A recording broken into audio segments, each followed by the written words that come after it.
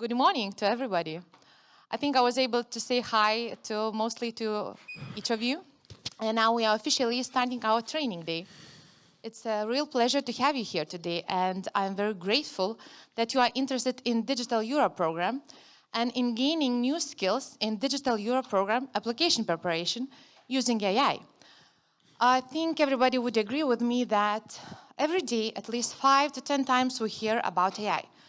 So this means that it's impossible to put this technology aside and to try to behave as yesterday. So this means if we want to be competent and competitive, we need to find the way how we can adjust this technology. And today we're going to do that. We're going to build a proposal by using AI, in this case, ChatGPT. So the day will be quite tough, but we have a wonderful leader for this. We have Nikolaos Floratos, who came from Greece. We say a big thank to you that you managed to do that you find time on that intensive schedule when it's the last quarter of the year. And I could say it's only 5 minutes left before we start singing Christmas songs. So you still managed to come to Vilnius. Indeed. And to have on-site event, not online one. So we really appreciate that you are sharing your knowledge, your insights, and helping us to build our skills in this area. And I hope we'll have an effective day on that. For those who don't know me, I'm Aurelia Bakutienė from Innovation Agency, where I serve as ICT manager and national contact point. And if you'll have any questions related to this program, just don't hesitate. Come to me and ask whatever you want. I'll stay here whole day. I'll be also attendance of this event. And just come to me, network, and I think we'll just make everything quite clear on this topic. Also, what I want to say, I would like to say thank you to Lithuanian Innovation Center, and Enterprise Europe Network. Our new partnership led us to organize this event. So this is the way how we can reflect ecosystem needs. So thank you for that, for the new beginnings. I think this is just a start of that. And before I finish everything, I want to mention a few more things. As you saw in the agenda, we'll have a quite tough day. But we'll have still some breaks. We'll have 2 short ones and 1 long. 1 long is for lunch. The lunch will be served in front of the training room. So during these breaks, take some coffee, grab some snack, just that makes you motivated. And please don't forget to network. Everybody will agree with me that all new initiatives, all new ideas, projects starts from new contacts. So don't lose this opportunity. Secondly, as you see, we have some cameras. So yes, we'll make a record, and yes, we'll share it with you. Just give us a few days to make the record, and I'll send you on email. You'll get the link, and you'll be able to watch the video again. And the last one, but not the least, in a couple of days when the training will end, you'll get the link with the survey. The survey about how you feel about this training.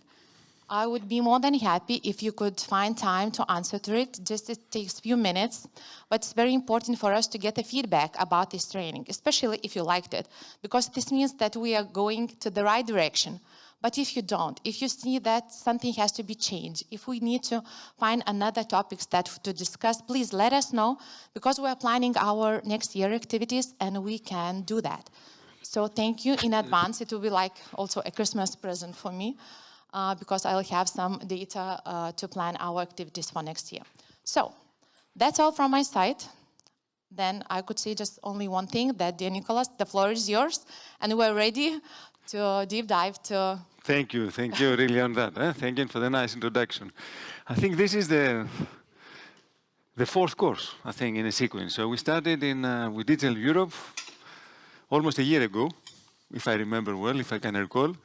We had the basics on Digital Europe, how we develop a full proposal, the steps that are needed on partnering, on networking, on getting an idea. Then we discussed also how to find partners or how to join other Digital Europe proposals as a partner. So that was the 2nd course. Then we went one step further. And that was the third one that we discussed in detail, how to write a Digital Europe proposal, how to think about that. And there was still one gap missing. And what was that gap? That gap was on how to make your life easier. Because Digital Europe can be quite challenging as a program. So we decided to really reach the ultimum level. And what is that?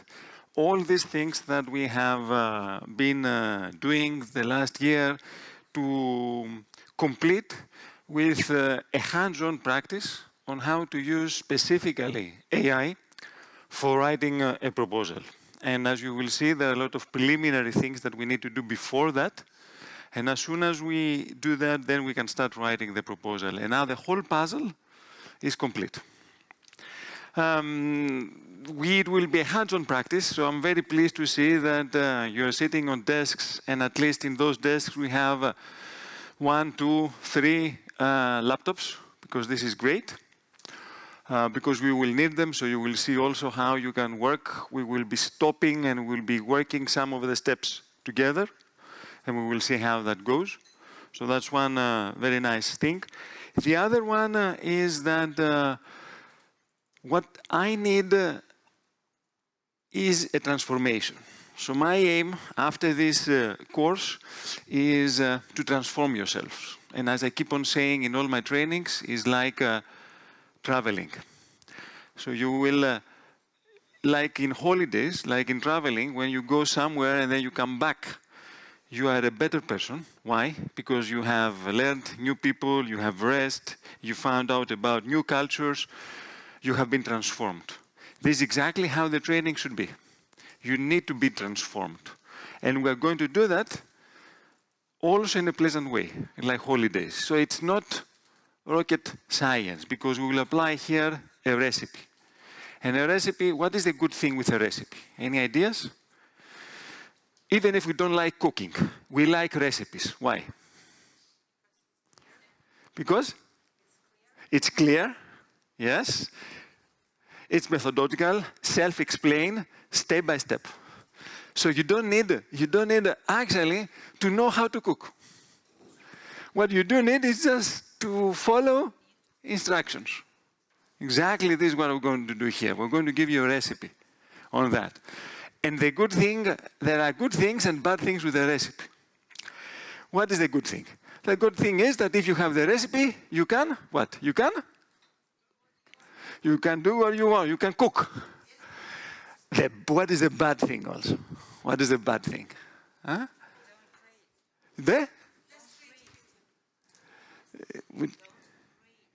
Don't grade. Or something similar. Or something very, very close. You don't, if you have a recipe, you don't have an excuse. You have to cook. Because if you don't have a recipe, I don't know how to cook. Okay, we leave you there. You don't know how to cook, that's okay. But if they gave you the recipe, you don't have any excuse. You have to cook. So that's a bad thing. Which means that as soon as you get familiar with the recipe, you have to cook. Which means you have to write a proposal in Digital Europe. This is what we have. So that's, there are no excuses. And that's the thing that we need to be aware. All right. You should have been downloading the slides, and you need to do that because during the course of today, you will be using some of the actions, some of the prompts for doing your own, as a group, your own practice. Therefore, it is important to make sure that you have access to that. Instead of writing what you see on the screen, you can copy and paste in your laptop or in wherever what you have directly the instructions or the examples and see how you feel with them in your own case.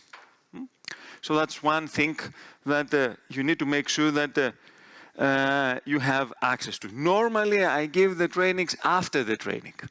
But today we will need to have them during the training. So that's why you have that kind of possibility.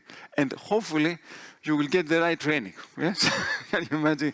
So make sure that it has that title at least. It will not have the QR code, but will have that title when you download it.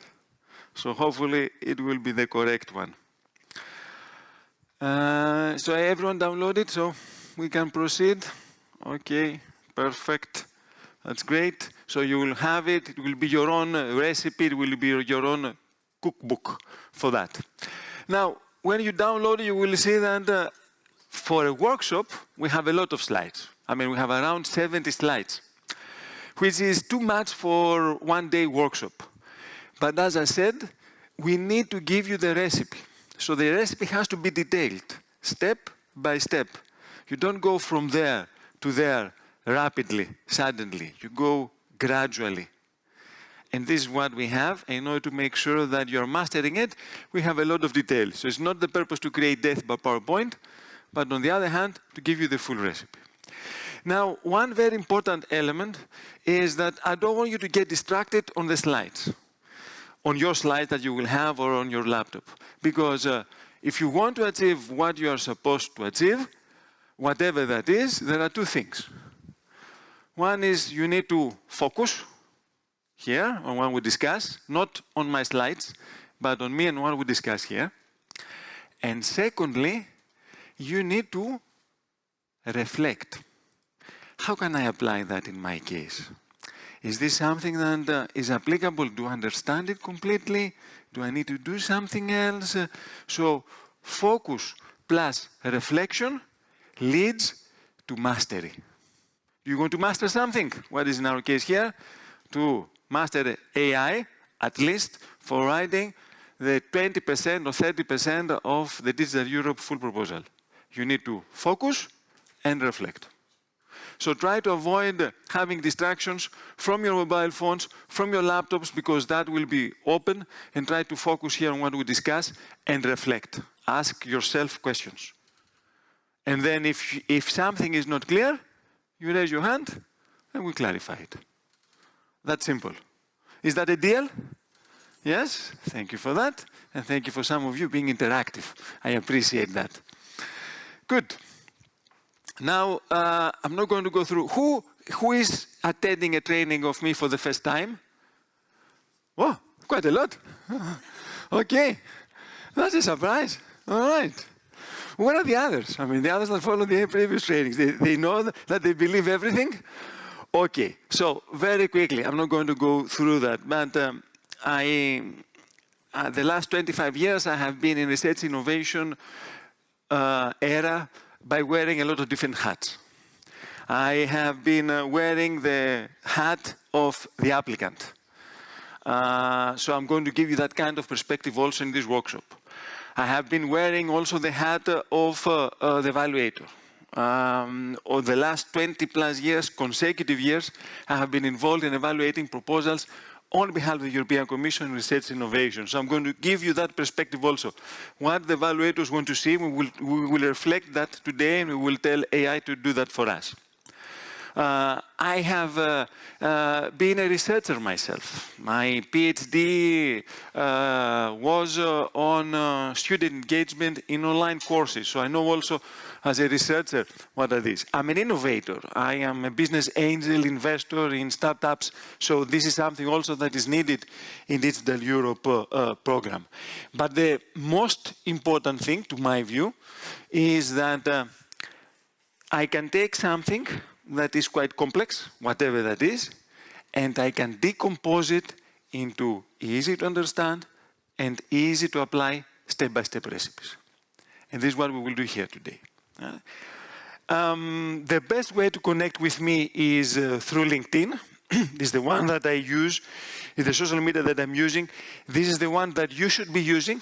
If you are active in Digital Europe, you need, as Aurelia said, also networking. And apart from networking within your territory here, the best channel for achieving that is through LinkedIn.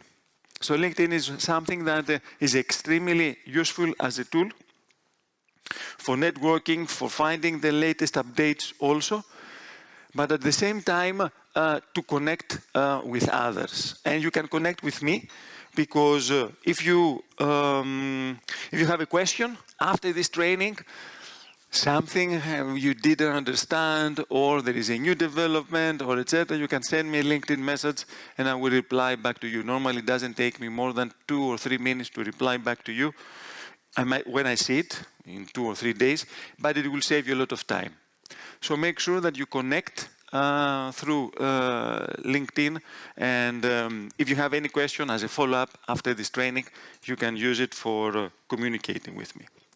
Now, I need some, because we're a big group, so I'm not going to spend a lot of time. I prefer to focus on our workshop, but I would like a couple or 3 volunteers to introduce themselves in a way that your name, your expertise, if you have, your specialization, whatever your specialization is, if you have, and your expectations from this course, as well as any challenges in Digital Europe or on AI use. So a couple of volunteers just to warm up ourselves, but also to see some expectations from this course, challenges, limitations that you have. So who wants to volunteer? Who wants to be the first one to break it? Thank you. Yes, please. We have a microphone or? Okay. Okay. Hello, I'm Domitės Europos. I'm from IT sector, so mostly working with cybersecurity development, and I expect from this training that I finally break this code and finally could independently to create this kind of project. Okay. Do you use AI? Have you used AI before? Every second day. What tool do you use? Mostly is Copilot, ChatGPT, but also other. Okay. Thank you for that. An applause for her because she was quite brave to introduce herself first. Anyone else? I would like to present himself, herself. It can't be that difficult, please. Thank you. Hello, I'm from the Dirbtuvių Innovation Center, and I'm working with proposals from 2005. Nice. Framework program. So for me, the most important part is how to make it easy to develop a proposal. So AI, I think, and I hope, and my expectations are that I will learn how to easy that process. And my specialization is agri-food innovations, as well as digitalization in agri-food sector. Okay. Do you use AI or? Yes, I'm using a lot for reporting. For reporting? Yes. Writing deliverables, man. The most tricky part of the project. The most boring also. Yes. So AI is very useful in this. Okay. Excellent. Thank you. Which tool you use normally? Mostly chat, but also perplexity. Okay. Good. Thank you for that. An applause for Joanna for that, for being brave. And one more. Let's have one more, please. I think women are braver than men. Sorry, I have to admit that. Please. Anyway, yes.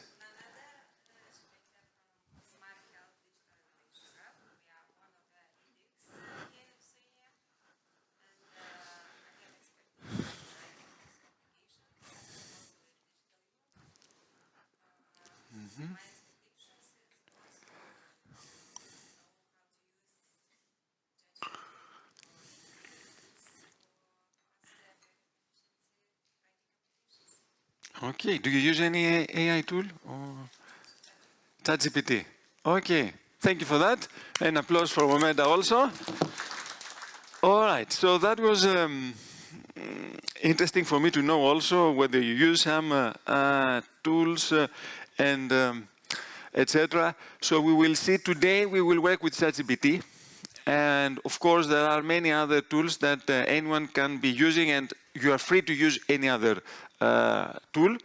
However, as you will see also in the slides, whatever tool you use, you need to stick with that. I mean, you're not, as soon as you're experimenting at the beginning, before you decide which one to use, then try to keep on using that one and not changing. Why? Because you are creating a dialogue with your AI tool. And the more dialogue you have, the better familiarization the AI knows about you and you know about AI. So that's why it is extremely important to try to have one tool that you could be using at least for writing a proposal. Why? Because we need to establish that kind of connection. And we're going to be more connected with our AI tool. I know it sounds a little bit spooky and terrifying, but we need to have that kind of connection with AI. They need to know what we like and what we don't like in a way that they will give you the feedback that you need for being more satisfied. So that is something that you need to have in mind, and we will discuss about that. So let's see a little bit how we will work today. I will start with nice things, the breaks.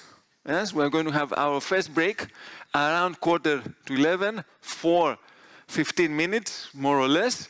Then we're going to have around 1:45 our lunch break for 45 minutes. And then around 2:45 our last break. And we are finishing at 4:30. So you can more or less at 4:30. The way that we're going to work is, first of all, the first session is to familiarize you with some processes that you need to follow, some prerequisites, some pre-requirements that we need to have for making sure that AI works for us. And we don't work for the AI, because that's important. So we will do that, and also some examples how we can apply this and how we can use AI efficiently. And then we will, and that's very important, we will set up the system. We will set up a process that you need to follow all the time when you're going to have AI to write a proposal. There are some steps that you need to do before using AI for writing a proposal. Always, all the time. And we will do them today, and you need to become familiar with those. And as soon as we establish that, then now we are ready to start writing the proposal. So Digital Europe, as you do know, has 4 sections to write. So we're going to deal with the relevance and the implementation. Then we will deal with the impact and the work plan. So these are the 4 sections in order to have a complete Digital Europe proposal. Now, of course, there are some challenges. What are these challenges? First of all, we're going to write a proposal from scratch. So we don't have a proposal summary, we don't have a proposal consortium, we don't have a specific expertise because we're going to write from scratch, but it doesn't matter. Why? Because what we will do here will be work for, we will do something like 20 to 30% of the full proposal, which is very important as an excellent foundation, as an excellent starting point. And that's what we need. Then, of course, based on your follow-up actions, you will elaborate further with specific consortium members, with further analysis. But the knowledge that you will get here, they will be the one that you will be able to apply also in the other follow-up actions after the end of this workshop. And at the end, we are going to wrap up and see whether the things that we discussed today, how can they be applied maybe in other cases? Because today we're going to deal with one specific call, but that's the methodology which is important. So a paradigm. So if you have some question marks on how what we will be working and discussing today can be applied in any other call, we can discuss also at the end of the training. And that's it. And then let's see the recipe also, not from the course structure point of view, but from a step-by-step point of view. So most of us when we are at this stage, what is that stage? I don't know how to use AI properly, or I don't even know how to write a proposal in Digital Europe. And we need from that state to go to that one that we are feeling confident. We are really feeling confident, yes, on how to use AI. We're not scared about that. We need to make sure that it protects our privacy and personal data, of course, and it works for us, and we don't work for it. That's one important thing. And also, we have a good Digital Europe proposal from the quality point of view. So to reach that level, there are 3 steps, and we will do them. So the first step is, as I said, to set up AI properly. And analyze the call intelligently, meaning getting everything that you need to get out related to that call and do all the preparatory steps. And for me, I call it artificial intelligence and depth call intelligence, is the most important step. I mean, we could have stopped workshop by doing just that step, because it's the most important one. It makes your life much easier. It will make your life much happier and more pleasant as long as you do that first step. And we will do it today. But then we will proceed and work on a specific example. So we will develop the excellence and the implementation with the use of AI. And then there are 2 more sections in the application, which is the impact and the work plan. And we will be working with them. We will be creating from scratch a proposal based on that. So you will see somehow how magic is created, but controlled magic. What is controlled magic? That we control it. It doesn't control us, because that's very important. All right. Okay, so let's start. First of all, do you have any questions before we start on that? Okay, let's see now, and before we start, a small ballot. Who is using ChatGPT for the time being, for any purpose? ChatGPT, okay. Almost everyone, Very good. So it's good to know that, and I'm very pleased that we use ChatGPT. Now, this module, this first step, in order to make sure that it serves, AI serves you, and you don't serve AI, there are these, let's say, 10 steps, from step 0 to step 9. So these are 10 steps that we need to do, and we will do them together. Which are these steps? First of all, we need to understand what are the essentials behind AI. Okay, this is something that is, we will go through that as quickly as possible, but we need to understand what kind of AI tools exist, what we need to know about them, how to use them to our benefit. So these are step 0, some essentials regarding AI. That's okay. Then we go from step 0 to step 1. And that is, we will work together to use AI to help us identify some calls that are applicable for our own organization. And you can work also on that together. We will do that together. I will do it, and then you can do that with your laptops or with your mobile devices.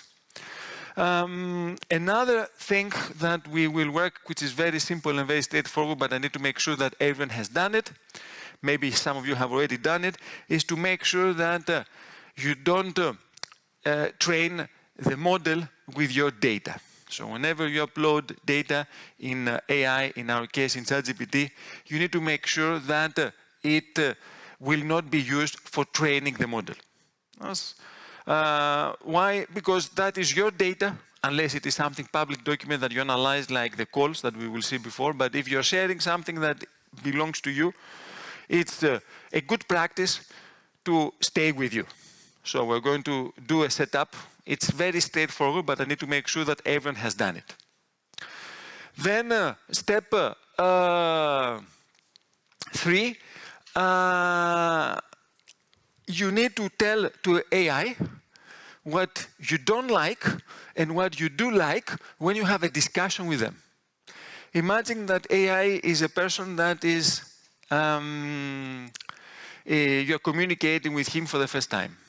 Maybe you don't like to say bad words, or you don't like to say some specific words, or you like the feedback to be in a specific way, or you don't like general things, you like more specific things. It is a good practice to tell them in ChatGPT at the very first beginning. So we're going to do some customization and do some settings in our AI tool. And you will see some examples, and you will do it also yourself. As soon as we do that and we have established what we like and what we don't like, when we have a discussion with our AI model, then I'm going to tell you how to write effective prompts. What is a prompt? Prompt is instructions and requests that you give to your AI tool to do for you. And we're going to discuss how to write that kind of effective instructions. Effective instructions are called prompts, just for your information.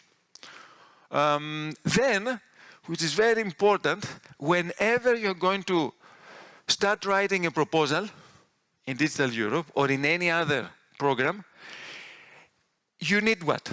What do you need? First of all, okay, before start writing, what do you need to do when you write proposals? Yes? You've been writing proposals since 2005. So what do you do? Before the idea, you need to read a lot of things. So you need to process a lot of things, yes or no? Exactly. So we're going to create a folder. It's called project in ChatGPT, but it's normally a folder where we will be adding all this information that we need to read. And the good news are that ChatGPT can do excellent work on that. What is that? To give them a lot of documents and take them into consideration, analyze them, summarize them, even when you're not asking them to do so. And that's extremely important. Why? Because you will need that kind of knowledge for writing a proposal. When you write a proposal, you're collecting a lot of different documents. It's not only the cold topic description. Maybe there are projects that you need to be aware of related to your idea. Maybe there are some policy documents that you need to take into consideration. Maybe there are some studies that have been done related to your proposal idea and call. You need to know how to identify them, you need to know how to collect them, and then we need to upload them into the system. All right? And that's, if you ask me from all these steps, that's the step here on create a project folder, as well as step 6, identify which are those important documents, is the key for success. And not only for using AI, but when you write a proposal. When you write a proposal in Digital Europe or in any other European funding program, the success depends on how well you have identified and analyzed and used in your proposal related knowledge. Projects, policy documents, deliverables from other project results. And this is where success lies. So do you want to be efficient in proposal writing? I mean, the successful proposal applicants, without AI, forget that, step 6 is what they do very well. They identify prior knowledge that they need to have before start writing a proposal. Now, the beautiful thing is that with AI, it can be much faster and much easier. And this is where success lies, on step 5 and step 6. So we're going to collect from scratch. We're going to start collecting from scratch intelligence that we need to input into our call and into AI. This is very important element. Very important element. And we'll do that, make sure that everyone is doing it. And as soon as we identify them, step 7 is we add them into the project folder that we created in step 5. And we will do that. Yeah. Why? Because AI needs to be aware of all these documents before giving us any instructions or any feedback on the different sections in the grant application. Then we are going to use all this knowledge that we have created in order to prepare the proposal concept, the proposal summary. yes, a proposal summary for our project. And step 9, that is very important to my view, is I'm going to tell you a specific functionality that ChatGPT has. It is called Canvas. And what is that functionality? That functionality allows you, whenever AI, ChatGPT, gives you their suggestions, their recommendations, to edit them online and allow AI to know what he didn't do that well and what he or she didn't do that well, or it didn't do that well, and they see that in real time. It's like editing in real time what the AI gives you. Because normally when you have a dialogue with AI, it gives you something, and then you say, okay, I like it or I don't like it, correct? This is how it works. Now, with the Canvas system, it gives you something, you change it, and sees it, and then understands that and takes that and saves that in their knowledge. So it's called Canvas because it gives you a window, like Canvas where we're painting, that you can edit, and you will see that whatever AI gives you. Instead of waiting and then telling them, I don't like what you gave me overall. So it is very, if it gives you, suppose that AI gives you 2 pages of feedback. It's very difficult, as soon as it gives you those 2 pages, to tell them, okay, I didn't like that sentence, or that word, or that paragraph, or that clause. It's much easier to do it in real time on a writing window. Correct? We will see how that works, because that's what you need to do when you write a proposal, in many different cases. And ChatGPT can do that for you. And actually, these 10 steps will take us most of our training today, because this is actually the first step and the most important one. And then in order to write the different sections, we have some prompts. We will be copy and pasting them and using them for writing the different sections, but it will not take that much time. Most of the time will be allocated on those of paramount important steps. Okay, any questions so far? Yes?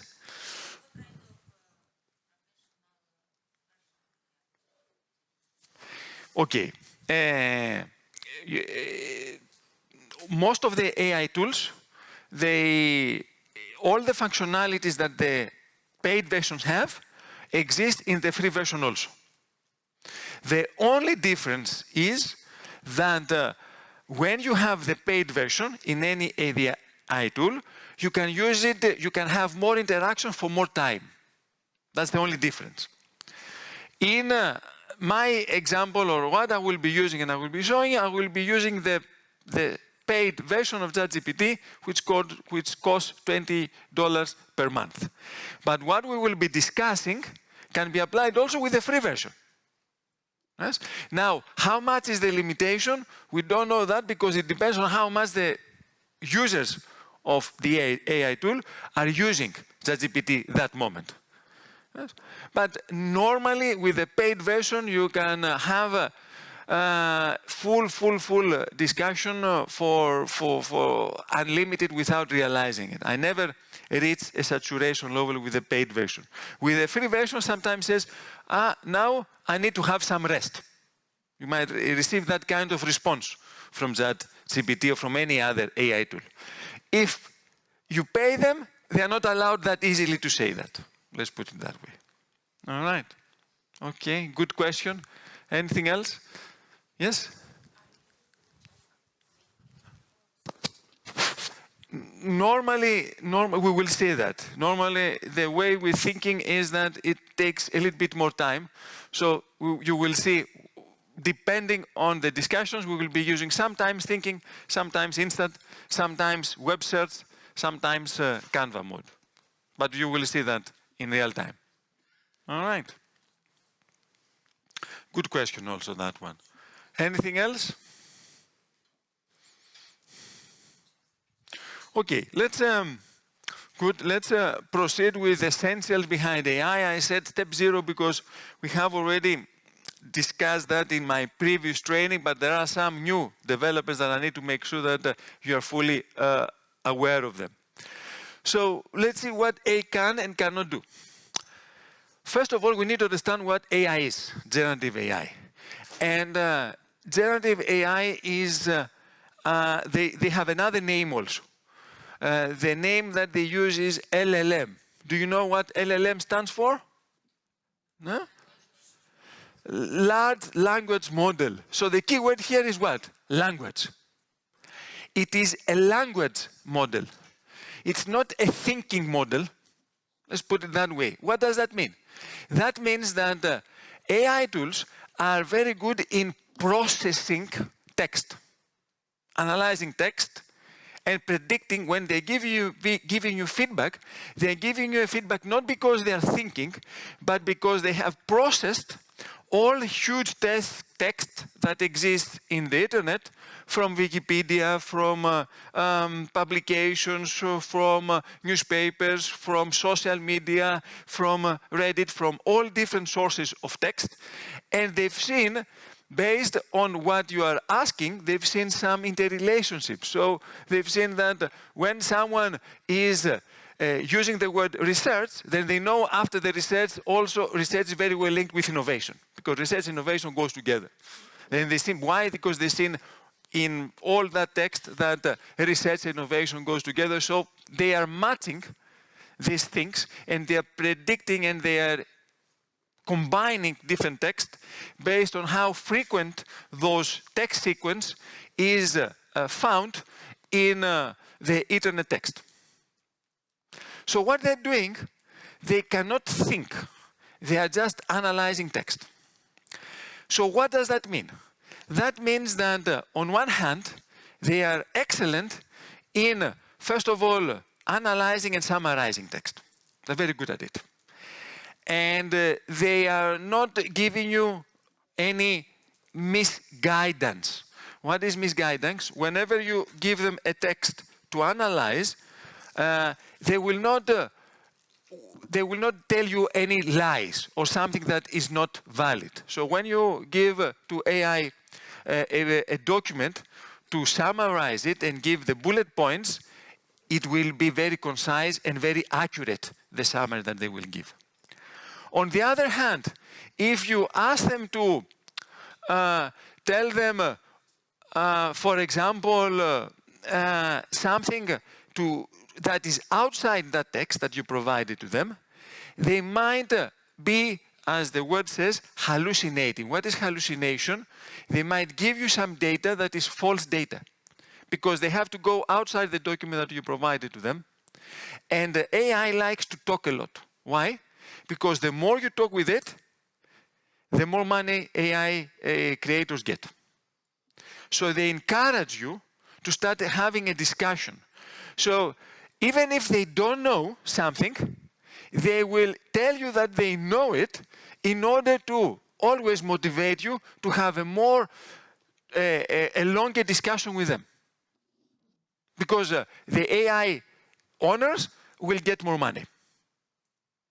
So what we are going to do here also, we're going to reduce that kind of lying that AI is doing, the hallucination thing. So we are going to give specific directions in order to avoid, as much as possible, to avoid that kind of false or inaccurate data that AI can provide to us. Why? Because, as I said, they are not thinking models. They are language models. So whenever you ask them to process language, there is no hallucination. When you are asking them to think, they pretend that they think. So in some cases, they might not give you accurate data. So I want you to have that always in mind. Because you need to make sure, when you have doubts, to check whatever you get out from AI.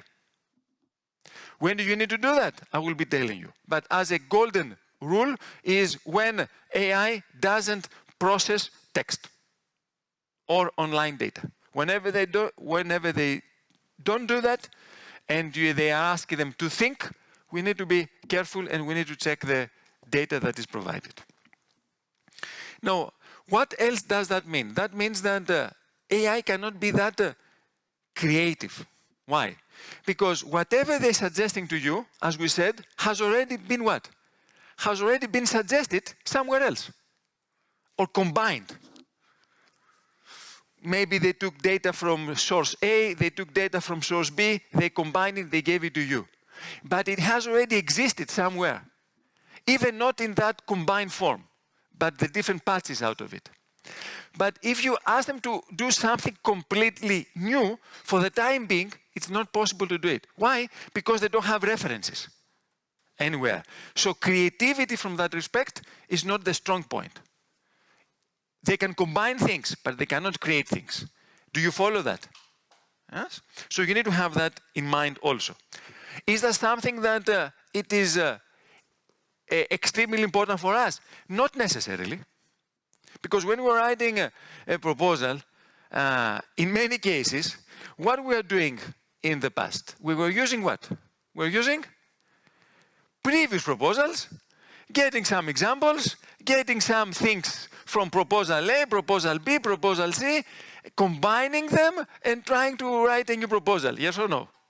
So that is something that for us, it is okay, we can live with that, but we need to be aware. That's important. All right. Now, some things that I would like to talk also is the privacy and right or wrong issues. Now, they say that European Union legislates a lot, because there is that famous thing that they say, US innovate, Europe legislate, and China replicates. Yes? So I see that that can be true. However, I also sympathize with the European Union that was the first one to create a legislation that is called Act. It's a legislation where it talks about how we should, any AI tool that is used in Europe should comply with some principles. The first principle is the transparency principle, which means that we need in a way to know how the AI thinks, on how it gives you feedback in the way that it gives you feedback. And that's a requirement. A second thing that is very important for the European legislation is that it specifies in cases that you should not rely on AI. And these cases are, as they call them, critical or important cases. And let me give you an example. If you use cameras with AI to detect automatically when someone violates a traffic light, so crosses with his or her car a traffic light with red, and you have an AI-enabled camera to say, okay, when someone violates, I'm going to give a fine, and now there are two ways to do that. One way is to do that automatically. Whenever someone violates, I mean, AI can do that. Why? Because they are very good in detecting incidents and automatically process a fine. However, that is considered something important because you cannot rely on AI deciding on their own exclusively on whether someone should get fined or not. So in that case, the EU AI Act says, in that case, we are not supposed to leave AI to think and decide and execute on its own.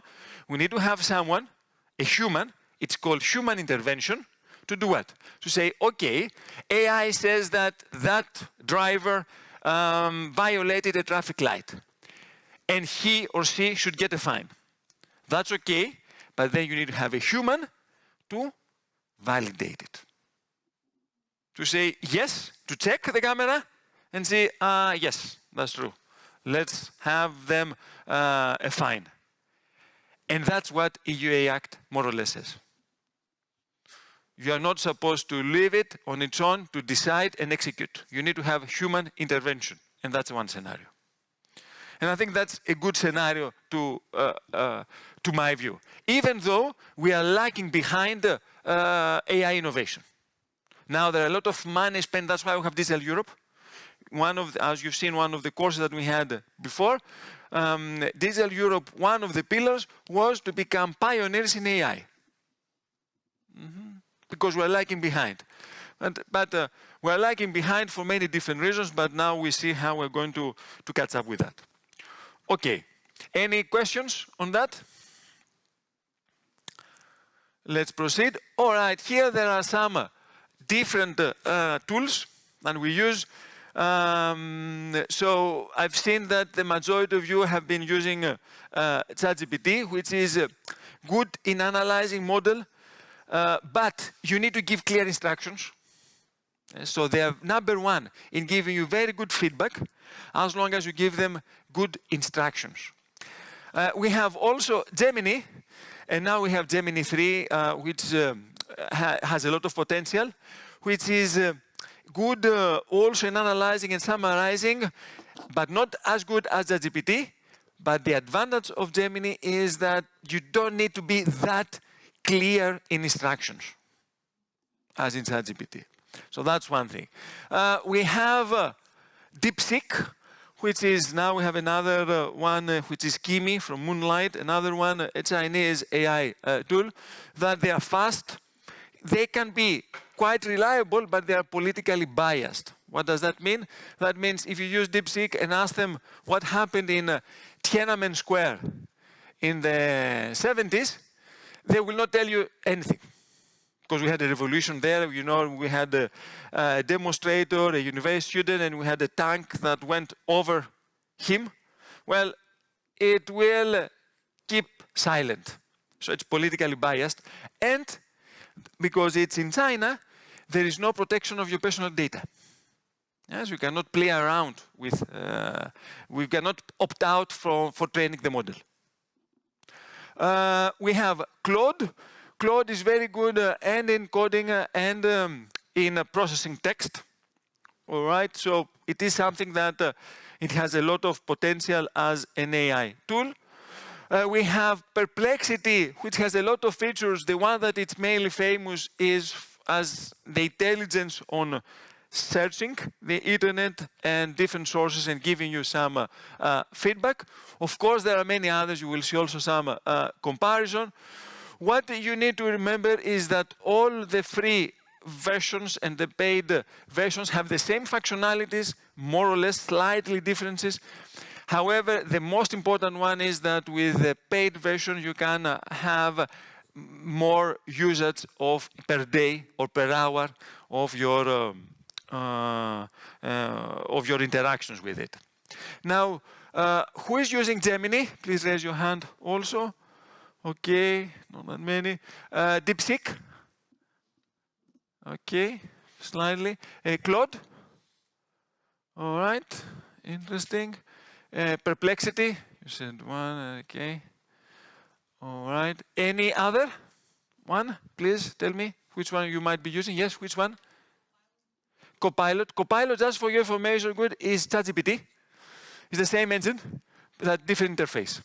No, so it's exactly the same thing, like they're using ChatGPT engine model, but it's a different, it's the Microsoft's interface. Any other one?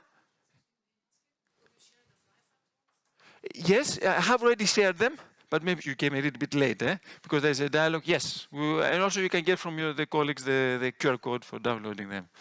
Yes. Good question, by the way. Anything, any other tool? Sorry? Yes, for translation, although, yes, ChatGPT is doing, all the others doing excellent job, but yes, DeepL. Anything else? Notebook LMS, yes, and LMM for creating, analyzing documents and creating podcasts also and giving you in audio format summaries and combining, which is part of Google. Very good. Anything else? Yes?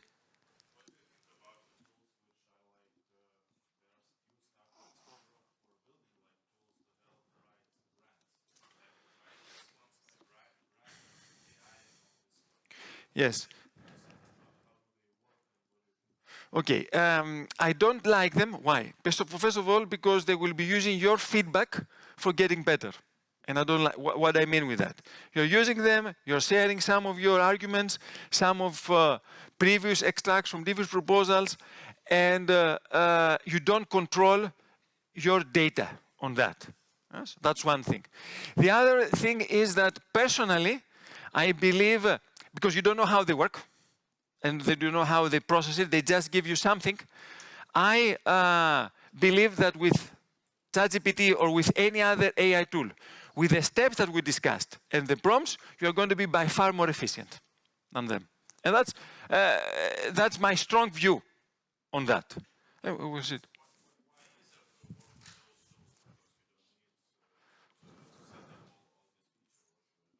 Yes, but it's not that effective. It's by far more effective and efficient to work with these processes and these prompts. It will be better the outcome that you will get. Because yes, you will get a proposal, but the point is not to get a text for your proposal, is to get a text for your proposal that's going to impress the evaluators. And the way that we're going to discuss today is going to be by far more efficient on that. So you will get by far better output than doing it with AI Granter or any other tool that they used.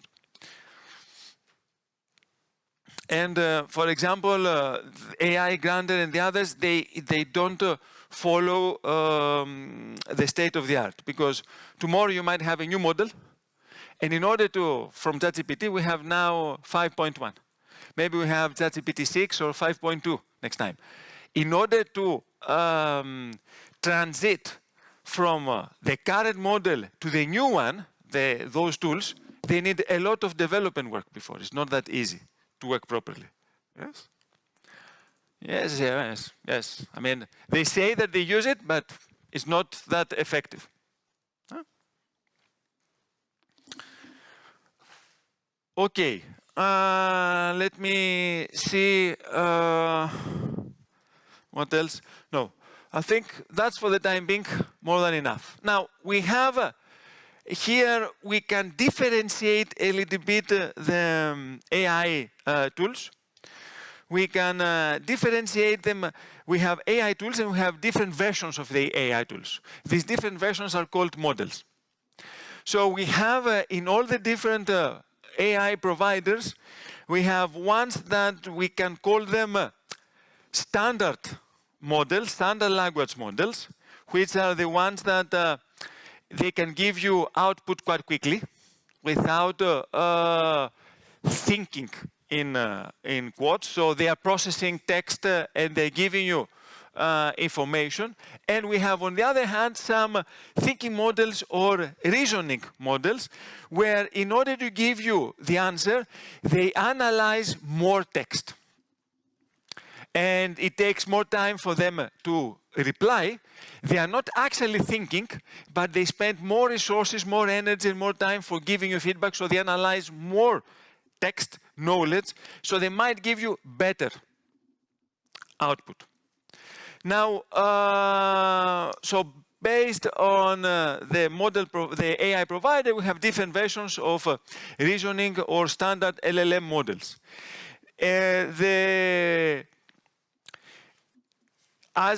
If you don't know where to use which, so there was a question from your colleague whether we should be using thinking model or instant model of ChatGPT. If you have question marks, then, and you don't mind regarding time, how much time it will take you to get a response, use the thinking model as a rule of thumb. Yes? Use the thinking model.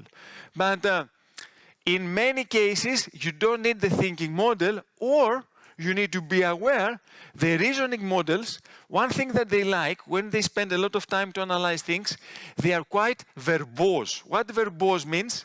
They give you a lot of text, and some of that text might be superfluous, not essential for your case. So if you see that you get that kind of feedback from the AI model, then you might need to consider either changing or indicating what you do like or what you didn't like. Because it's good to have that kind of interaction. The reasoning models are very good when you need a little bit deeper analysis. So for getting some risks in your implementation strategy, for getting some steps for your communication, exploitation, dissemination. So they need to dig deeper and they need to analyze more text. So in that case, we need to use the thinking models, the thinking versions of the existing AI models. Now, the good thing with ChatGPT is that you have the ChatGPT, you have the instant version, which is the standard one. You have the thinking version, which is the reasoning version, and you have the auto version. The auto version is that you allow ChatGPT to decide which of whether to use the standard or the reasoning one, based on the request that you have made. So another way is that if you want to feel safe, to always use in ChatGPT the 5.1 auto version on that. Now, some things that are quite interesting, and you can get that from artificial analysis website. That's an unbiased website that assesses the different models. Now, you will see that we have two parameters that are quite important. One is the quality of the feedback that you get. Let's call it intelligence. And the other one is the time it takes to give you feedback, the speed.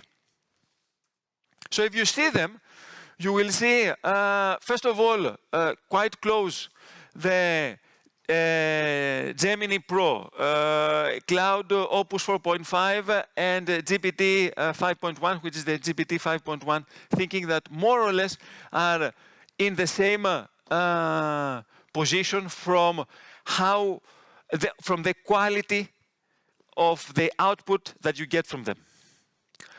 On the other hand, you see also from the speed point of view that GPT 5.1 is doing better to respond faster. It's faster. Of course, just for your information, GPT OS is the open source version of GPT that you need to install it, etc. So we don't consider it here, but it is there from artificial intelligence graph. So you see that a good balance between intelligence and speed is also confirmed from GPT-5. You see, GPT-5 is doing quite well, and from the quality of feedback that you get, but also from the speed point of view. That's one element. The other one is that in ChatGPT, there were a lot of investments take place, and it had the advantage of a newcomer. Of course, also Claude and also Gemini are very good and promising players in the same area.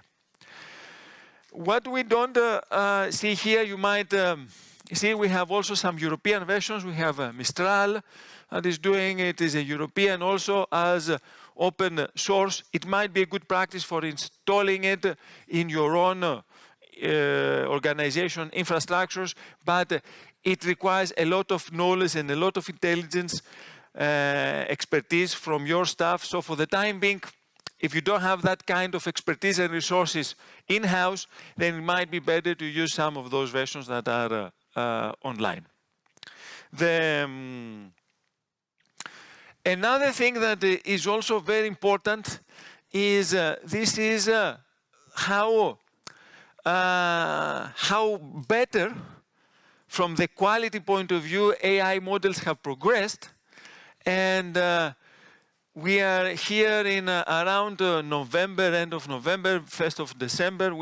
This is last year's, and this is what we have this year's. So what do you notice from this graph here? From the intelligence point of view, what do you notice? Just 1 year behind. You notice more or less what? Doubled. The intelligence almost was doubled. So if you're using AI a year ago, comparing to how you're using AI today, it has been more or less doubled the quality of feedback that you get out of it. And we don't know what will happen in 1 year from now. Probably it's not doubled, it's 4 times more efficient, following that rhythm. Because 2 years ago, or something like that, it was quite low, so you see that it expands rapidly. And you see it here, this is ChatGPT, this is DeepSeek, this is Google. So you see now new players coming on the board, and you see how they are progressing. So what I want you to keep from that graph is that the intelligence year per year is getting rapidly, exponentially better. This is what we expect. So, which means that if you don't start using AI now, you will lose a lot of advantage. Others will be doing, and they will be having a very powerful tool. What is AI? AI is like, I want you to imagine like a tractor. You know, farmers. Farmers, when they were growing their crops manually, they were doing it, and they were doing it in a way that they believed was efficient. So the more labor you have, the more efficient you could be. Then we had tractors introduced. And now one tractor could do the work of 10 of 20 different labor hands. So it's up to you to decide. Now, because we will have more and more tractors, are you going to continue doing things manually? Or you're going to use a tractor for your farming tasks? Because AI is more or less, for the time being, is a tractor. Maybe in 2 years it will be something by far more advanced. But for the time being, is a tractor. So that's why we need to know how to use it efficiently and to our advantage. Because if you don't know how to drive a tractor, then your tractor, AI, will be useless. And it's not very wise to ask others to do the tractor on you. First of all, because you are depending on them. If you don't know how to use a tractor and you ask someone else to drive the tractor for you, you are depending on him or her. And we don't want that. And you don't know how good tractor driver is. And we need to make sure that we are going to become good tractor drivers instead of delegating that to others. And that's also important. Any questions for the time being on that? Okay. So the cost of ChatGPT, it remains relatively cheap. I mean, comparing to the free version and the paid version, you can have it with just $20 per month, which is okay. We can live with that, definitely. And as you see here, more or less, the difference is that you can have, what is 80 messages? Mainly 80 interactions, feedback, dialogue within every 3 hours. So in most of the cases, it's more than enough to have 80 interactions, 80 discussions within 3 hours. That can vary depending, as I said, on how busy AI is the time that you're using it. The good thing or bad thing, I don't know, is that we had different time zones, for example, between US and Europe. So when normally we're using AI, US is not using AI, so that can be a little bit balanced. So we might have better numbers than that when we use it from Europe. The other thing is that you can get the ChatGPT if you want to work in a team where there you have more usage per person, but you need to have at least 2 users, and each one of them paying $30 per month per user. Now we have ChatGPT Pro that you are requested to pay $200 per month, and it claims to avoid hallucinations as much as possible, but I don't recommend you to do that. It's too expensive for the benefit, for the time being, to get that kind of value. You are by far more when you are with the individual ChatGPT Plus of $20, and as long as you know it, because even if you pay $200, that doesn't guarantee that you will have less, what is hallucination? Less false information. It's not still guaranteed. So, to my view, we can live with, and it's better to have the ChatGPT Plus. Now, one thing, and we'll do it after that, is that, as I say, with ChatGPT and with Gemini, you can opt out from training the model. By default, however, you're training the model unless you opt out, and we'll do that later. In Claude, on the other hand, by default, you are not training the model. If you want to train the model, then you can select it. And that's the difference between Gemini, ChatGPT, in comparison to Claude. With Claude, you are not training the model by default when you start using it and when you are creating an account. With DeepSeek, as we said, you don't have that kind of possibility. You are always training the model. You don't have the possibility to opt out.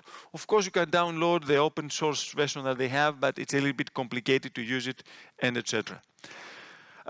If you want to experiment with different models before deciding which one to use and stick, because what we said is important to stick with one AI tool, is to use Abacus.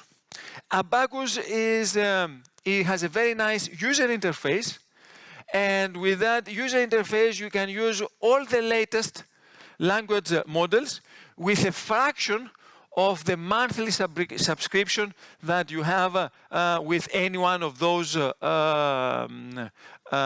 models, AI models. So you pay just $10 per month, and you have full access to all the different AI engines, models that exist in the market. Now, you can have it, but what did we discuss? This is important for deciding which tool to use. But what is important, as I said at the beginning, is to stick with one AI tool. Why? Because you need to learn from them. They need to learn from you. So for me, my advice is you can use Abacus for deciding which tool you should be using. Yeah? And as soon as you have that, then stick with that. Use the interface of the other one, because it gives you also some further capabilities to go directly and using an AI tool instead of using Abacus as interface for the other tools. Because some of the things that we're going to do today, you cannot do them with Abacus. You need to use the direct interface of your AI tool. But it's a good, as I said, it's a good solution for understanding which one to use and which one to stick. Has anyone used Abacus before? Nothing? Okay. All right. Now, identifying the most suitable goals for your organization with the use of AI. Now, this is something that I'm using now a different laptop, not my laptop. So what we will do together, because you don't have access to that. So first of all, we need to go to the, let me see here, escape. We need to go to the AI tools. So, because we'll be doing some demonstration. Let me see now. Here. So this is the, so if you have already been familiar with Digital Europe, there are two ways to have access to the Digital Europe calls. One is through the Funding and Tenders portal online, that you have a limited version of the Digital Europe description. And the other one is to download the PDF documents with all the information there. So if we go to the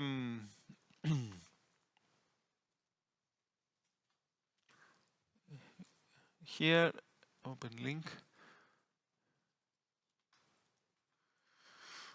So we'll go to the funding and others portal. We'll see, I will move it.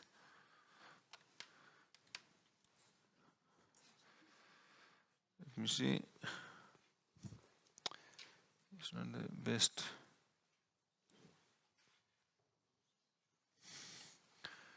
So this is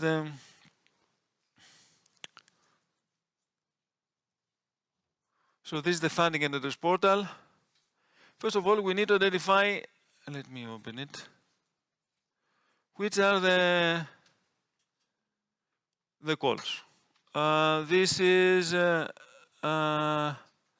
Digital Europe, and as a submission status, we have forthcoming and open ones.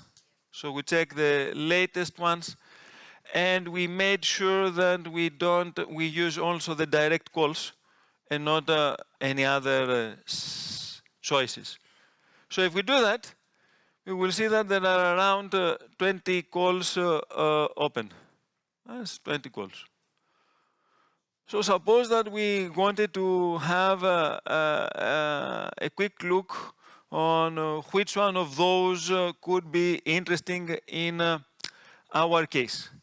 The use without AI is that you go here and you say, all right, let me put my expertise. I will put like security or cyber security.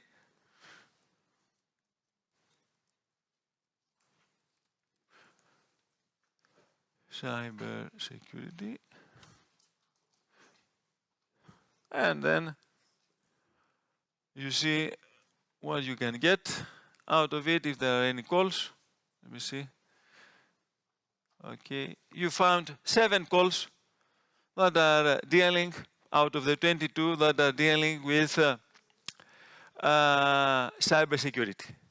Now, that is, let me open that, so it's a little bit difficult for me to, okay. So, that's a nice way to do it. However, what is the disadvantage of that process? If you're looking for calls and you're going to the funding and others portal, you're using it, what is the disadvantage of that practice?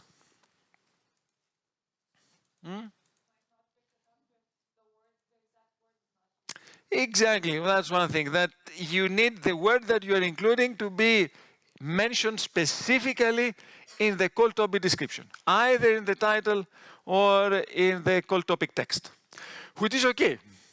Yes. However, it could have been a better way to do it, because cybersecurity is something that I know that existed and that's okay, but maybe you're not dealing with cybersecurity, but you could contribute to cybersecurity calls if you are doing something else. So what is a good practice is you go to the reference documents,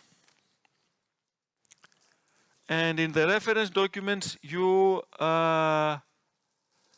select the Digital Europe program.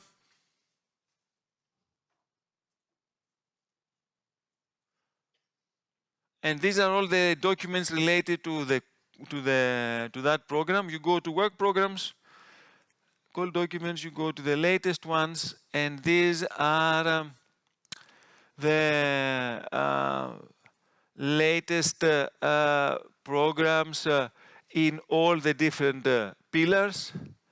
So you see here 2026, 2026, 2026, the only one that is a different one is the security. So you go to all of these and you download them. So there's a PDF document. You see here, this is the full call topic description. This is the call Digital Europe ADS Health Tool. And this is the automotive. There is another one, I think. Okay. And you download them. And you download all the documents. So I will put them into the downloads folder.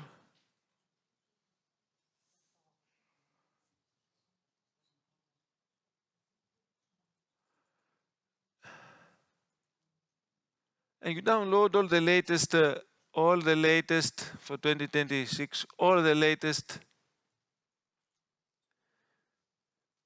work programs. Huh? So we do that for that, we do that for that.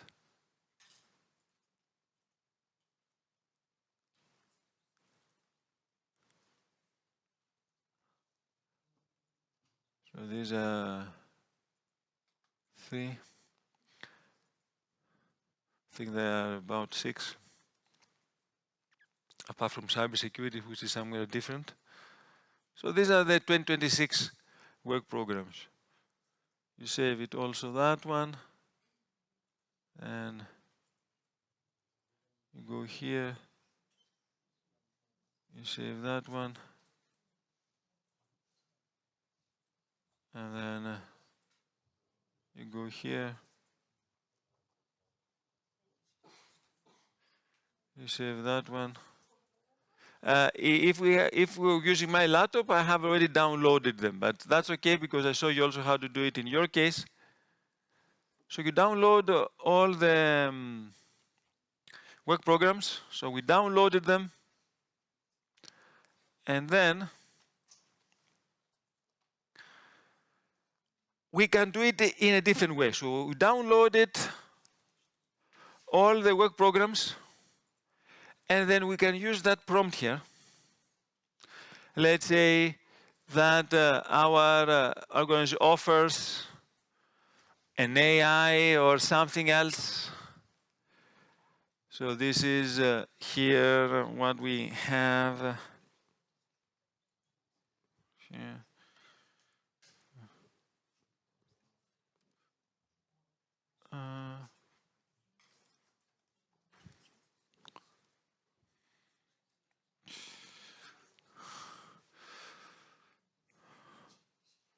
So we copy and paste it, and we're going to tell them, okay, give me the ones that I should be interested, and if you read here and suggest which calls we should be interested in and how we can contribute.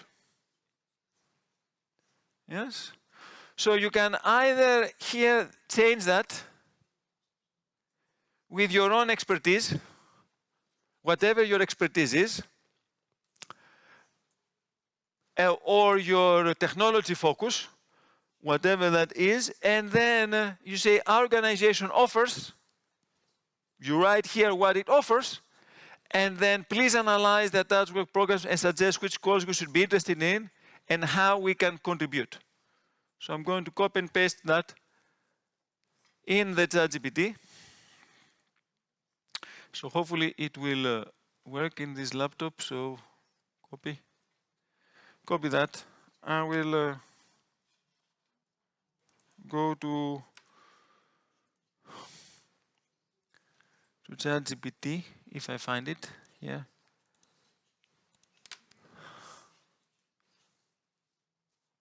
So this is the ChatGPT.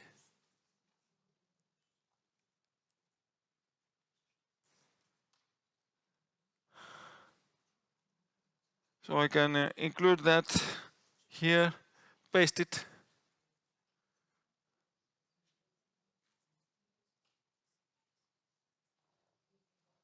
Paste it, yes. Our organization offers, and then I'm going to upload all the documents that I downloaded from the work program. So all this.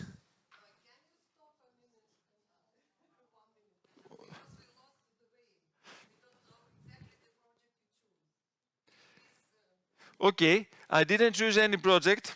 Let me do that, and then I will ask you to do it by yourself, but I want you first to focus here. Don't do it in parallel with me. Focus here, don't do it by yourselves, and then we can try to do it by yourself. So, I will go once more, and I'm show you what I'm going to do. I describe my own organization. In my case, my organization has that kind of expertise. In your case, something different. So I go to Chat, I have downloaded all the work programs. I go to ChatGPT, I copy that. I go to ChatGPT. Sorry. and I'm going to upload all the work programs that I downloaded before.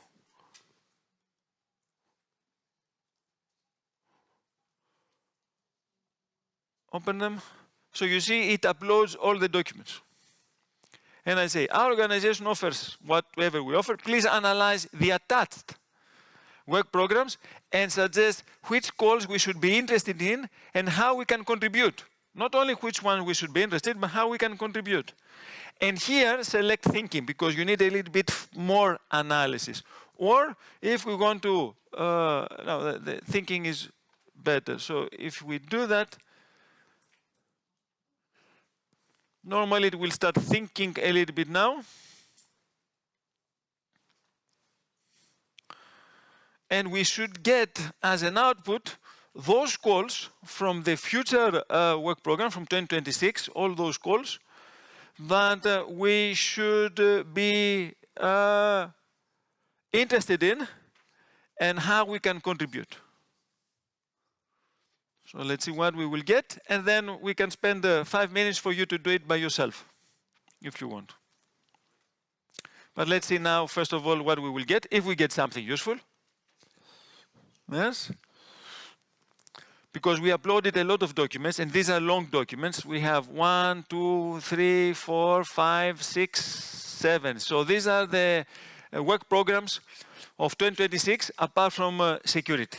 Because security is not there, you need to find it somewhere else. Don't spend time on that, that's okay. So,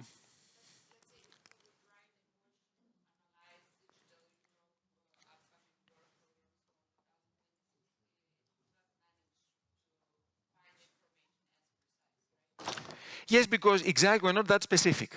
You need to be more specific. What do you want? Analyze with what parameter?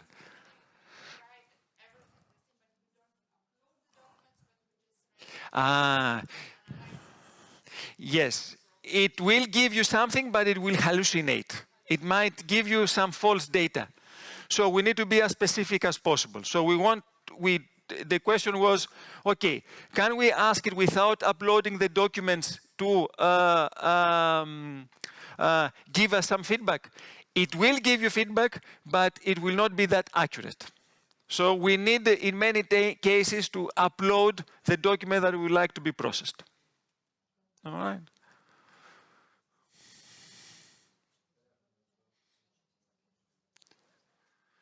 Okay, sorry, it takes a lot of time. I will switch it to instant, because I will copy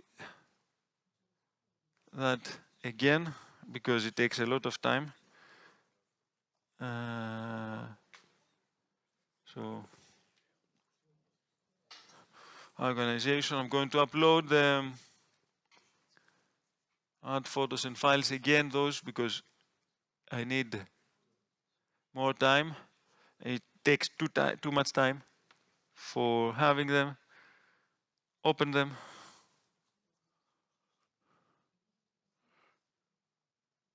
Again, all right. And as soon as that arrow gets, now I can write it. I change it from thinking to instant, because sometimes you've seen that by putting the thinking, it takes a lot of time. And you see here that it gave me for each one of those work programs. So we have that one, AI. Okay, definitely what the call wants, how you could contribute, recommendations. This one is one of the best fits, especially if your AI tool solves pain points for public bodies. I'll give you some hint. Then another call, why it fits you. You fit very naturally, how you contribute. So without reading, how many pages? 500? We got a very nice feedback. Now, of course, that's a good starting point. Whenever it gives us that kind of information, then we're going to go to that specific call and check whether it applies for us accurately. But in that case, because it's analyzing text, in 90% of the cases, it is very accurate information. What they might have missed is some further calls. But for the calls that they are giving here, the information is accurate. Why? Because we uploaded that information as attachment to the AI model. Okay, questions, because I saw some hands raised. Yes, first. 5.1, the instant one, because it's faster.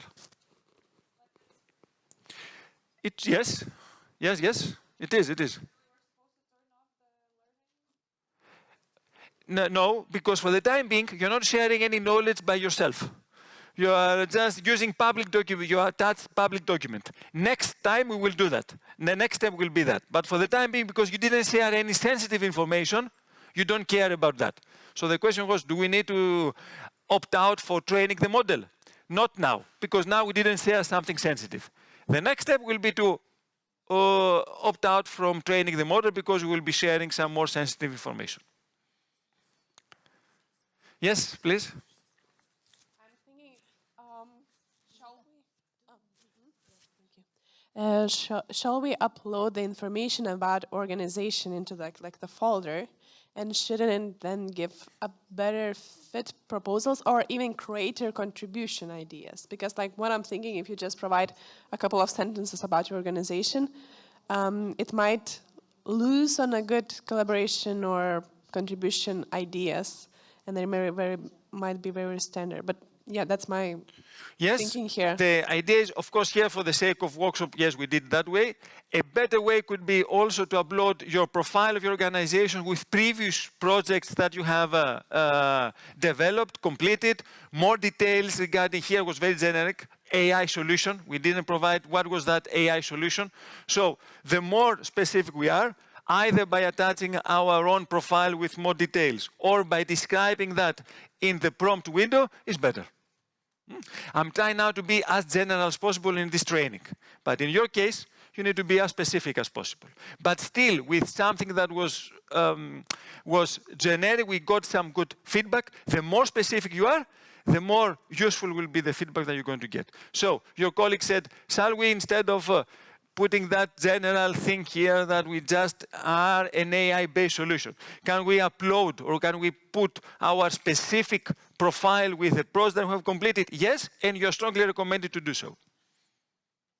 The idea behind it is to know how you can use now AI for identifying some calls that you should be interested in and how you can contribute to those. All right, good. Any other question? Yes?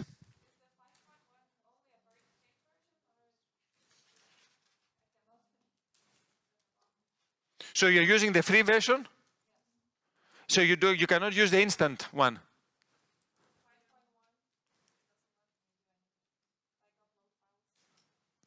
Is someone else using the free version of ChatGPT? So it doesn't allow you to upload documents? It does, it allows. On the 5.1, not ChatGPT. I haven't tried 5.1. Just regular ChatGPT, yes, I can use it, but 5.1 is all. What about the others? You have the free version or the paid version? Yeah. So you upload, he managed to upload 3 documents. On. Here.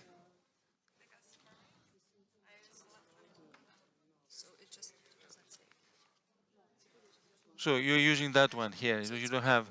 So this is the free. Yes, this is the latest one, 5.1. Yes, but can you upload? Okay, you? So I should just use this, the regular ChatGPT? Yes. So, and you managed to upload up to 3? 10. On the regular ChatGPT, I can do 10, I think. On this one, I cannot upload anything, the 5.1 version. It doesn't let me, it just shows me. Okay, use the ChatGPT 5. Just regular. Yes, and upload it. Okay. Right. You will get good feedback also. Okay.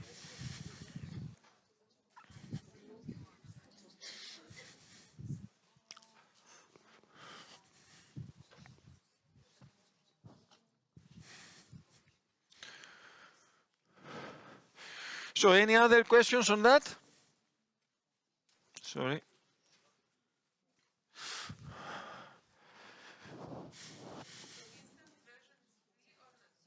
It is included, but it's not mentioned. It is free, but it's not called instant. It's called ChatGPT 5.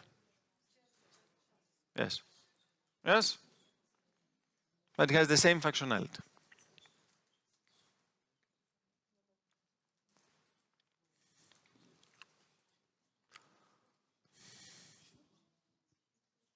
At some stage, you need to decide to use the paid version, yes? But now for the sake of workshop and experimenting, you can have the ChatGPT 5 as it is. It has the same functionalities and thinking and etc. ChatGPT 5. GPT 5, yes, that's the usual version. Yes. Did you use it?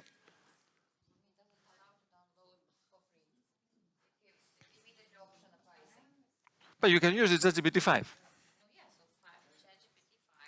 Mm-hmm.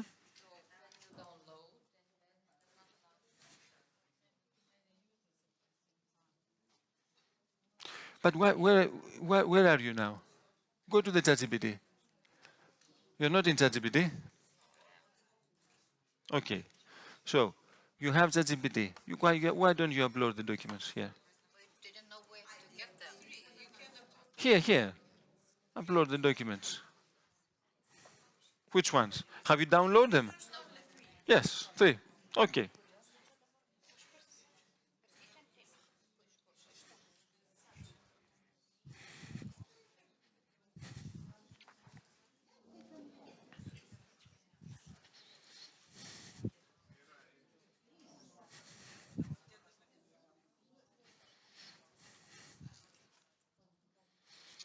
So, what is the difference between the paid and the free version is how much you can use it.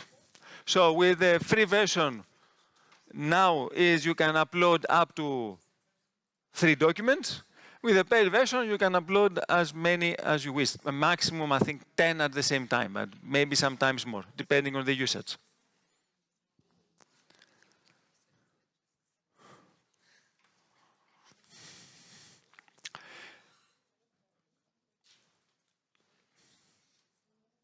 Shall we proceed? Shall we stick on that task, or what do you want? Proceed. Thank you. So I will proceed, please. You have the instructions to do that also later by your own, because some people are using ChatGPT already. So let me go back and let me show you now. And see that, please pay attention here. How you make sure that your data remains safe by not training the model with your input. So how we do that, and you need to pay attention here because it changes from version to version. So let me see where is the, here, so this is the window. You go to your profile, so you need to log in. You go to your profile, you go to settings. I will repeat it again, but I'm just showing to you. Data controls, and here you say improve the model for everyone, you say off. By default is on. So you need to set it to off. I will do it once more. For the free version. What do you mean? For the paid, no. You go to the paid, you go to settings, you go to data controls, you have it improve the model for everyone. So you say, I need to put it here, so one moment. You need to click somewhere here. So it's improve the model for everyone is by default on. You need to make sure that you are switching it off and done. So. Viską leidžia.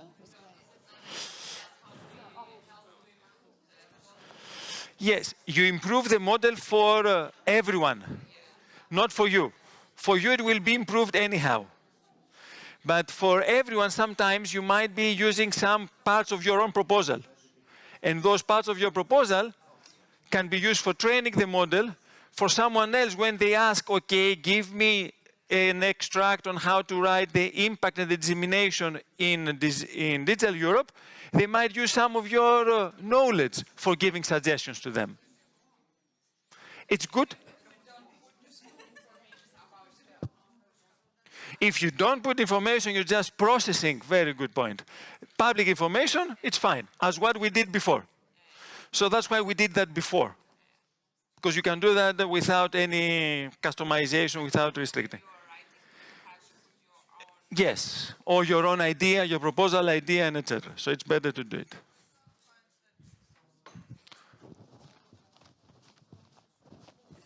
So you go to the, so do you go, so you go to here, you go to your profile.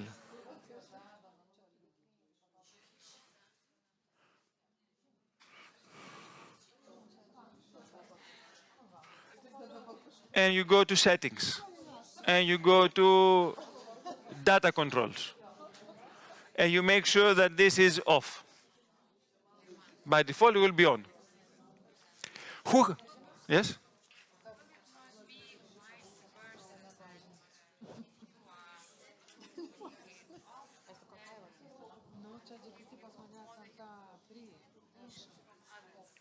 No, it doesn't work like that. You will get the information from the others. So it doesn't affect the efficiency of the system. So who has managed to do it? Who has managed to do it? Okay, thank you. So please see your hands. If you have any questions during the break, you can ask your colleagues how they did it. All right. Okay, did you manage to do it also? Yeah. That's why. Okay, perfect. So let's have a break, Aurelia. Yes. For 15 minutes. Okay, perfect. Yes, until 11:30. Okay. And go on with that. All right, enjoy your break. And if you haven't done it, please try to do it, and I will be helping you during the break also. Okay. Now let's proceed with the next step. Okay, the next step is we need to give to AI what we like and what we don't like. Now, in many cases, I don't know from your experience, when you have interactions with AI, you receive some words that they sound like this is AI. So these words are, for example, these ones here at the very beginning. So even when we evaluate proposals, sometimes we see some words that they say, okay, these are probably produced from AI. When they are very sophisticated, meticulously, or airy, or unprecedented. So what we like is, I would like to give a band list to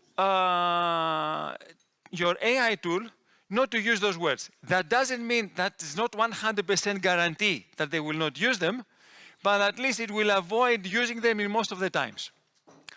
So one thing that you can do, and I will show you, is to put a list of things that, words that you don't like, or they are like philosophers.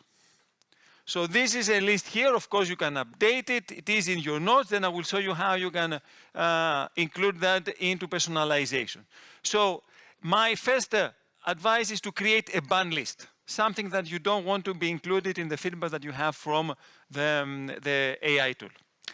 The second is sometimes they use a lot of I don't like emojis, icons, and etc. in the output, like a rocket or like a smile. So I would like to take them out. So I give them, it is not 100% guarantee, but I want to tell them, I don't provide any input at all with symbols, icons, or emojis. Yes? So that's one another thing. Then, apart from those ban things that we don't want, also we can do some things for reducing hallucination and getting more useful feedback. And that can be by default in the instructions of the ChatGPT or on AI tool. So if something, if you don't know the answer, this is what I'm telling them here, then okay, ask me some questions that I can clarify things. If you don't understand something or you are a little bit blocked, which can happen very often with AI, then I would like to state your assumptions, that tell me what are your assumptions explicitly, and then continue without waiting for me anything else. And also act as a senior, these are another instructions, act as a senior autonomous collaborator. Once the goal is clear, gather, context plan, and carry the work to complete usable results. So I'm giving him instructions on how they should behave and giving me how they should be thinking. And I'm giving them also instructions on how they should providing feedback. Yes, be direct, avoid repeated knowledge, think carefully before answering. And apart from that, whenever, for example, here I can tell them whenever I'm giving you log documents or PDFs, before answering them, first give me a clear summary of the key points and structure, and as soon as you give them, then analyze them. Or improving something that sometimes it might be handy if you want to improve your skills in what kind of questions to ask to your AI tool. What you can include also in your instructions, especially when you are at a beginner level, and it's that by briefly telling me what I could improve in my prompt or approach next time. And that's very powerful, because if you are starting now and you're not that experienced, you're strongly advised to have that kind of customization, and you will see how, in your AI tool in order to train you. To tell you how to give better requests. Let's put it that way. Yes? Sorry, just microphone.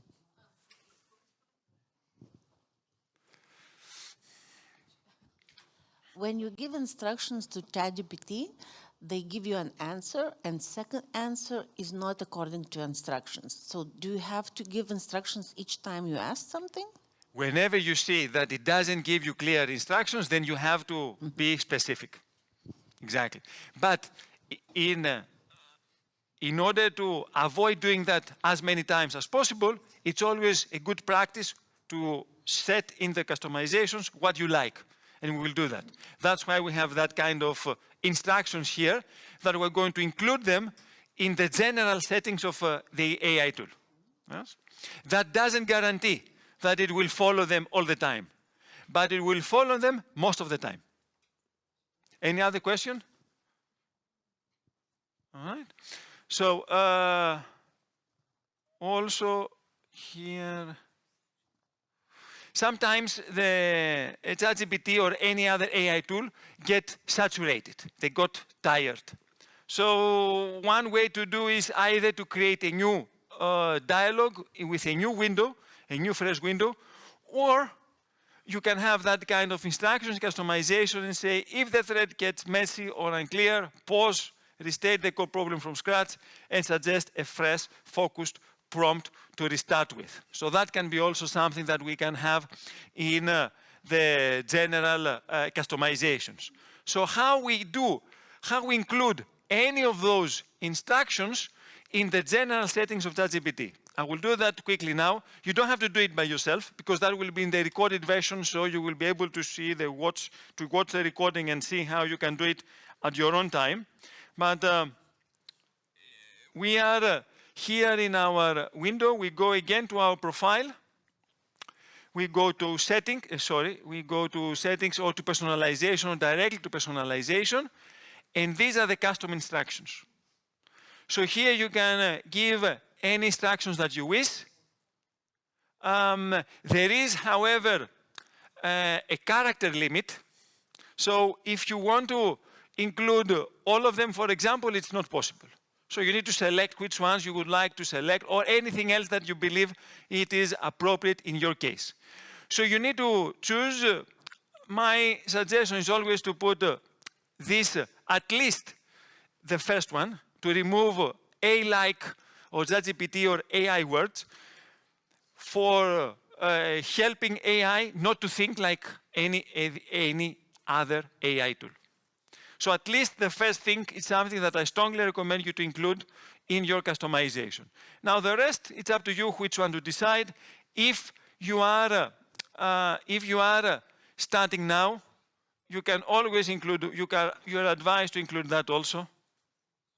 So you know what you can improve in your approach. So that's the second one if you're a beginner.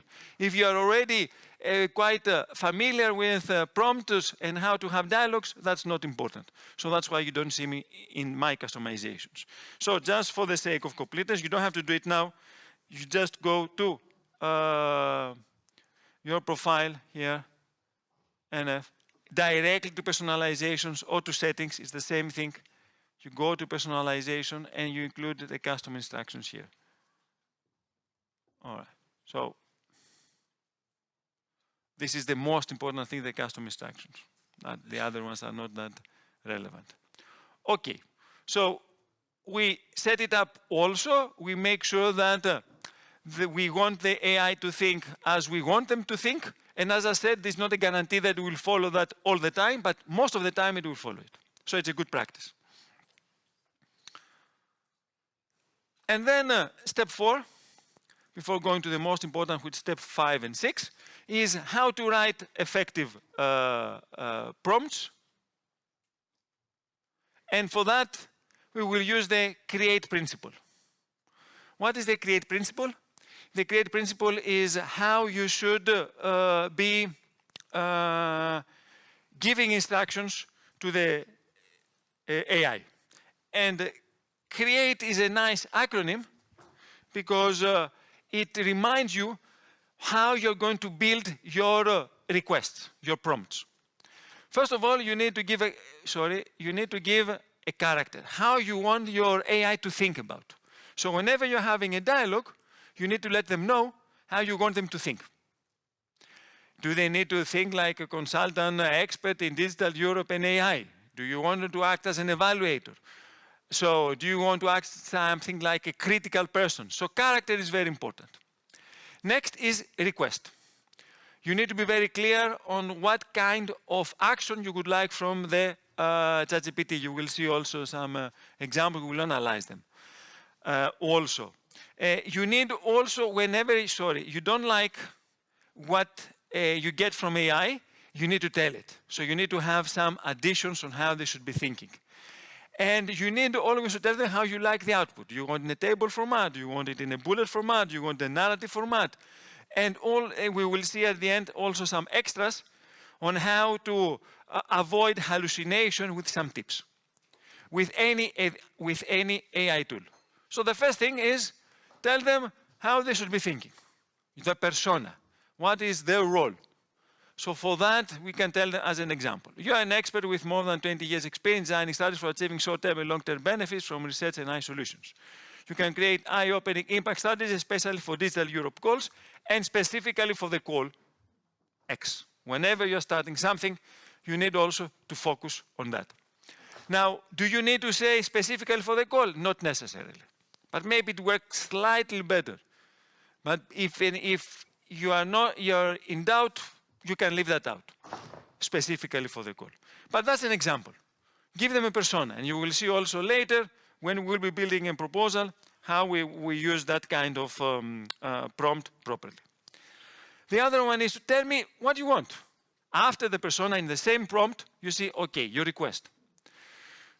This is the task you want AI to do for you. So you need to imagine that you talk to someone that has no clue on what you want, because sometimes we do the mistake that we give requests assuming that AI knows better than we do. And we shouldn't work like that. So how we should be working? we need to be very specific. I want you to suggest measures, project measures and prerequisites on achieving each of the following deliverables from this call. And you see here, you see that we emphasize whenever you want something that you believe is important, you try to capitalize it. So when you capitalize something, you're emphasizing it. You make it very clear and distinct. So as a tip, whenever you're writing something and you want AI to pay full attention to it, you capitalize it. Because that will facilitate the response also. The next one is that it's always nice to give examples, and you can give examples, as you will see also later, based on previous best practices. So what does that mean? That means that do whatever I want you to do, but I want you to draw suggestions from previously funded similar projects like Project A, Project B, Project C, and what we say here at, this is the website. Project A at website A, Project B at website B, Project C at website C. So you give them specific references, what they should look for. And that helps the AI tool to give you better output of higher quality. Adjustments, as I said, quite often you will not like something that you get from AI. You tell them that. Be specific. These are general suggestions. Please be more specific and innovative in your response. So when you don't like something, you indicate it. You're very clear to that. Don't compromise with this. And always tell them how you like the output. If you don't tell them, they will give you an output, maybe in a narrative format, maybe in a table format. If you're not satisfied with the layout, you let them know. And sometimes here you will see that they give us an output that we're not that satisfied. So you will see how I will be instructing AI to give me in a format that I want the output. So, but something you can have generally is present your findings in a table with the first column, so you can say what kind of table you want. The first column with deliverables, second column with the suggested action, third column with the target groups, or something like that. The more specific we are, the better it is. All right? Yes, please.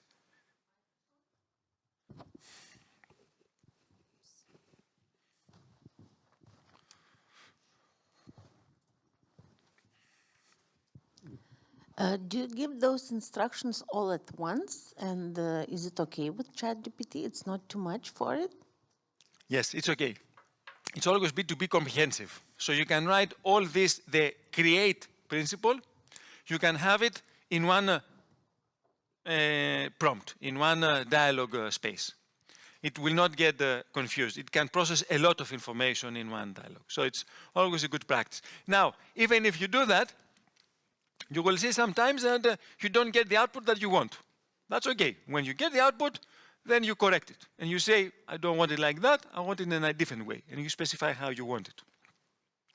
And when we will be working with a canvas, you will see that you can edit the output online so they can understand better what you like and what you don't like, which is even better. But all in one. It's better for the AI tool. Unless there is something overlapping and conflicting. But if it is not, we work like that. And here, these are some extras that you need to have in mind when you are having a dialogue with the AI tool. Yes? So these extras are, for example, ask me questions before you answer. That that avoids sometimes AI giving hallucinations and some false facts. Or explain your thinking, or act unlike a typical AI. That can work quite nicely, especially outside the buzzwords. Also, specific words like bridge, let's, step by step, I trust you. These are words that practice has shown that whenever you're using them in your dialogues, in your prompts, you get better feedback out of it. Higher quality, less hallucination, more reliable information from them. Also, although that is getting better and better, you can say, do whatever and then write. So do an analysis, do a brainstorm, do an outline, and then write or then suggest the strategy for dissemination exploitation. In some cases, if you're dealing with some complex concepts that you want to be fully understood, you can say, explain to me like I'm a 15-year-old. I mean, 15-year-old kids are quite intelligent still. So you will not get something very simple in response, but something that can be comprehensive by also a generalist. Because in many cases, when we evaluate proposals, don't expect that we have vertical. When we evaluate proposals on behalf of the European Commission, don't expect that we have vertical knowledge on the topic. We have a general one.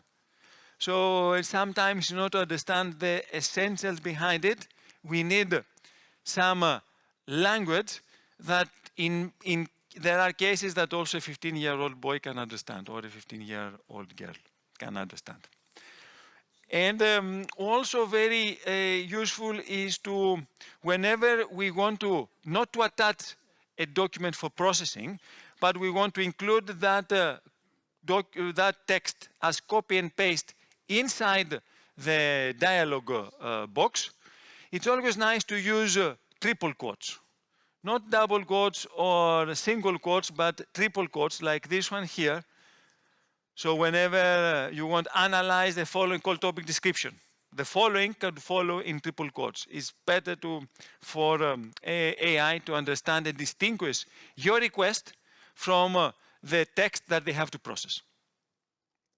So these are some extras that we have on that. All right. So sometimes if you want, you can use OpenAI Playground, or there are some custom GPTs for optimizing your prompts. I'm just including here for the sake of completeness. I'm not asking you to use it.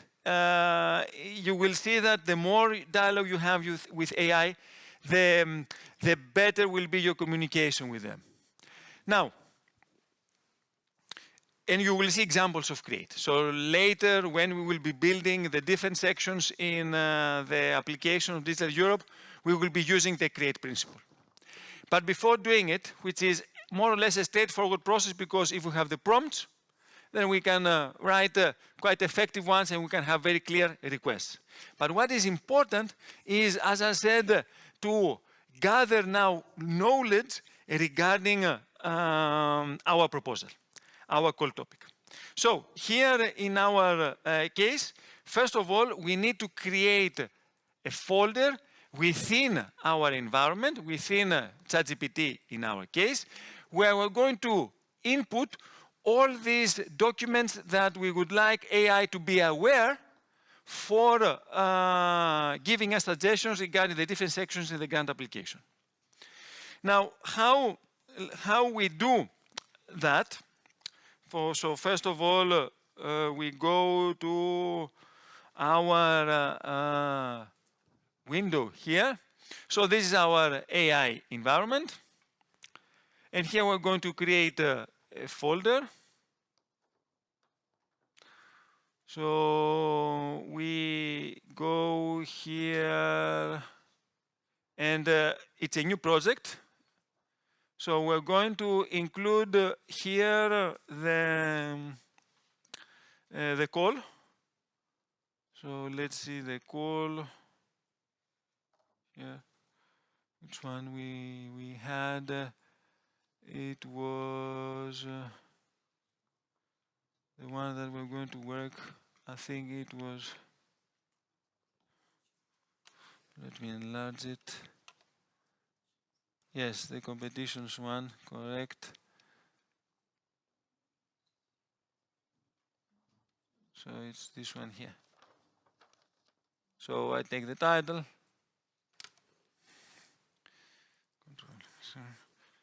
And then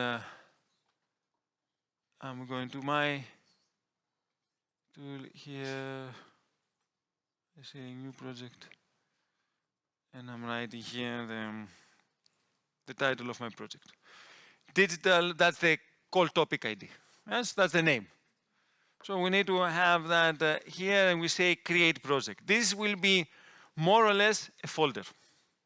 Yes, we're going to create the folder, and then we're going to upload documents. So this is the folder here, and we can add many files.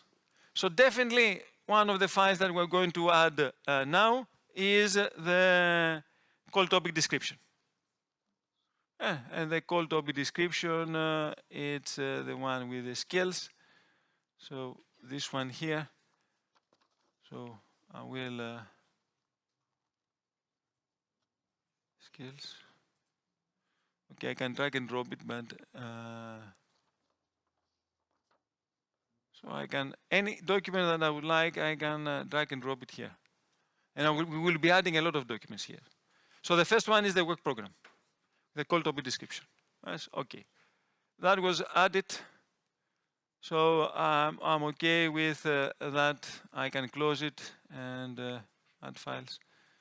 You will see, okay, maybe I didn't wait for it to load. I will do it once more.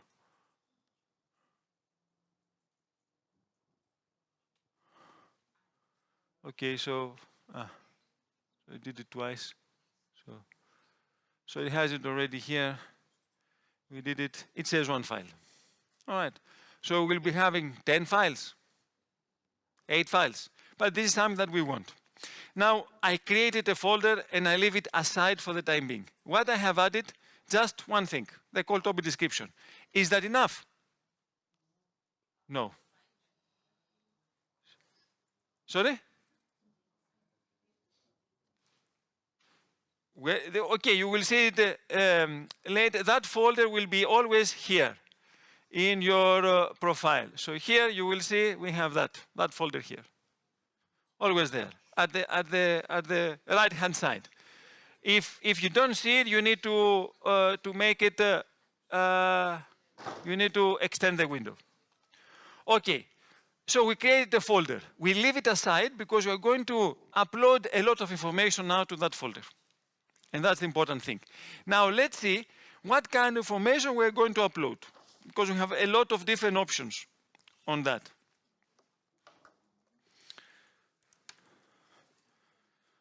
So we talked about that, sorry, we have, and so this is the step 6. What kind of documents are we going to work on those documents? And that's actually what we will do until, definitely until lunchtime, because it's important. Step 6 is very important. And you will see what we will be doing here. Now, some of the documents, of course, there are many others, but some of the documents are, for example, the call topic description. Have we done that? Yes, we did that. Another one is the application template. Yes, we need to know what the application, we need to let AI know what the application looks like, because otherwise it will be difficult for us to ask them to write a section if they're not aware of what the application looks like. So that's the second document that we need to upload. The third one, which is not applicable today, because we don't have them yet, is any info day material. What is an info day? Info day is an event that the European Commission organizes in order to inform the potential applicants what is the call about. You can upload those slides. When we have them, we'll upload them. Now we don't have them. What else? We would like the dissemination exploitation guide by the European Commission. There is a guide that says what is dissemination, what is communication, and what you need to be aware. So we would like AI to know about that. Okay, so accept all cookies.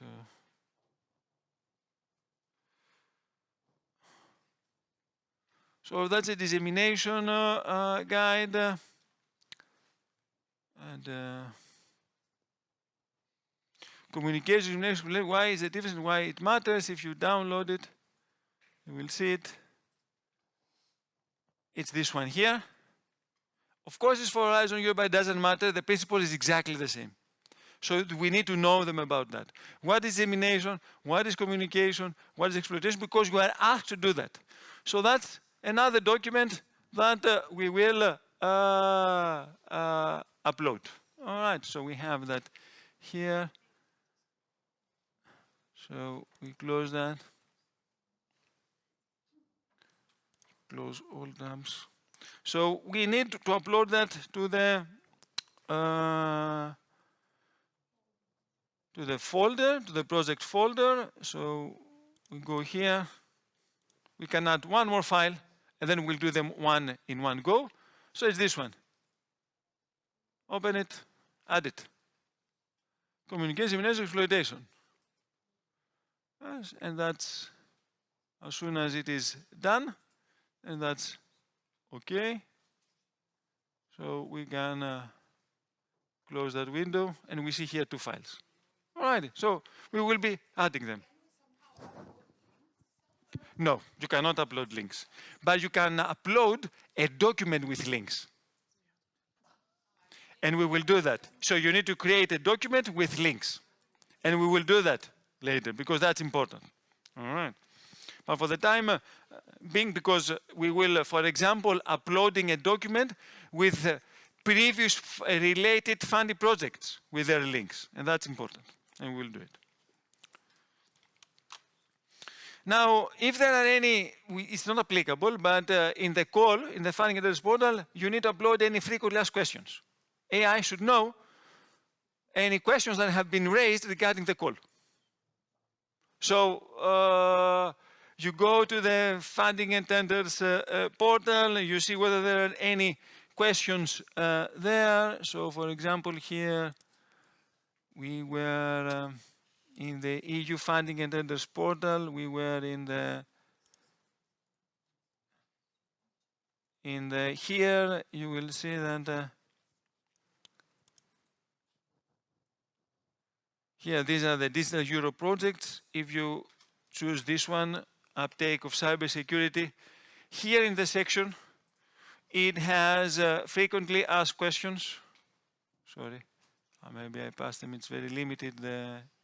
Here, topic Q&As. For this call, they didn't ask for any question. That's okay. If they were asking, we need actually to go and copy and paste them in one document, because they cannot process it from here. So we need to go, copy and paste, and the question, and the answer, include them in a Word document, and then we're going to upload that Word document into the project folder. In this case, do they have any questions? No, we don't upload it yet. We don't do anything. Clear? But there are calls that there are a lot of questions that are asked. So we need to make sure that we copy and paste each one of those questions. Don't expect AI to go here and process them. You need to copy and paste them in a Word document and then upload that Word document in the folder. All right. So we do that. Then the next thing is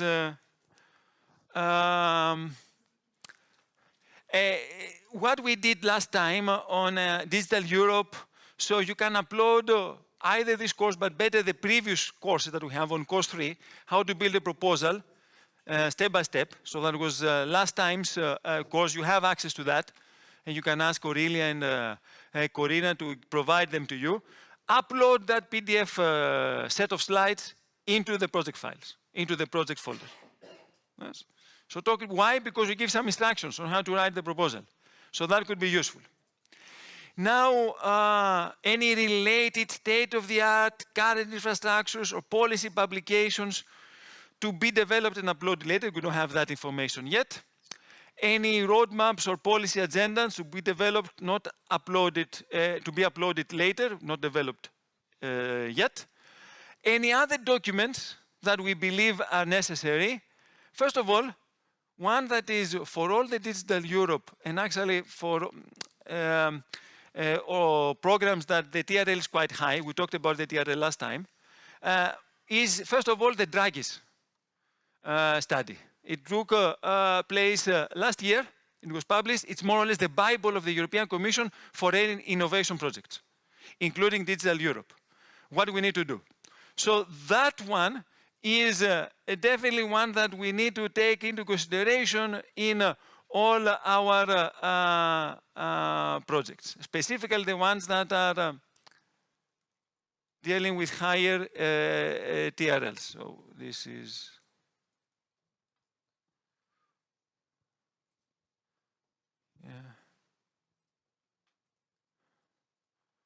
So this is the Draghi report. We need to know definitely the European competitiveness. Why? Because Digital Europe is actually that, to support and advance the competitiveness in the digital era. So we definitely need that. You download the report, and we're going to upload it later when we're going to upload everything. So for the time being, we just download it. Okay. So the future of European competitiveness. Why? Because we need our proposal to be aligned with that report. We need to take that into consideration. So then we have another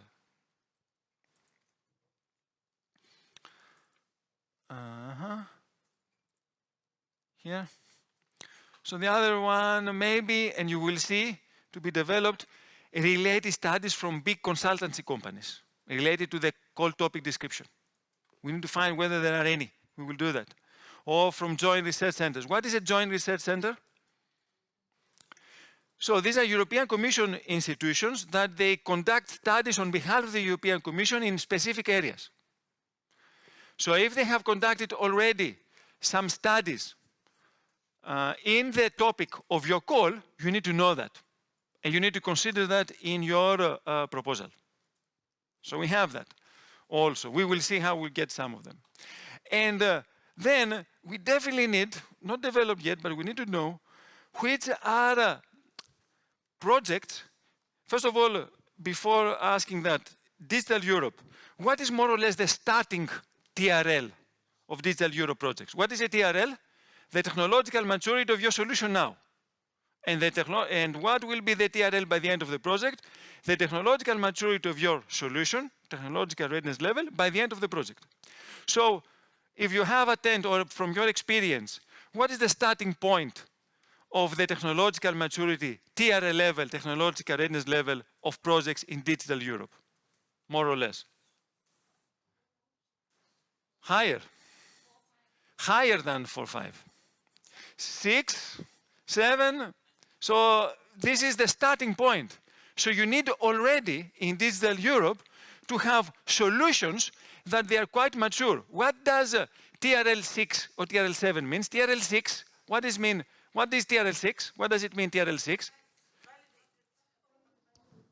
Demonstrated with or validated with a big number of end users. So you should have already run pilots with the actual end users and have already received some successful results. If you haven't done that, then you cannot have a Digital Europe project. Do you realize that? Yes? So what is important? It's important to identify those projects that they have developed such infrastructure or solutions that we can include them in our proposal, in our project, as starting points of our own infrastructure that we will suggest in the project. Yes or no? Yes. So that's important. And I'm going to show you how to find out that. How to find related solutions, because this is extremely important. And then we don't have that yet, so we will prepare a basic proposal summary or a proposal concept to upload later to that folder. So these are here all critical documents. Do you agree? That these are important? Do you want to suggest something else that we need to have? Because these are extremely important. So let's see now, for the ones that we don't have, how with the use of AI, because more or less up to 0.6, it's straightforward. Yes, if they exist, we take them. Yes or no? Yes. And what about the other ones? 7, 8, and that is okay, it exists. But what about this one? Related studies. That's challenging. Shall we see how we can use AI for getting those documents? Yes? Okay, let's see now how we can do that. Each one of them, one by one.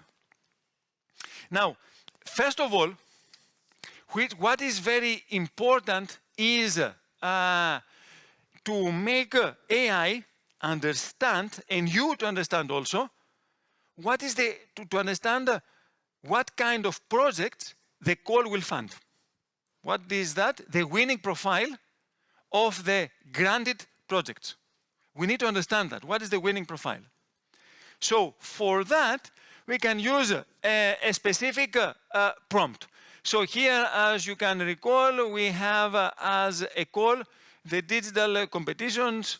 This is the one that we have. Okay, so let me. So based on that, I'm asking them, let me do it because I can highlight if I'm having like that.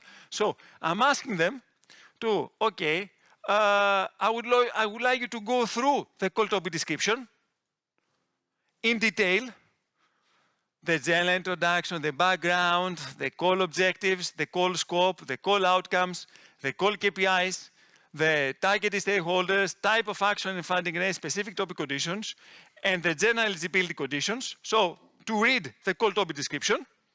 And as soon as you read it, I would like you to analyze and tell me what kind of projects are going to be funded with respect to the scope of the project, the problems that they're going to address, the expected objectives, the suggested consortium synthesis, not specific names of organizations, but type of organizations, a number of organizations, any infrastructure, current solutions and projects, and current policies that we need to take into consideration, and how we're going to achieve all this, the suggested approach. And we save that output in a Word document that we will upload later in the project folder, because that's important. So for the time being, we don't need any other information apart from the call topic description. Do we agree, yes or no? That's what we need based on that prompt, correct? So let's see now how we do it. So we copy it. We go to our ChatGPT. Here we are in the folder, all right? We have already uploaded the call topic description. Now,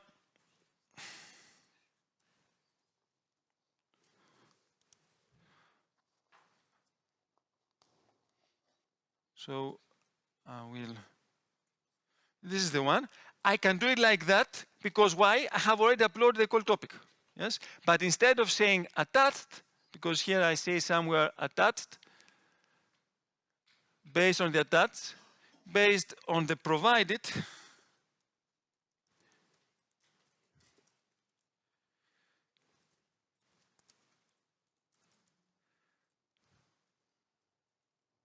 it's very different keyboard for me, based on the provided in the, and I will say upload it or add it.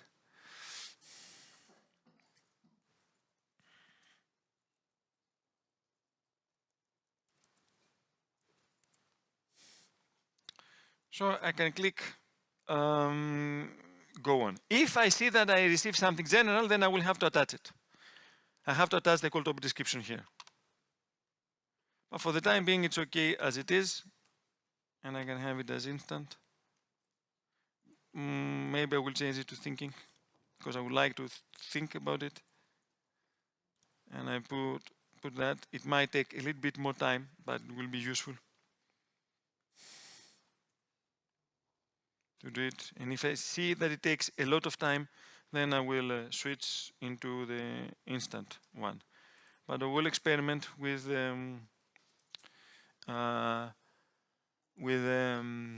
thinking one, and I will need a Word document.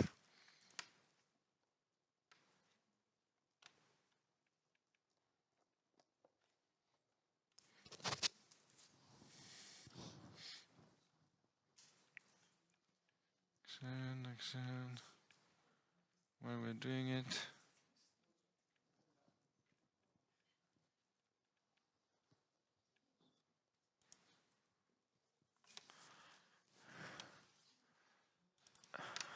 And that will be the blank document that we will work. Okay. Oh, and you see here that we got, here's a winning project profile for digital. I will first anchor shortly, say general introduction, background, what the call really wants. So it gives me key features of the competition topic, short summary, what will be the objectives, all right, scope and context, 6 competition, 1 in each area, all right. So I need to make sure also that the AI understands the call. And I would like them to tell me their views on that. Okay. Because I have 2 advantages here. One advantage is that with that exercise, I make sure that AI is fully aware of the call. I know that. Why? How can I know that? They provide me an analysis. And also I can take that analysis to understand better myself what is the winning profile of that project. So we have here type of action. So profile of a winning project. Okay. The problems to address. Low visibility, limited expected objectives. So what it does now, I don't know whether you're realizing it, what it does, it gives me what? At least a preliminary proposal summary. My own proposal concept, a preliminary one, based on the call topic description.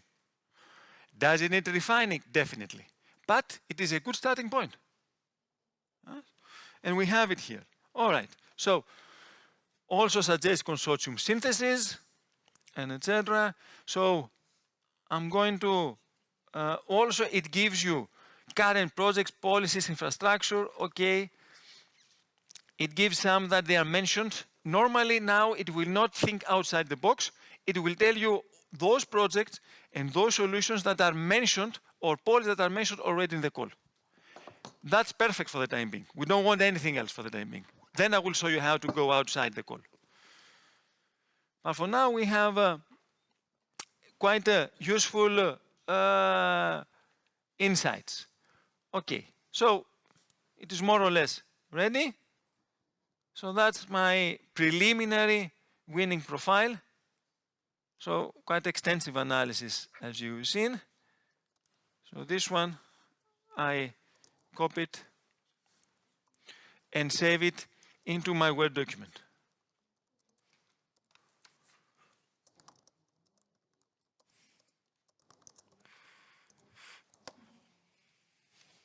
Okay, what is this? Okay, so everything that we have, it is here. And I'm going to save it in the save as. And where is going to, I would like to have it in the downloads.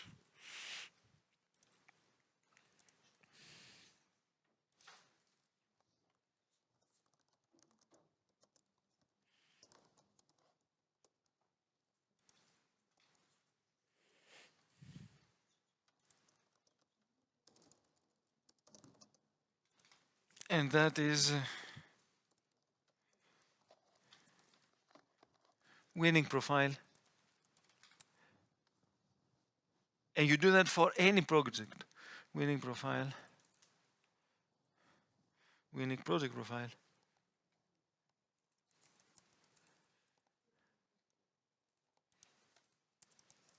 Based on the targeted call. That's it. So I save it. So it is in downloads. Okay. So I will have it also to upload it afterwards. So that's already there. So if I need, I can go and where is it? And upload it now or later. So it's here. So I will upload it later for the time being because I will upload other files also. So I keep on now updating in my PC the files that I need to have for AI. That's the first thing. Now let's go back and see what else we need to have. So we have already a very good starting point, the project profile. What else? Now let's proceed. Okay, let me reduce a little bit so we can see all of it in one screen.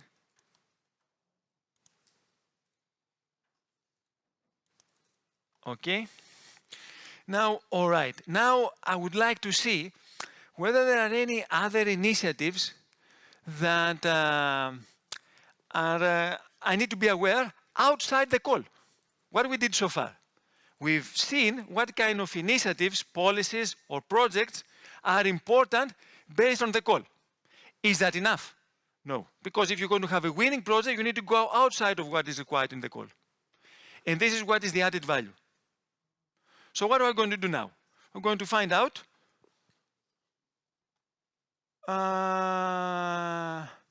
following prompt. Here we give your output in, okay. So we have already, for each of the not following initiatives, we have, these are the ones that are mentioned, sorry, these are the ones that are mentioned in the call, sorry. So we have already saved them. So I'm going to do that. And I'm going to copy it. And I'm going to ChatGPT. And I'm going to slightly change it based for each one of the initiatives and policies identified from the call. Yes. Please identify the website, because we don't know yet the website, for more info, and provide a short info about them and how our process should consider. So that's what we're going to ask them is, okay, the call has many policies, many initiatives, many projects, but how we can take advantage of those? So I'm going to do that, and please pay attention, because here we're going to change it. We don't need the thinking model. We're changing here. And as it is in your notes, let me see, we're going to do web search. Why? Because we want the AI to look on the internet now. Yes? I am in the ChatGPT. The slide is 40. Okay. So we do the web search. And just be aware, whenever you are asking AI to do something based on web search, it is not hallucinating. It gives you facts. Yes? Is it the paid version? So, okay, you go to plus, one more. You go to plus, you go to more in the prompt. So you should have the plus here. Plus, and then you select web search. I leave it open a little bit. You don't have to do it now, but that's okay. It's good to see. So you go to more, and from more, web search. So let's see what we get out of it.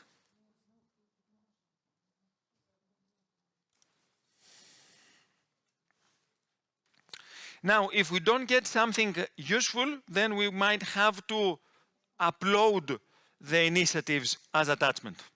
But for the time being, I assume that since you analyze them in the previous prompt, he or she will be aware. And actually, it is aware, because it gives me the ones that they have been identified and they have been mentioned in the call topic. So it gives me also the website, what I asked.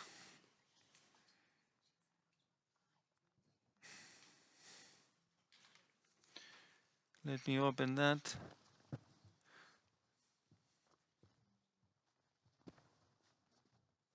I will.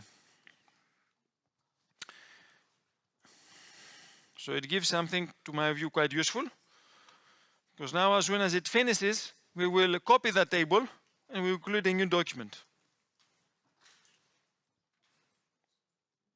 on that. Let me.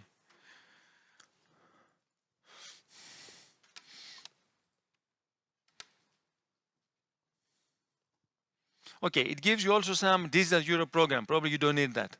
Okay, and but here it gives you with rules. Okay, all right. you see what is the most important column is this one. How our project should consider or integrate those policies. And that is extremely useful. So definitely,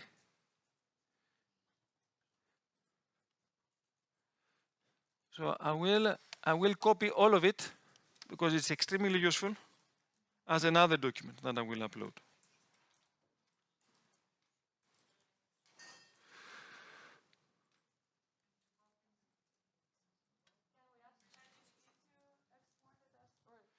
Yes, but sometimes, yes, you can ask ChatGPT to export your output in a Word format. This is what she asked. But in many cases, it doesn't work. So I prefer to use copy and paste for that. It's safer and by far more efficient. Because you wait and then you get a blank document. So it's better to avoid it. But good question. So I copy and paste that one. I go to Word. I'm going to create now a new document.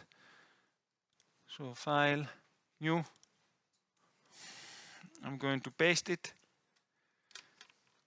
Now, so this is, let me reduce a little bit the,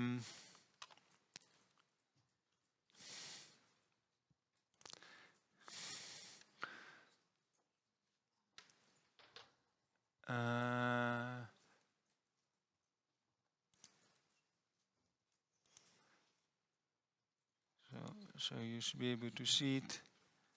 That's the document here. I select, normally when you have a table like this one here, a table. So I select the table. Do you know how to make this by default all the time appearing, the ribbons? Do you know? Anyway, I go here and select it because I would like to have a table format. Now it's better, you see?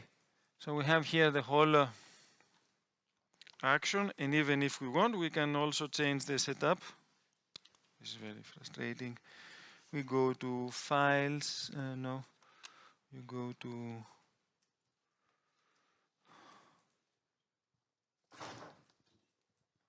go here.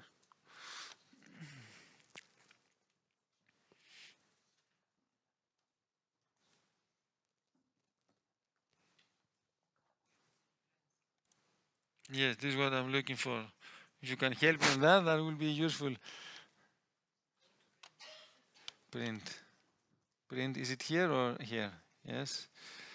You know, I use Mac, now I use Word for this training, and it is very frustrating. So we change it, portrait to landscape. So it is better, you see? Now that's our document here. Thank you for that. All right, so that's all right. So go back and I can save it.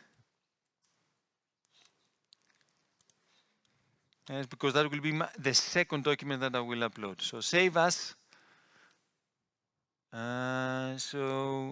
Again, in browser, in downloads, and call. What are these? These are the call key initiatives. Correct, so we have it here. Call key initiatives. To be considered. I save them. Initiatives to be considered. Because I will upload them afterwards. That's huge knowledge. It's a hidden germ. We need gem. It's something that we need to take into consideration. Because we need to make sure that when we have that knowledge, we make sure that our proposal is fully aligned with them, because they are part of the call. Now, then, So we did that, we saved the output in a Word document, we will upload it later. We don't have to upload it now. Now, now we need to go outside the call. This is what I wanted. Can we go outside the call and identify any additional policy roadmaps or policy agendas related to the targeted call? One, of course, is the Mario Draghi, as we said. It's a passepartout document and report. But we need to consider others also. So I copy and paste that. Yes. I copy it, and I will use again web search.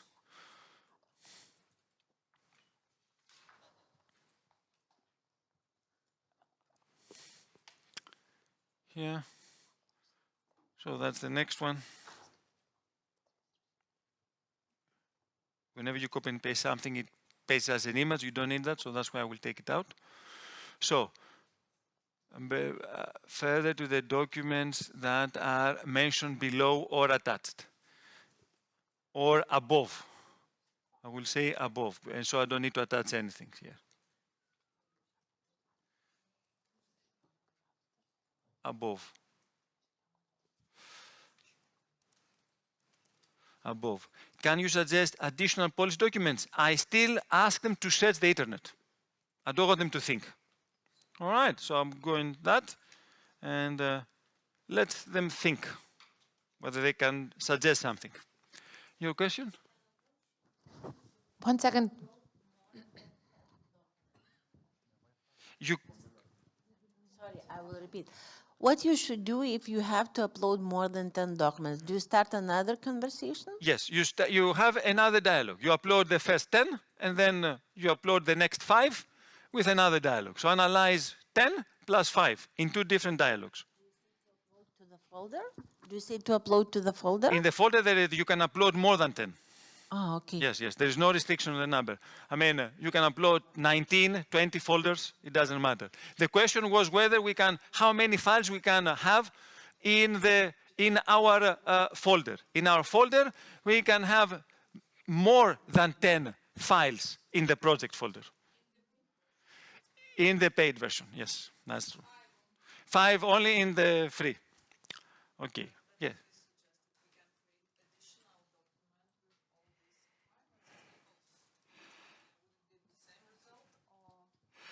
No, because we need the question was whether we can create 2 different folders.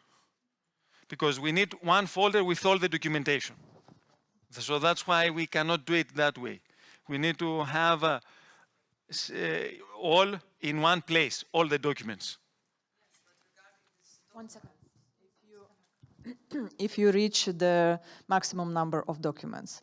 So should be the same result if you provide one document with all these tables from additional prompts as one document? Yes, or should it better to put there 3 documents, 3 tables, or 3 additional docs? So the question was, okay, we have 2 documents. Can we merge those 2 documents into one document and upload it? Yes, you can. Same result. It's the same result. Unless it is 200 pages or 300 pages, then it starts getting a little bit saturated. We exhaust the system. But if it is 20, 30, 40 pages, if we have 2 documents of 20 pages and we have one of 40, that's okay. It doesn't affect the performance. Let's put it that way. So, okay, in addition to the ones, let's see now what we got. And I honestly believe we got something extremely useful because outside the policies that are mentioned in the call topic, as you can see, we get some new ones. For example, 2030 Digital Decade Policy Program, the European Skills Agenda, the Digital Education Action Plan. I wasn't aware of that, but we need to take them into consideration. Were they mentioned in the call? Most likely no. So, Union of Skills, European Digital Innovation and Inclusion Agenda, European Digital Credentials and Skills Transparency, Digital Economy.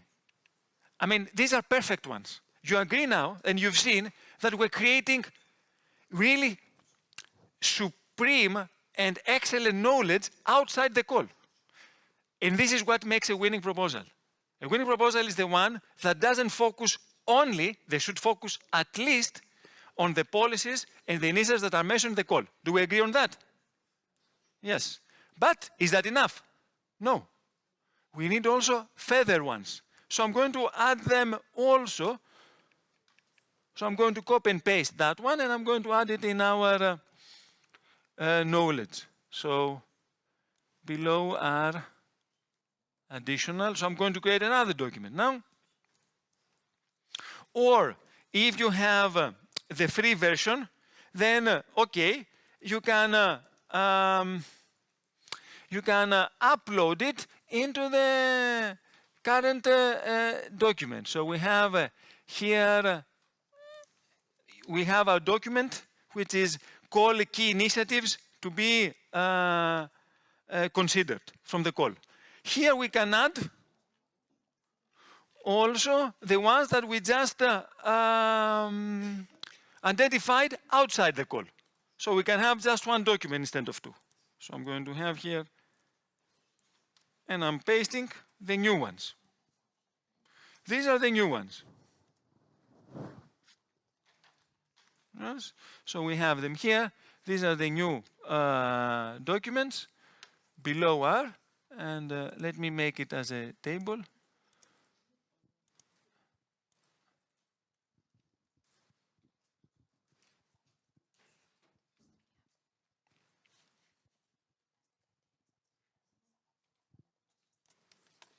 So if we go here, table design, make it look like a table so it's neater.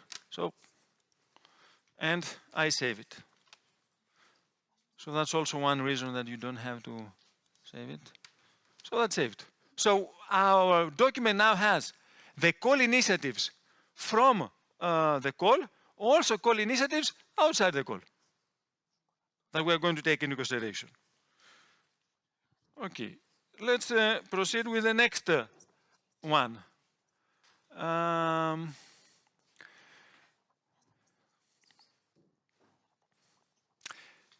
Now, I would like to see, because whether there are any studies related to AI skills from consultancy companies, from joint research centers. So I would like here to add some more joint. How can I?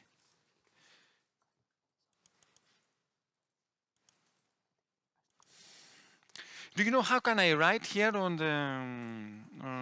the keyboard, with the keyboard? Because thank you for that. Thank you. That's better now, because I'm going to add also joint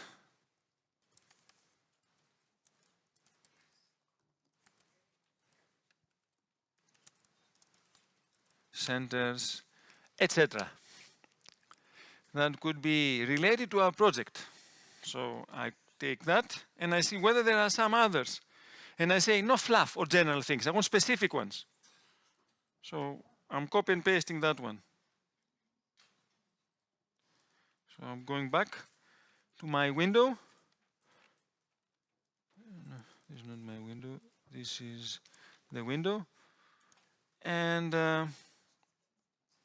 I paste it. I remind you, we're still on the web search mode. It's very useful. It avoids hallucinations, and now we want to look for the internet. So that's why we're still on the web search. Remember that, because that's important. We click it. And let's see now whether there are any other studies. So searching the web, okay, it does what we're supposed to do because you need to think. Okay, number is, I'm curious to see what we have because, as I said, I think that's very important from McKinsey, this study, and it's very late, 2025. Yes. Tech talent gap, addressing an ongoing challenge, because this is exactly what we're going to address in the project. Yes. And we have a study that supports that. And also, okay, one from the European Research Center, landscape of digital skill certification schemes in this EU. That's also very useful. And can you imagine having that kind of references in your proposal? All right. So we go, we see a report on EU funding digital skills, EU Science Hub, okay, CDFOP, skills in transition, flagship project, okay, it gives you also some other things on what you need to consider. So these are things that here, if we see them, this text here, why it matters for our competition project, how to use it, we can copy and paste those in our proposal, in the analysis. Do you follow that? The description that we have here on this row, here, these are excellent text. Copy and paste it in our proposal, in the relevance. And that is why it gets something very impressive. So again, I'm going to support it. So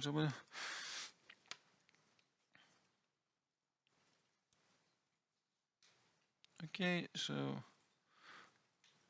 I will have that also, potential gaps, all of it, not on the table. Control C. I'm going to the same document, since some of you have restrictions also.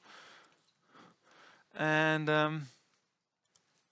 I will upload it also. And now I need to change a little bit the file name, because that's one I not only call, or call key initially, that's okay. So I go here, and I make it like a window, because I don't like it like that, so it's quite handy. I save it, and now I have something like 15 pages of extremely useful information for my call. All the policies that I need to take into consideration, studies, and also how I'm going to include them in my proposal with the third column, this one here. And now let's check. Next one.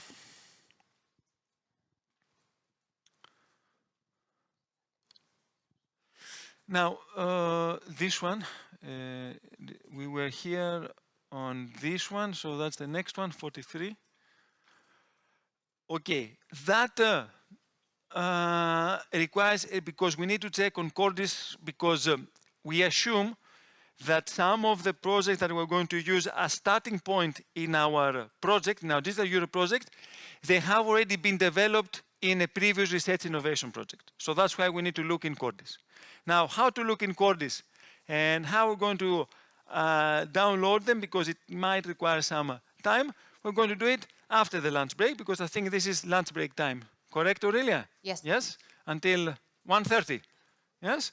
Now, meanwhile, if you want, you can experiment on what we discussed. But let's have a break for 45 minutes, charge up your batteries, and enjoy it, and come up with some further questions, if you wish. But for the timing, this is what we're going to focus. So how the evaluators deal with so many proposals that are prepared by AI and are submitted. And that's a good question. And actually, this is what I raised. That was a question that was raised also during the break. How we deal as evaluators. And I've given them an example, first of all, as a fact. Last week, I was an evaluator in Horizon Europe on Cluster 4 Visual Words. And we received more than 55, 60 proposals. It's a huge number just for that. And so we had a lot of evaluators. First of all, you need to have a lot of evaluators for that.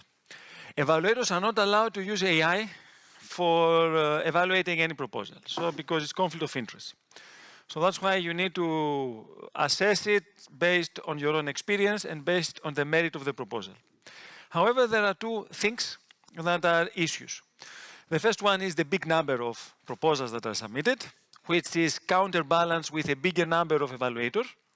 That's one thing, but it takes a lot of administrative burden on behalf of the European Commission, and it is costly. And the other challenge is that if you apply AI properly, you get very good proposals. And in that call, particularly, as I said to your colleagues during the break, we received 5 projects that they received the maximum mark, 15 out of 15, 5. Yes? So, luckily enough, first of all, luckily enough, the budget was available for 6 projects. So at least all the top ones, 15 out of 15, got funded. However, there are cases that if the budget is not that big, to have 15 out of 15 and don't get funded. So there are some other criteria apart from the maximum mark. So when you have proposals that they have received the same mark, even if it is the top one, 15 out of 15, you need to see which one will rank higher than the other one. The first criterion is to see, okay, which one of those projects addresses some of the call expectations that the other projects are not addressing. So that probably one will rank higher. But this is a little bit subjective. And then they go to some more objective categorizations. What is?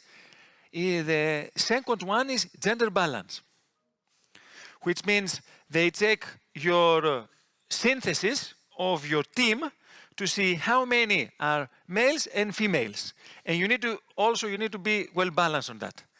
More or less equal number of team members between males and females. All right, so that's also something that you need to have. Yes? How do you check gender balance? Is the part A? From part A, yes. When you have in Horizon Europe and also in other funding programs, you check the synthesis there, only there. And if you see that you missed that balance, put some of them non-binary. Yes? So they don't count. That can work. So make sure that if you have a lot of males and less females, put some of the males as volunteers as non-binary. Yeah? Because that can.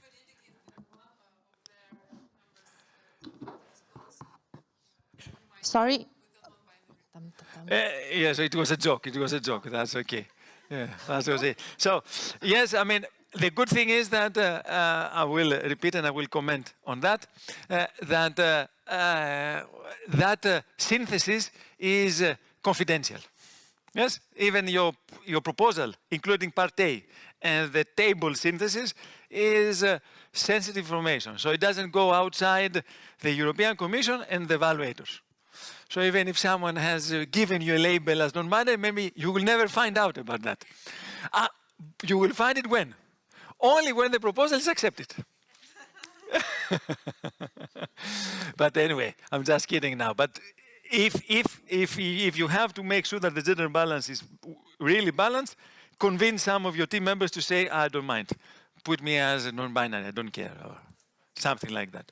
Now, if it is still the same, I mean, we have gender balance that is between two proposals is more or less the same, equal, balance, let's say close to 50%.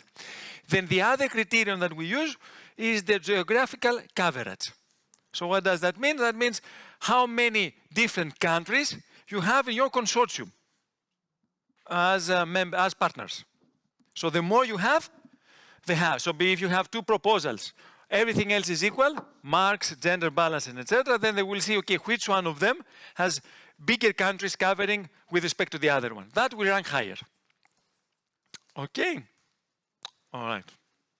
But this is a challenge, and we will see how we're going to deal with that. Probably in the future, they will introduce, based on my expertise, some other evaluation stages, interviews, for example, or other mechanisms. We will see. We will see how that goes. Okay. Any other questions before I proceed? So I think we stopped here. Now, as I said, we need to identify related projects to the call. I mean, we need to identify, if we don't know, some starting projects that we can contact them or see whether we can use their results, if they are under open access, as a starting point for our own project in the Digital Europe, correct? Because we said the TRL is quite high. So we need to start from somewhere that is quite advanced. Normally, you cannot see that from previous Digital Euro projects. Normally, you can see it from other innovation projects. And which other program funds innovation projects is? Which one? Apart from Digital Europe? Which? Horizon Europe. Thank you for that. So, what we are going to go is we can go to the Cordis is a database that mentions all the previously funded projects under research innovation. So if we open that link, it will take us here. Let me enlarge it. So one thing is to download all the projects that have been funded so far. You can do that. I've done that already. So you go here, Horizon Projects. You go to Access. Sorry, you go to CSV file. So I hope. Let me see if I downloaded the correct ones during the break. Okay, I did it. So you go to Horizon Projects and you choose XLS, Excel, to download all the projects that have been funded so far, more than 20,000, 19,000, I think, projects. So you download it, you say access, and you say download the URL. So it will download a huge zip file with a lot of different elements regarding the projects that have been funded so far. And when it says have been funded so far, up to, for example, the database was updated last month, 11th of November. Quite updated. Normally, every month, it is updated. All right, every month. So you download it. I have downloaded because it's a huge, during break, because it's a huge file. So it's this one here. It's a zip file. So we go to Projects. You open it. So you see that it's quite huge, but I would like you to see a little bit the structure. That's why I'm opening. Otherwise, you don't need to see the structure. So you see you have the project ID number. You have the name of the... This is what is interesting, the name, the title. Also is very interesting. Yes, okay, I'm not going to have all of it. Then the start date and the end date. That can be interesting also, because if it is already a project that has just started, and you cannot use the project result, yes or no? Not really. It is something that, okay, it's about to finish or has finished. Also, another one is, okay, these are the core topics, you don't need that. Another one is that do you need to find projects in Horizon Europe for your Digital Euro program in research innovation or in innovation actions? What do you think? I remind you that you need to start with what kind of TRL? 6 to 7 in Digital Europe, yes or no? So what kind of project you need to look for? Research innovation or innovation actions? Innovation actions mainly, because you need higher TRL. Innovation actions, because research innovation actions, they normally finish at TRL 4, sometimes 5, never at 6, very rarely, very rarely. So what you need is you need to go to the, I think it's this one here, funding. Let me enlarge it. Funding schema, and you see here, you're going to look for the ones that are Horizon here, Horizon Innovation Actions, because these are the innovation actions. If it is a research innovation, is RIA. You need that one, and probably you're not aware, but I'm going to tell you, you need also the joint undertakings. Let me see if we have anything here. So you see Marie Curie, you don't need them, we don't need those. So then you need research innovation, we will see that, and you will see the prompt that we will write. There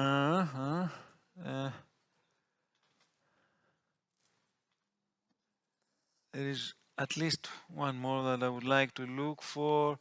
Okay, I will look here for JU.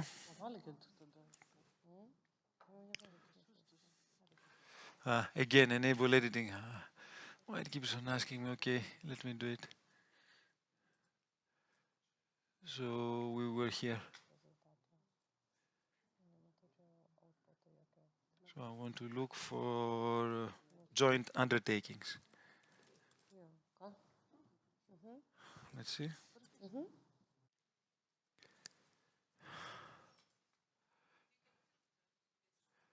Yes, we can, but I don't feel. I don't want to mess it around for. Yes, we can have automatic ones, but because you don't need to filter it, I just need to look for. Let me do it. Yes, this one here is Horizon Europe JU, but not RIA EA actions. These are joint undertakings. These are partnership projects. And I would like partnership projects also for Digital Europe. Now, if you don't know what partnerships is in Horizon Europe, you don't have to worry. But let's see the prompt that we have. So the prompt is this one here. So we have downloaded that file based on the attached concept note or call topic description. For the time being, we don't have the concept note, so we have the call topic description. We will put that. Please go through the attached spreadsheet. We will upload that spreadsheet with all the Horizon Europe projects, identify those that they have similar project focus and their results, consortium members, knowledge can contribute successfully to the project, to the proposed project. Please be very selective and identify only those high related projects and give them in a table with project name, call topic, related keywords, and any other info you believe it will be useful. What I haven't added yet is when the project ends. Because I don't know how many projects I will get, so for the time being, I might be willing to check all of them, even ones that have just started. Why? Because it might be a good pool for experts, for consortium members in my partnership. So I'm going to, so this is what I say here. Please also note that for Digital Europe, you need to focus mainly on innovation action projects, namely those with funding schema Horizon JU EA or Horizon EA. Okay, so I'm going to copy that. I'm going to our ChatGPT. So it's this one here. So I'm going to our folder. I will continue with the text that we had before. So this is where we were. So this is the last where we stopped. I will continue with that one. So I will copy and paste that one. I will say based on the attached call topic description, or first of all, I need to add the project XLS here. So this will be uploading. So I uploaded this attached spreadsheet. This is the one that you just seen, projects. And based on the provided,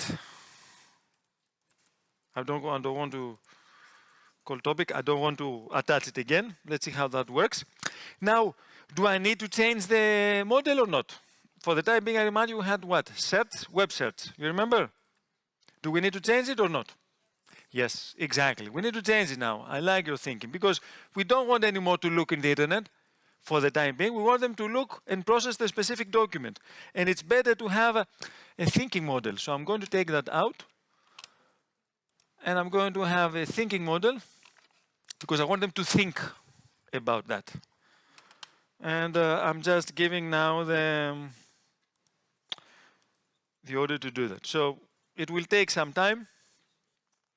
For the time being, maybe I could have checked the instant one, which means less time, but let's be a little bit more specific. Let's see whether we can get something regarding Horizon joint undertaking or Horizon innovation actions.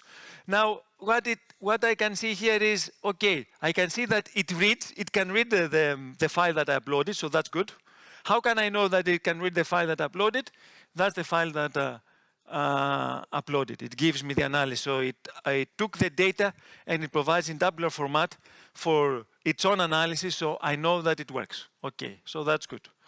I know that it has been uploaded. I know that so this is the project data that I uploaded. All right. Yeah. Yes, sorry about that.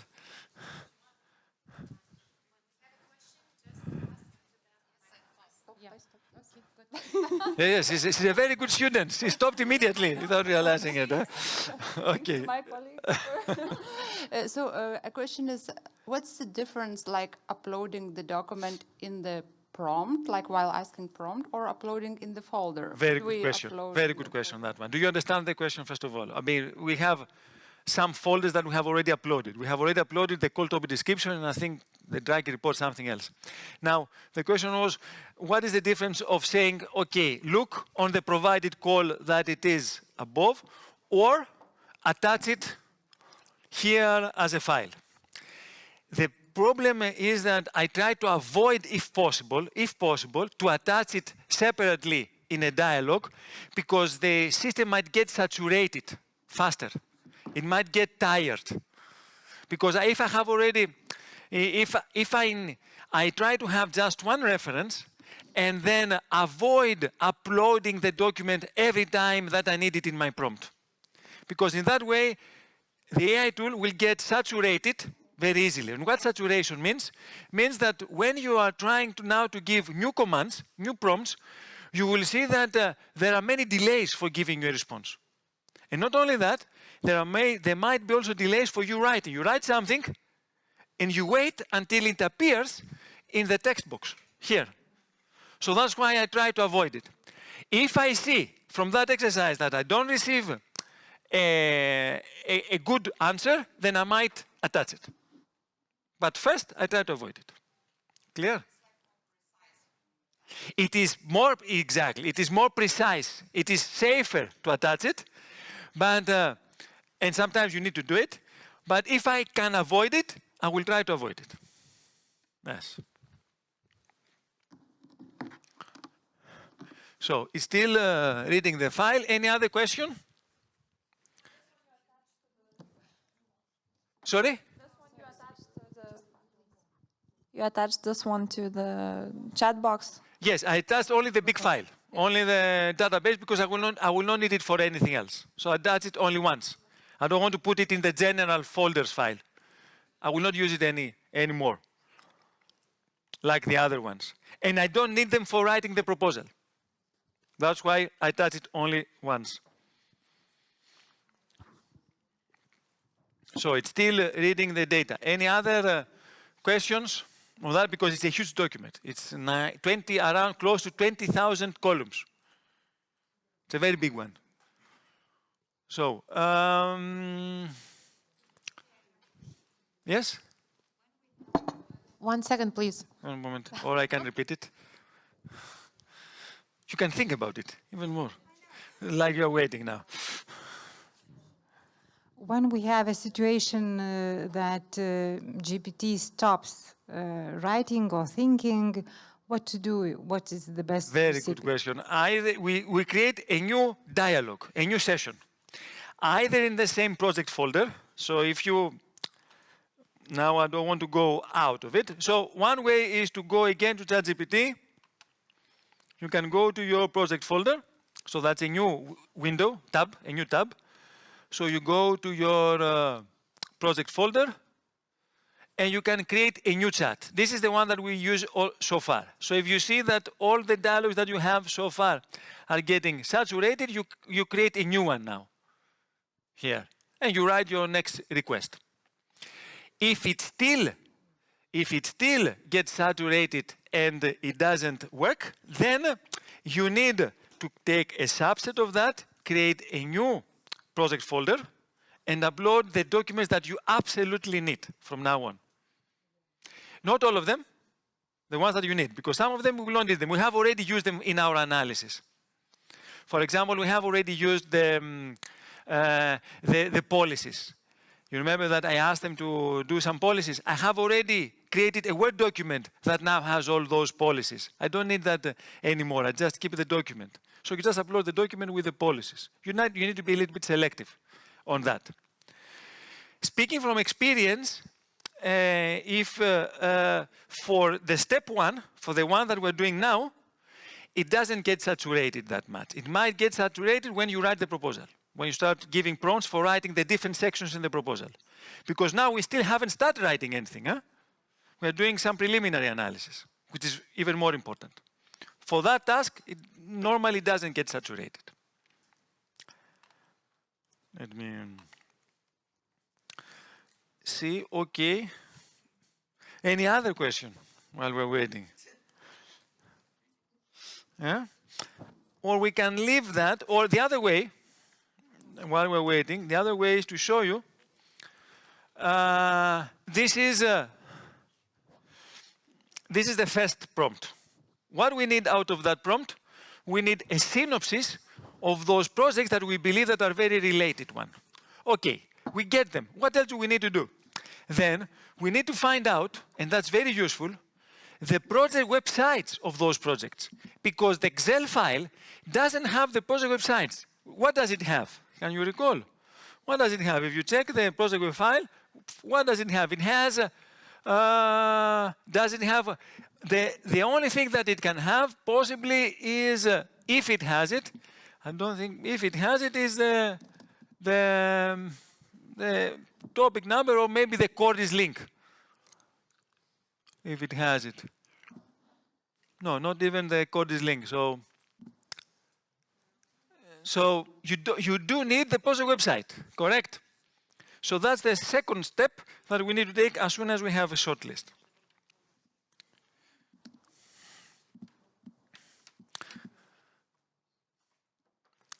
Yes. Anyway, I will go on while we're waiting for that, for the next one.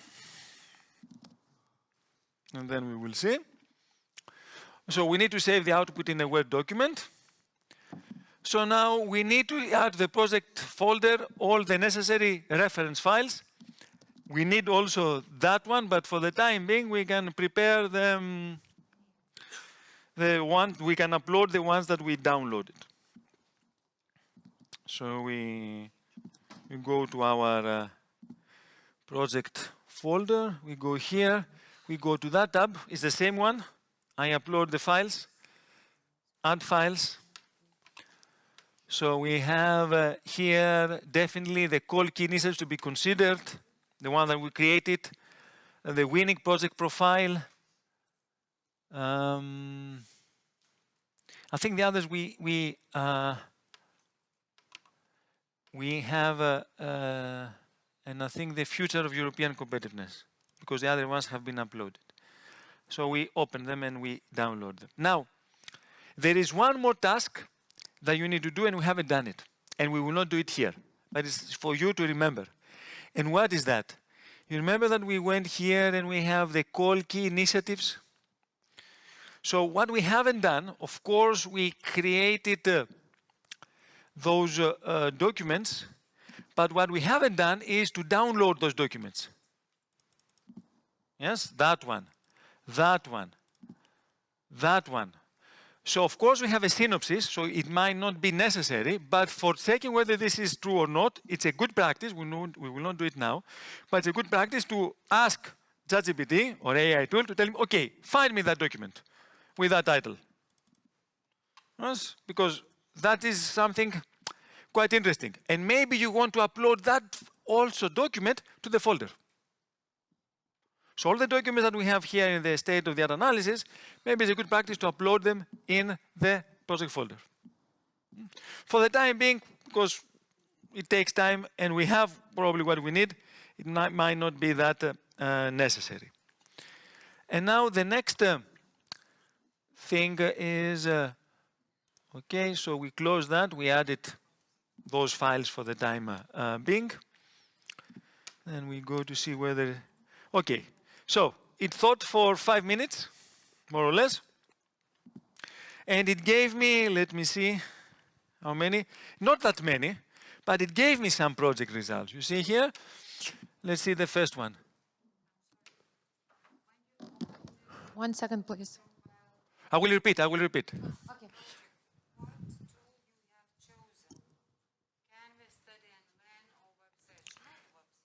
No, I said that we're not going to use web search. We're going to use extend 5.1 thinking. You see, that it is here. We've used that one. All right. The standard one, ChatGPT 5. Yes. So we have here a nice Horizon Europe and used only that info. Okay. So we have, let's see, that one, extended reality for education, leveraging the European XR industry, technology to empower impressive learning and training, motivate XR, okay, AI regions and alliance at the edge adoption, may be interesting, maybe not, artificial intelligence in manufacturing for sustainable resilient SMEs, AI for work, okay, build space. Okay, as a first look, they seem related.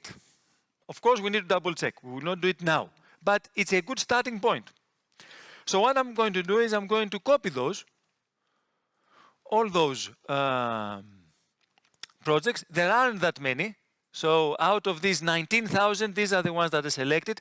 Please make sure that you let them know we need innovation actions and joint undertake innovation actions.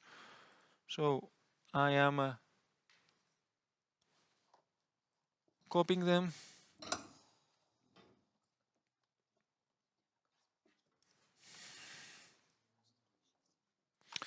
And I'm going to create a new document now because we need a new document now for that. So we go and we go to file, a new document. We upload that information. Yeah, so that's the document that we need. And these are the projects that we need AI to look for. So it's a table. So I will make it look like a table because it looks nicer. Of course, we can have it in a landscape format. Go here, we make it look like a table design. Okay, it looks like a table, and we can go to print and make it look like a landscape. So it is even better, like that. Okay, and now we need to save it.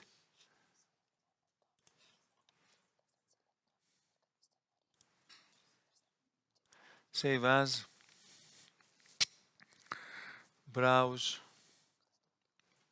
in the downloads area because that's the one, and we give a name. Previously.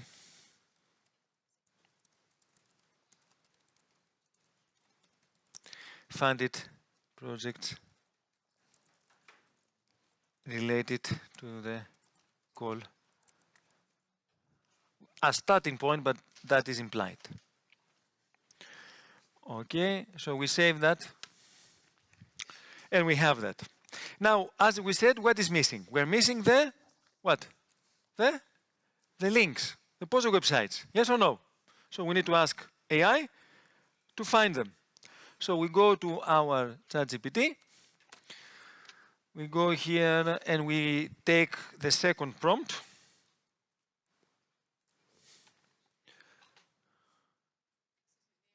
Yes? Yes. 1 second, please. Please, Gražvyda. Sorry. It's not for the audience, but it's for the recording version. Yes. I just have a question which is not quite related to what you are now showing, but just in general, do you have any estimates? How much time does it take to draft the documents without ChatGPT and with ChatGPT? I do understand that the projects vary and the answers will differ accordingly, but do you have the estimates? How much time it helps to save in percentage, perhaps? Thank you. 10 times more. Okay, 10 times more. We need 10 times more. 1 day, 10 days. Okay, let me go a little bit back because we need here that one. So that's the second prompt that we're going to use because we did the first prompt. And then we're going to save it.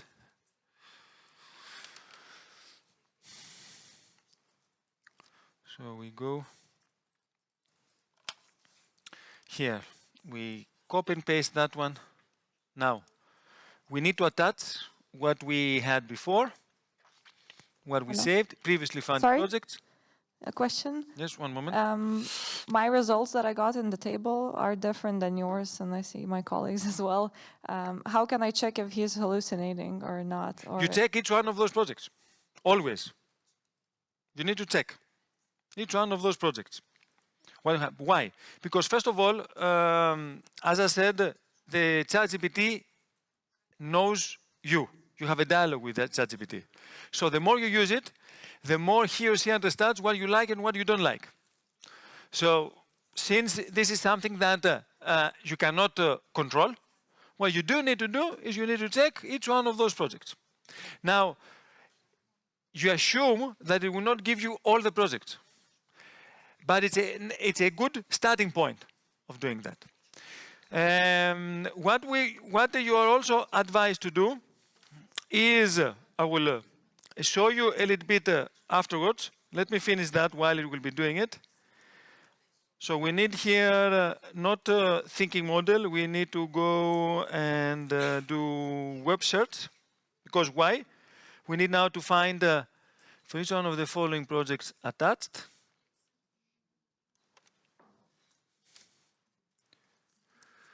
Please send their project website. For me, provide a short info about them and how our project should consider them. Give your output in a table format. So we need something now more useful. So also as a follow-up to your question, a second step validation is to ask them to go to the internet and look for those projects. So based on the feedback that you will get, you will see whether it is something related to your current project or not. So the same you need to do for what you have there. Okay, and then before that, the question that we had, why did we write provided and not attached if we attached the file? If we attach the file, we write attached. If we don't attach the file and we rely on what we have uploaded so far, we say provided.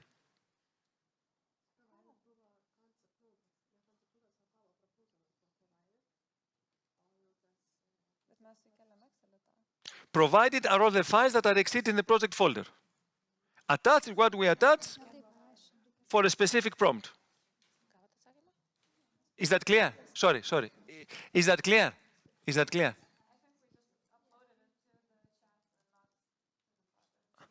I assume it is clear. Okay, so we say here, please search the website and the subpages for more info and provide a short info about them and how our project should be considered. Give your output in a table format. Okay, that's one thing. So they will be doing the web search. So that's one thing. Now, the other thing, which can be quite handy, is we go to Godis directly here.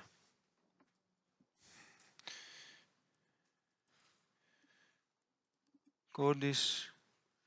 I will write Godis and I will see what I get. So we go to Godis. We go to project results. And then we see all Horizon Europe projects. And here you can search based on the term, whatever that could be. It could be training, and then we have artificial intelligence or quantum computing or whatever, because it has different topics, quantum computing and etc. And see what you can get out of it. So you can see here, and so we have here training. So you can look for it, but there are some disadvantages on that search. And now, okay, it has active filters. So it has a lot of results like that. Let me do a little bit of customization. So we are going to look only on the collaborative and applications, pillar 2, apply. We're going also to go to collection. So we have much less, 1,000, okay, still a lot. And then we can go to, sorry, where is it? Collection here. And it's projects, okay, so that's all right. So we have 1,000, maybe we would like to add one more factor here. But so we can find some more by using the search keyword and not having AI to look for it. But still, even if we have a very nice search term here, there is one problem. What is that problem? We're looking for what kind of projects? A research innovation or innovation actions? Innovation actions. Currently, the database, as far as I know, it doesn't give you that possibility. It doesn't give you the possibility to look for research innovation or innovation actions. Before, it was giving you that information and that capability. Now, it cannot give you the possibility to look for research innovation or innovation actions. So what do you need to do? You need to download all the files. Yeah? One thing is that one. Or another one is you can go down here. You can download search results. You can put it in a CSV format. But, okay, I need to here save it. And then you do the same exercise with that subset. But my advice is to go through with the first prompt. This one that I said. No, this, it will not work that much because of course this doesn't have some search terms that you are looking for research innovation and innovation. So that's why for that, we go with that process. It's by far more effective. Now let's see what kind of feedback we got from ChatGPT.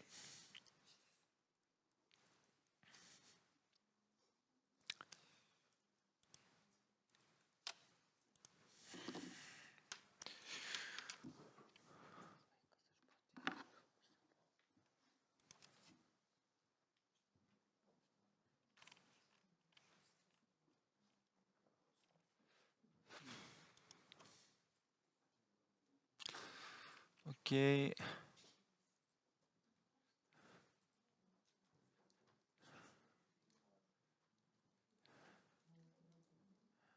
We can have a live project website. Okay, but what we don't have, it did, okay, what it did is out of those 12 projects, it had something like 5 projects now, which can be a little bit more narrowed down. So some further filtering. Okay, we leave that, but still what we didn't get, and that's interesting.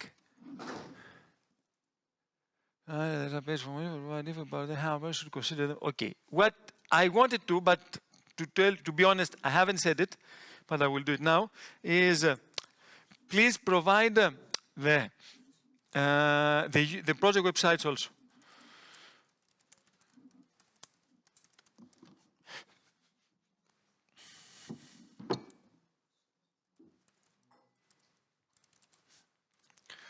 So we go back, okay. Can you please add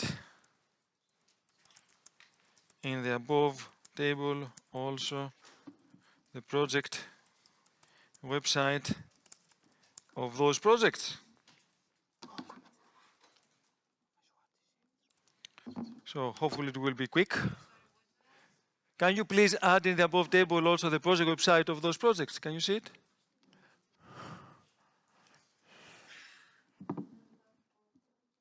We are still in web search. Let's see whether we can get something.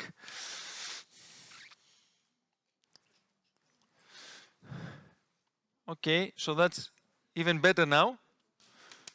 We're doing some fine tuning because you see we received some project website, at least for that one. For that one, not that much information. Okay, we have a project fact sheet. We can look there.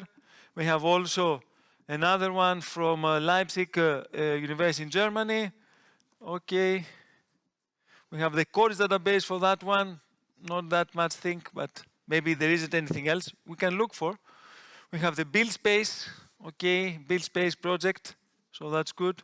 So at least we got 2 out of them, and then more probably we need to go to Google and say, okay, let's see whether we can have that one here as a project. So I will try to see, because sometimes when we don't get it, we go the old traditional way.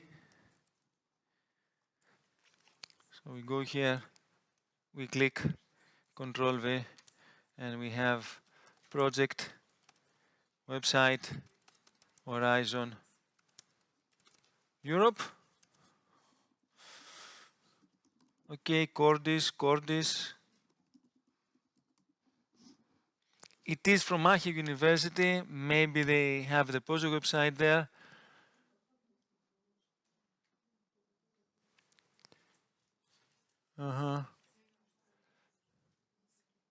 So maybe they have it. Title, concept. So maybe you can try to find it, but fact sheet. Maybe they have here a project website. No. Okay, you can just see the project objective. So I'm pleased to see that even with some Google search, AI, I mean, we couldn't find something beyond on what AI provided to us, which is very useful. All right, so we have that document now. It's the same one here. I'm going to copy and paste it.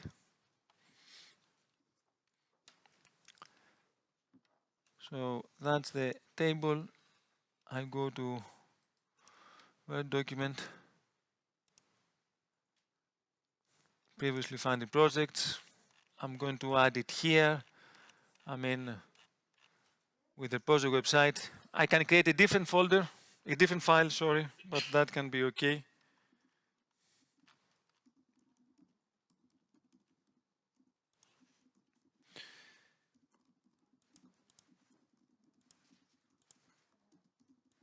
So I select it and I put it into table format also.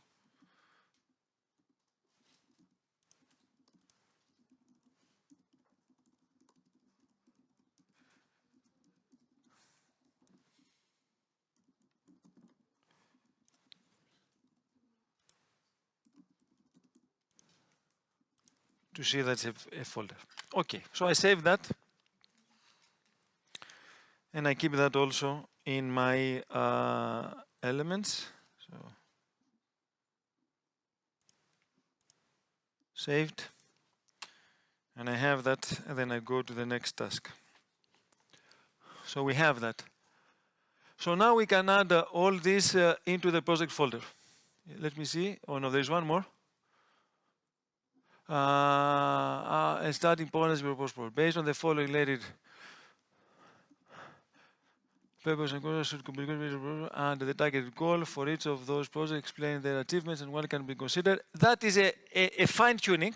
We can have that as a follow-up. So I copy and paste it. That's what we can get out of it.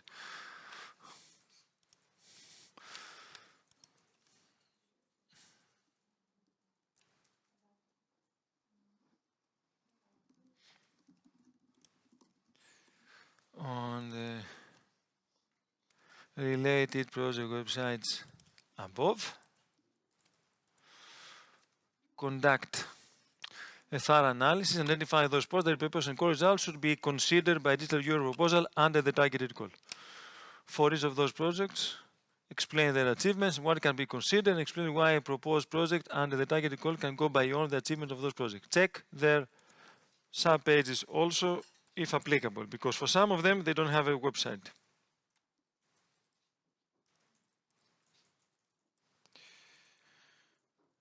So we do that. Sorry, but we need to repeat it not as a web search. Sorry. I will stop it. We need to think about that. So now we are changing. We don't need the web search anymore. We need some, because we've given the website, so that's why. So we can have web, sorry, thinking. Or I will go with the auto now, so they can decide.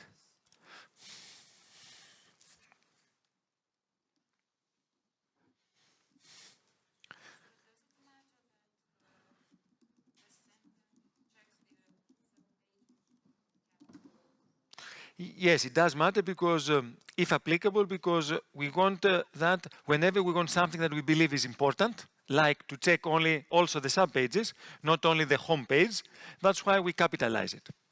So anything that we want to be not missed, it's important we capitalize it. It helps.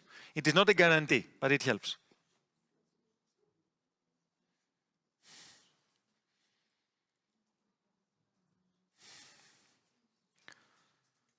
Okay. So while it is doing that, let's see the other things. Okay, add the project folder necessary reference files. Then we will discuss the proposal concept. We still don't have a proposal concept. So we will do that. And we need the canvas. Let me show you a little bit the canvas. Okay, and the canvas probably is something we can work on the draft proposal concept, let's say on that, because this is something we produce. So let's wait until we get something from ChatGPT on that. We're still waiting, reading documents, answer now. Okay, thank you. Please give me.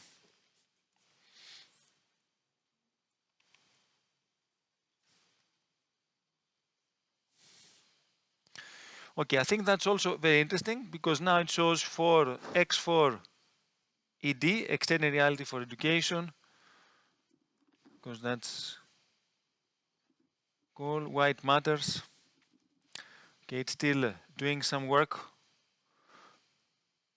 X2 learn, winning project. Okay, because that was probably motivate XR.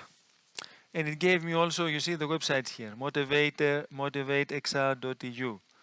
If it doesn't have the project website, it gives you the coordinates. Okay. Now, I don't know about your laptop, but this laptop starts ventilating, which means that it's getting tired. Too much, at least the laptop. I don't know about the ChatGPT, but the laptop starts getting hot.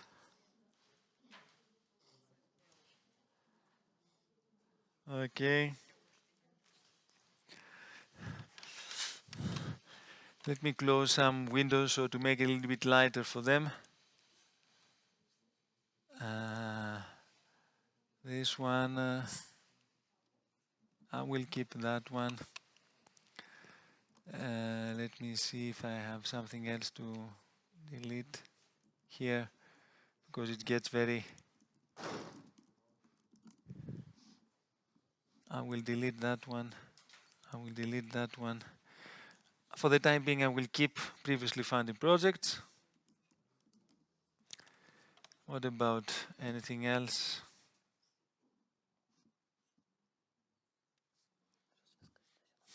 I think that's the minimum that we can have. I will keep that one. No. Okay. It's a little bit stuck. Fine, let me go here.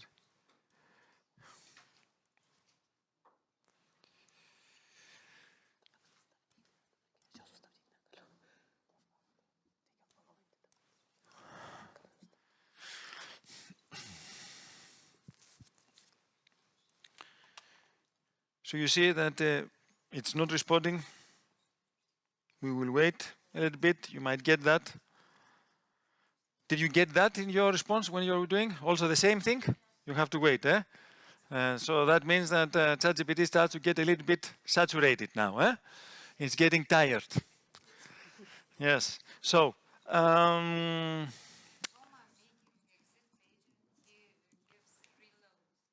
reload. Yes. Yeah. Not for the time being. Let's wait a little bit. I mean, I'm not advising to reload. Because why? It is still running. I think now it's done. Is it done also in your case? No? Yes? Done? Who? That's stuck. Okay, so it takes some time, but this is what we got so far. So these are the projects that we have, and so I'm going to include that into our document, and that is the previously funded projects. I will add it just in case here. I will have a different document, but I will add it now here. That's okay. And I will save it.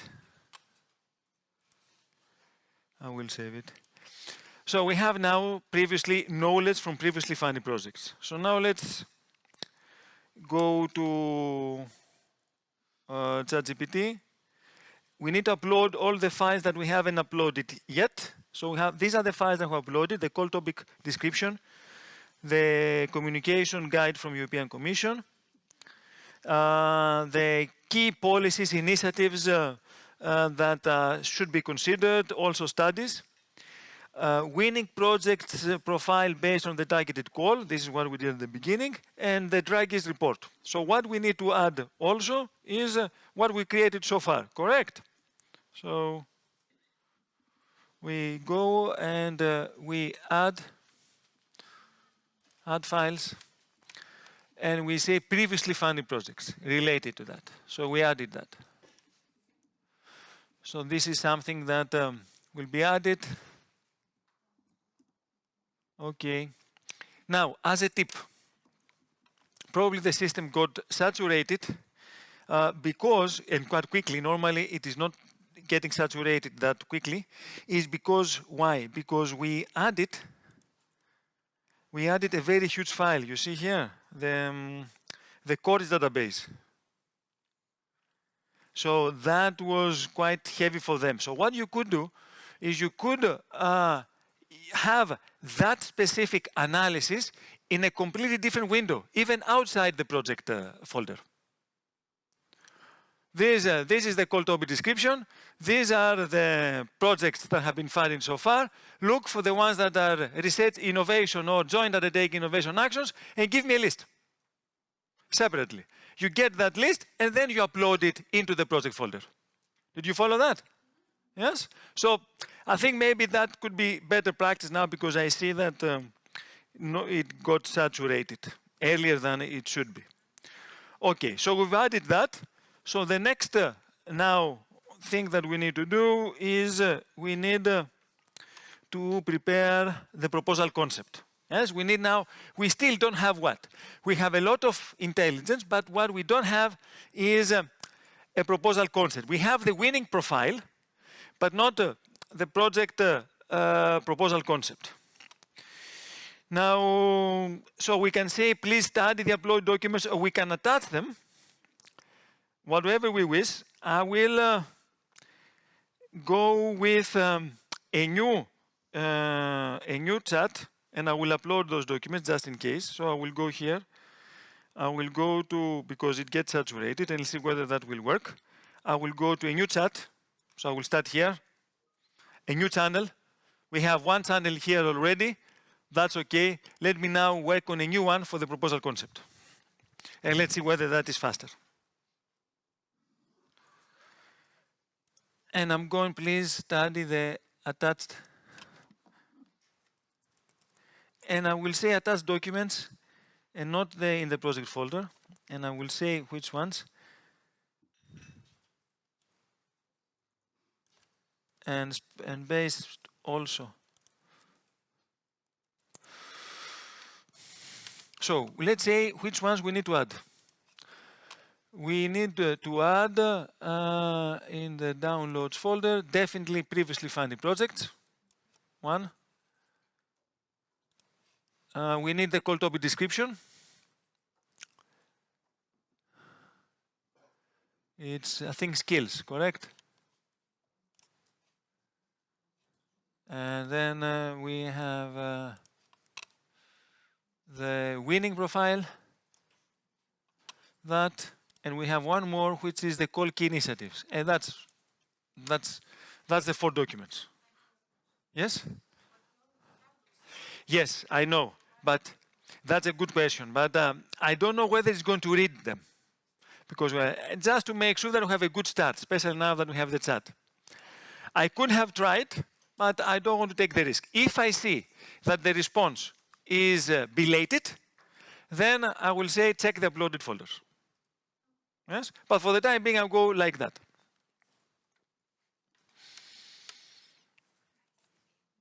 So let's see what we will get.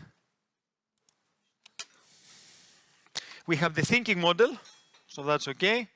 So we have the thinking model on that, not web search anymore.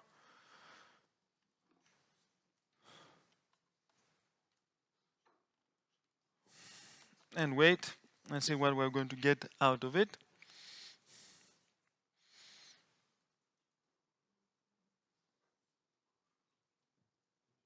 I have the auto, which means that decide whether you need to think or not, which is a safe choice, always. And then I'm going to show you the canvas based on that.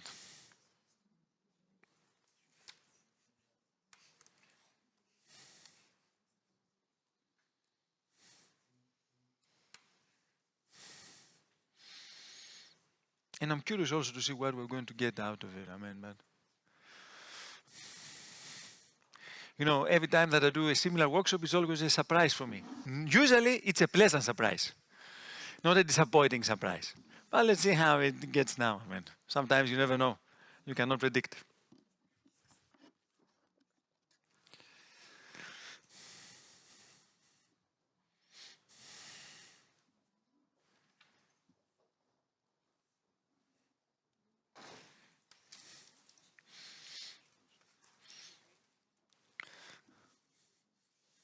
Any questions while we are waiting? I think yes. Maybe not. The application template, no. No, but it doesn't matter yet. We don't need that yet. No, we don't need that. Because it's the proposal summary that we're preparing now, not sections for the application template. So we don't need that.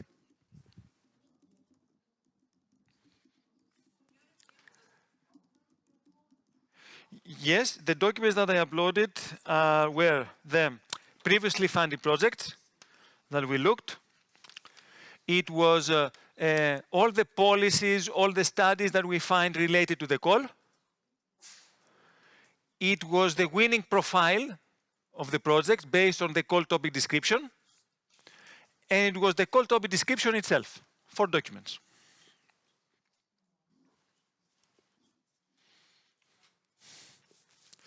Okay, and we got here something that I didn't ask it, but it gave also a title. So, European Advanced Digital Talent League. 6 pan-European competitors in AI, visual words, quantum semiconductors, and destination Earth. Okay.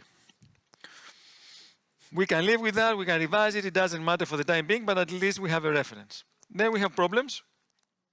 And you see here, what it's nice, it gives you problems from or opportunities, and it gives you here the source. You see here what it has. This is where it got it. So that problem is from it's from the call topic description.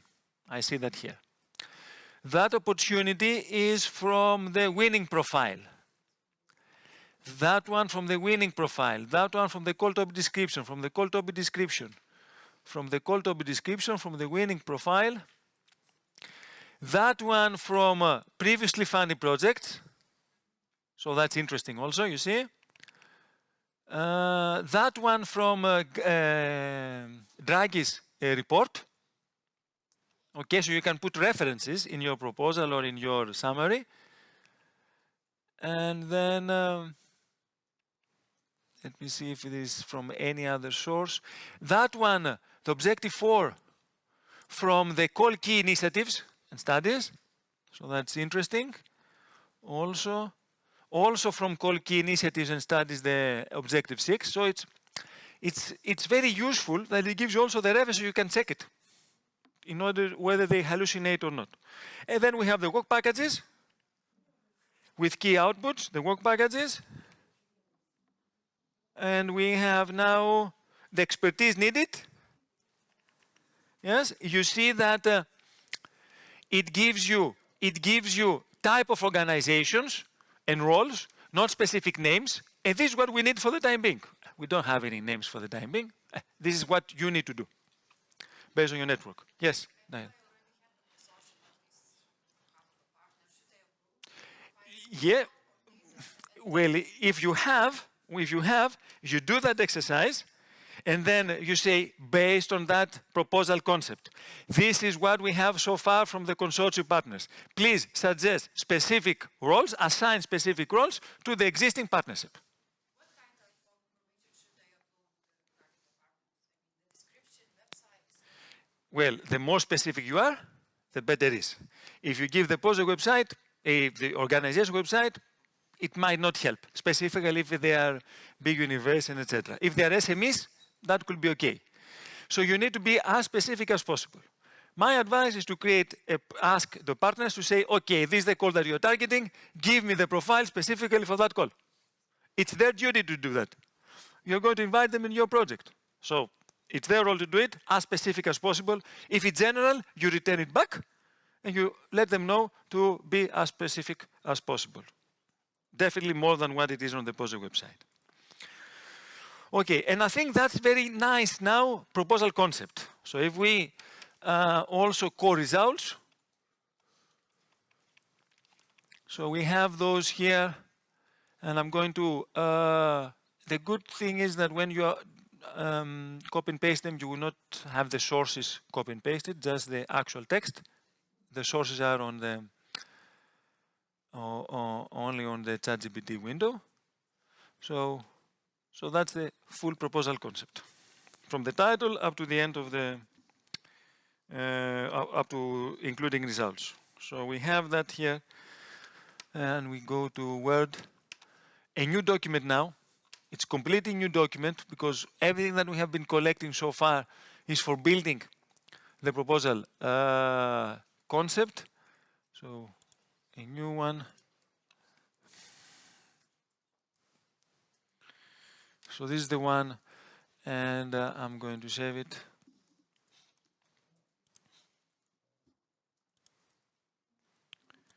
Save as, browse,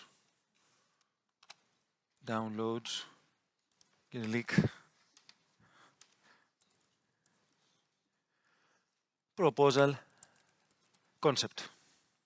Okay, save, done. All right. Now,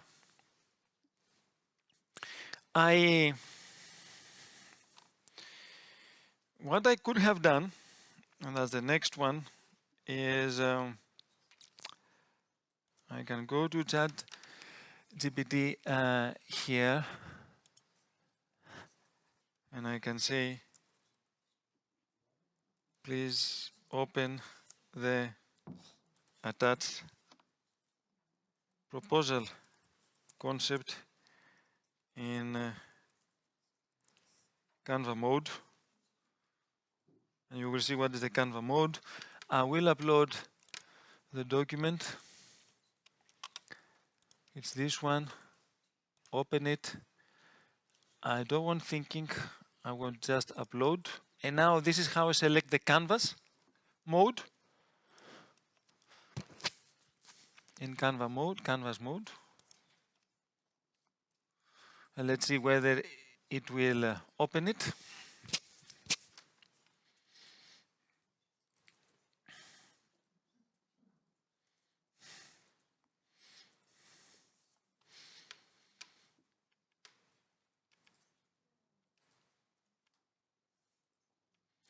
So you see it opens a window within the ChatGPT dialog, and you will see what we will do with that window here to show you how Canvas works, more or less. Who has been using Canvas before? 1, 2, some, okay, perfect. Okay.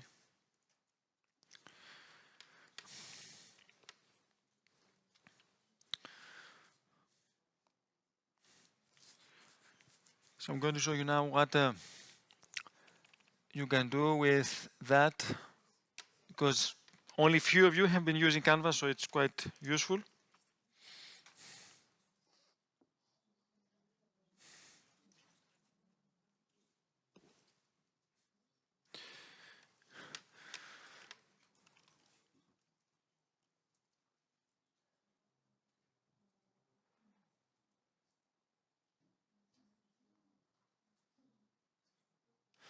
Okay, now, is it still going on?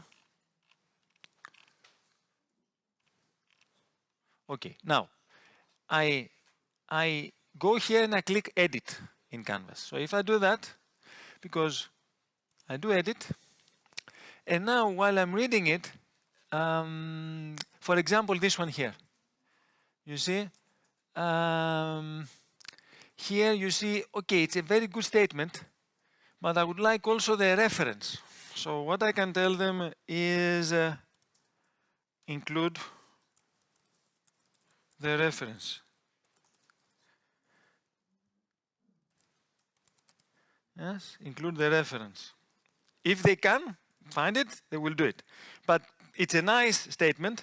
It's fully aligned with my proposal, but I need a reference for that. So you see here that it rewrites it. You've seen? Source. Okay, this is one. Okay, maybe we need to find another one now, not only from the call topic. So now it rewrote it. And I will say, okay, find, can you find another source outside the call? This source?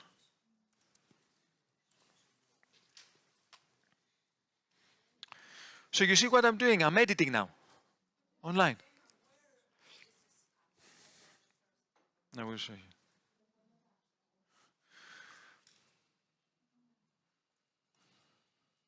So it gave me something better. You see here, nah, Eurostat, ICT specialist, statistics, latest available EUCT ICT workforce data. Of course you check it, yes, to see whether it is valid, but you have a very nice reference here. And that is kept. So now, so I'm editing online. I can also play around and say, okay, I want it shorter or longer. And then I will show you how we got there. So we see here, adjust the length. I want the whole summary to be longer or shorter. You see how we do it? So, okay, let's make it shorter a little bit. So it will start now rewriting a little bit and making it shorter, the proposal concept.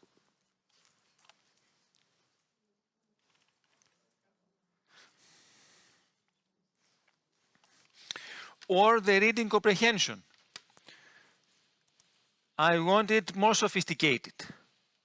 Up to now, standard is up to 15 years old. Keep current reading level. Then you have, if you want it in a graduate level, and you click that, it will revise the text to make it a little bit more sophisticated. Yes, yes, I will. Let me finish that, and you will see it. So you see here, it changes the format and makes a little bit more sophisticated the canvas.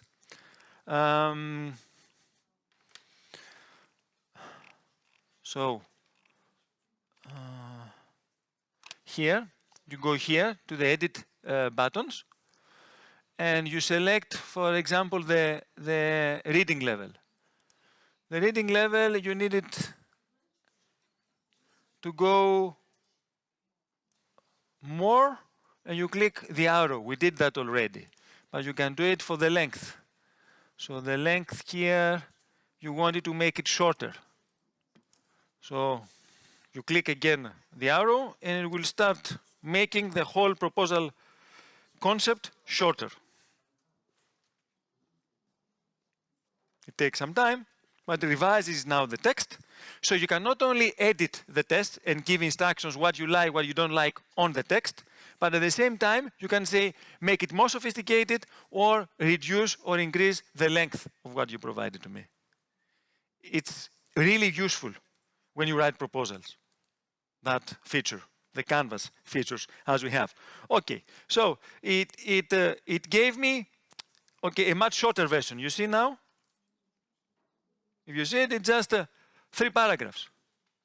Before it was 5 pages, 4 pages. You play around a little bit. And this is how you're going to work on the different sections in the application form. 1.1, 1.2, 2.1, 2.2. So we need to work on that.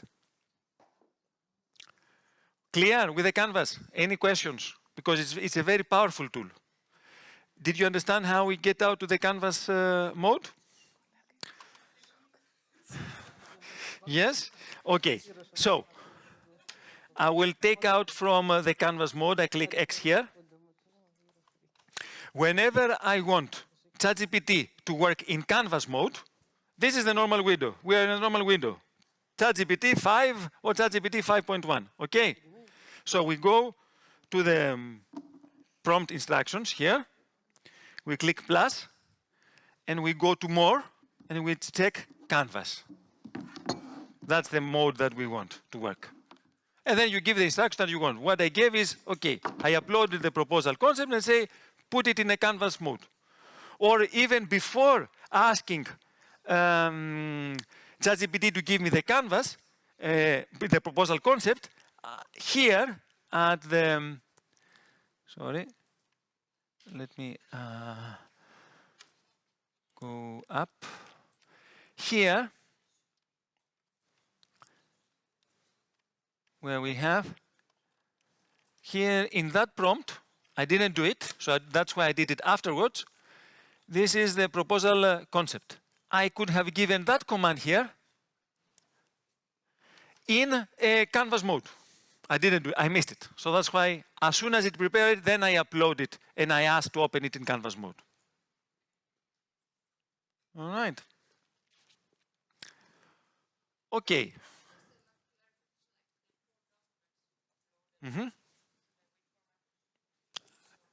I will repeat it. I will repeat it.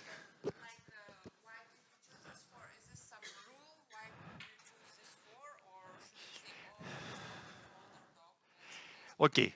Do I agree, first of all, the question was why I've chosen those 4 documents. Is that a general rule or what? Well, first of all, we need to be as specific as possible, correct? When we give instructions. So those 4 documents were what? Were related policies, related projects, the winning profile of projects, which are very essential, plus the call topic description. And these are the 4 most important documents for preparing the proposal concept. If you were writing the proposal concept without AI, which documents you could be using? Yes, probably you wouldn't have the winning profile. But since you have it, you use it. Okay. All right, and we are closing now, very close to our break, because we concluded with the first step. I've told you that the first step will be the longest step. You see, because we create a lot of preliminary and updated information. So do we have anything else to have here? So we prepare the draft proposal concept, and we use the Canvas. Now you should be familiar with the Canvas. And I'm going to upload, and the last thing, that proposal concept into the project folder. So, and that's the last step. So I go to my project folder here. You see, so we have draft power proposal, project profile analysis, and I upload one more document, which is the proposal concept. This one.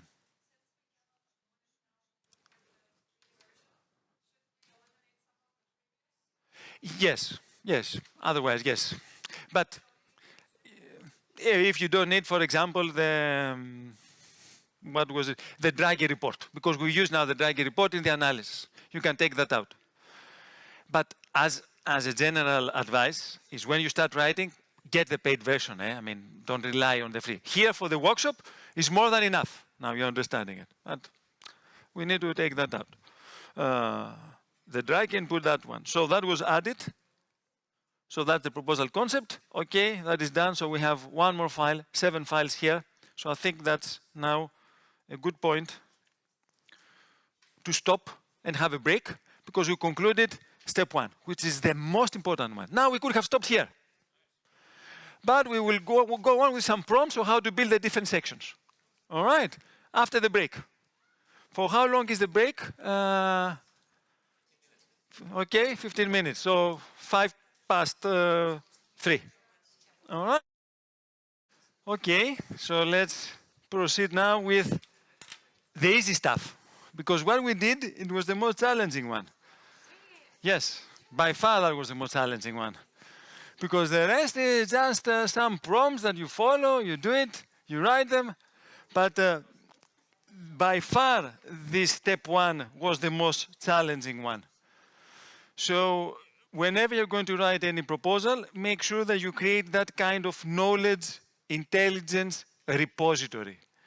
A folder, upload it in ChatGPT with core essential documents. I've shown you some examples. Maybe there are some further that you can do. But for the time being, this is by far the foundation. The stronger that foundation is, the higher will be the quality of your proposal. The weaker that foundation will be, step 1, the lower will be the quality of your proposal. Because this is the first step, the most fundamental, and if that is not a strong foundation, all the other steps will be very weak. All right, so let's proceed, and I will proceed, first of all, very quick look on the application template, just to have a look at it. Again, we go to the funding and tenders portal. Let me enlarge the font.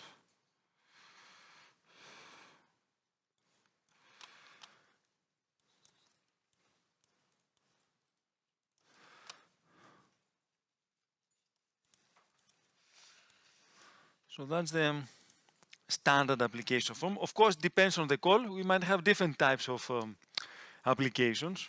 I think this is the one that we're looking for. So you see that it has part A, and part A is the one that it has the abstract and the administrative information. We talked about how to build abstract in one of the previous calls, so you can recall that. Some other details, ethical guidelines also. So this is the application form as such, and then we have, let me see here, after the ethics we have the actual part. This is the part that is the one that you use to write the technical description of your proposal. All right. So as you can see, it consists of, that's for page 4 here, or page 17 on that. So this is it consists of 4 parts. The relevance part with 4 subsections, the implementation, the methodology. Implementation means the methodology. The impact, which means the benefits from your project, and the work plan structure, which is the series of activities and tasks that you need to undertake, and the resource that you need to spend. And that's the whole application Digital Europe. In some other funding programs, it has different structure. Digital Europe has that one. So what we're going to do is we're going to use some prompts, copy and paste, and start building each one of those sections with relevance, with that order. First relevance, then implementation, then impact, and then the work plan. We follow that as it's in order to make sure that we're doing it. Now, I haven't done that in that PC, but what will be nice is to download that document, yes, in downloads, and upload it in the, where? In the project folder, in ChatGPT, exactly. Well, this is what we need to do, exactly that. So we are here, we need one more to add. So it's this one here, but I will rename it. I will rename it because I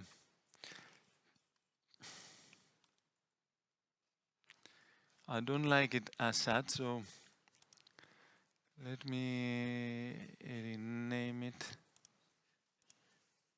So I will put a grant application template, DEP. This is a Europe program.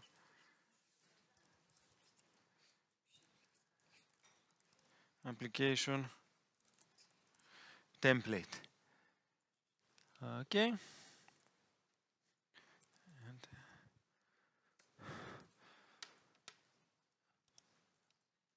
okay, let me delete it because it will not be saved otherwise. Close all tabs.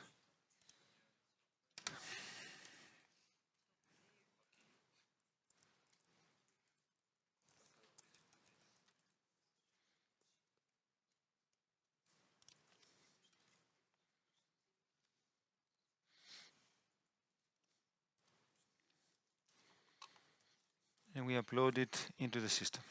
Drag and drop into the add folder.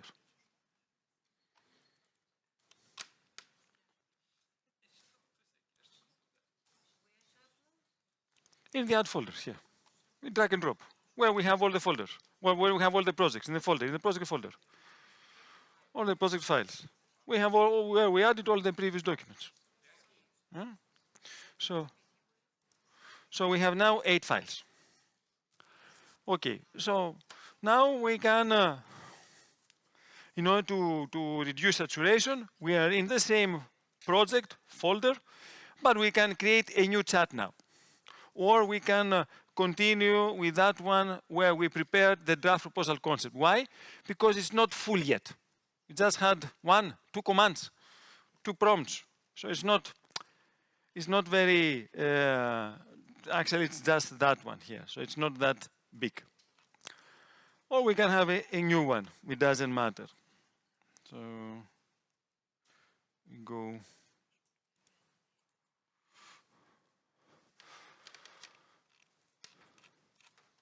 So that's the full proposal concept, and I will go on and I will be copying and pasting the previous, the other prompts. So the first one is relevance. So I have that a not presentation mode because I need to make sure that I can copy and paste. And these are the 4 different sections in the grant application. Now for that specific call, 1.3 and 1.4 are not applicable. Anyway, it says also that it's not applicable. But we will write some text, some issue for that. But for that call, it's not applicable, digital technology, supply chain, and financial obstacles. So we don't have to worry about those. But you will see some text when we don't have to worry what we write. So the first section is 1.1, objectives and activities. First of all, I'm going to create a blank document. I could have where I'm going to include all that link. So I'm having here the document. I'm going to create a new one, blank, because this will be our proposal.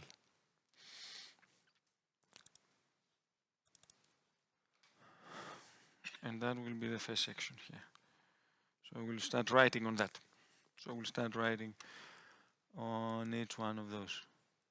Okay. Whatever we have. So we go back.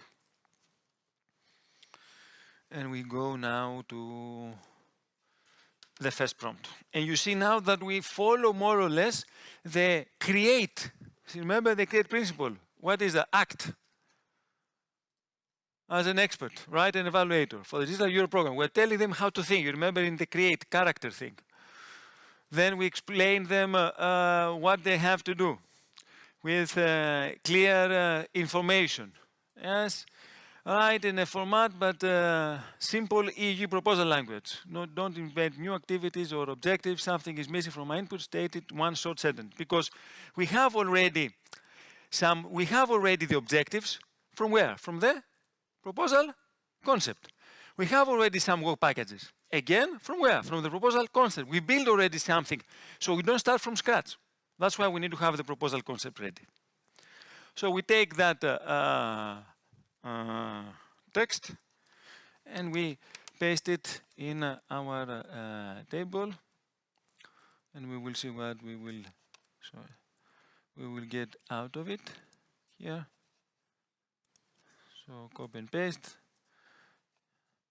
I take out that. Okay, from the uploading. Now,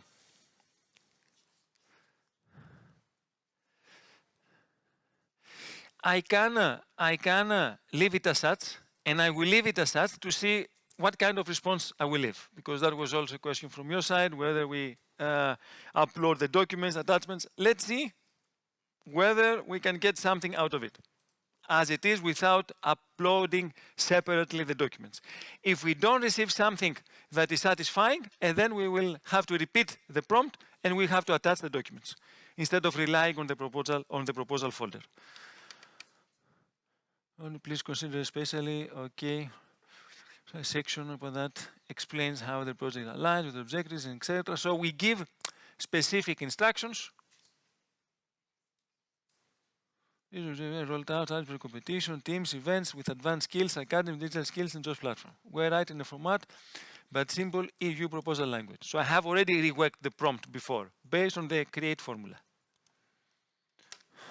Now let's see whether it will be able to read that. Now, one thing I didn't do just is I have it in auto. If I wanted, I wouldn't have selected thinking, because normally this is for thinking. But let's have the auto, because that is faster, and let the system decide whether they want to think more or they can reply instantly.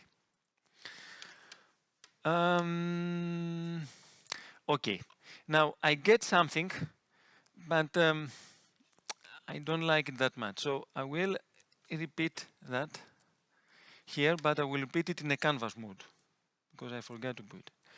So I go here in the canvas mode, because I would like to add some changes. You remember that when we write the proposal now, we use the canvas mode, as we did for the proposal concept.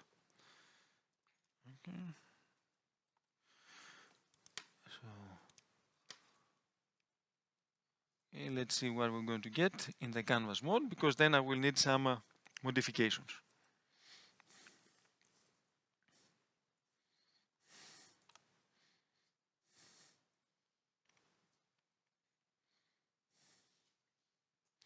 Okay, it gives me something, of course, aligned with,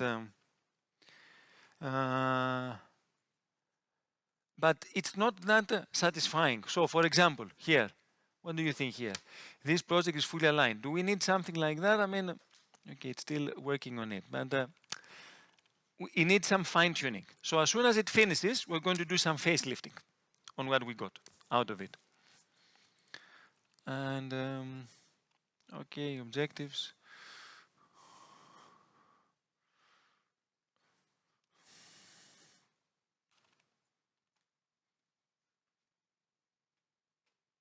Okay.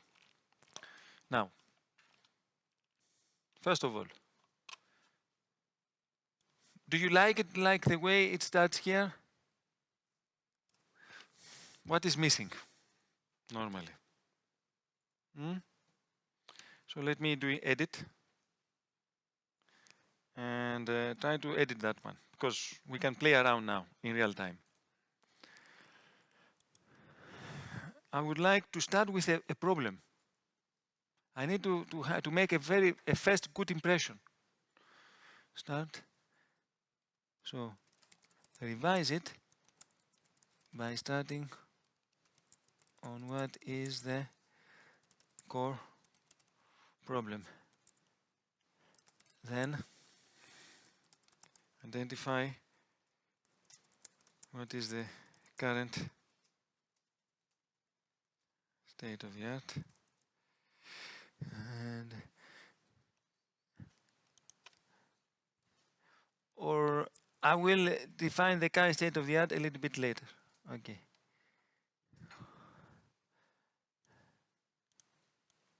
Then identify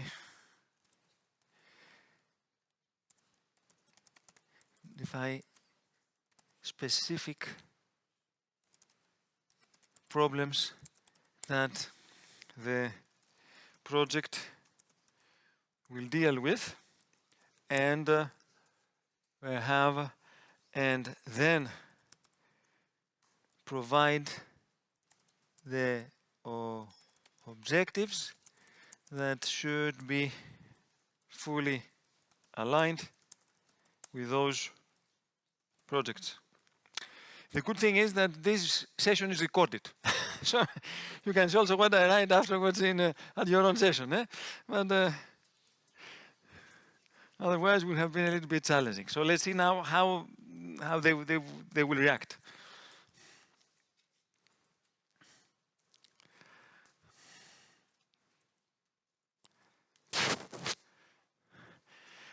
And now it's getting better, you see? Now this is how magic happens. You see how nicely now? It starts with a big statement. Yes? It says problems, and we need to align those problems with the project objectives. Right? And that's why we do it better with Canvas, and they're learning now from our style. Yes, you had a question?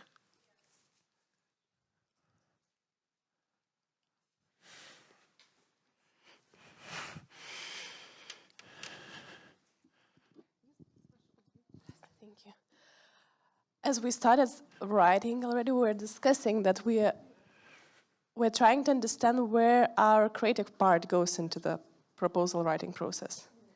Where, and at which point and which kind of process step are we including our own ideas or our organization profiles, and what happens? Because now it feels like we're just using everything from the context that we have. First of all, what we're going to do here is just 20–30% of the full proposal. Your creativity will be added after that.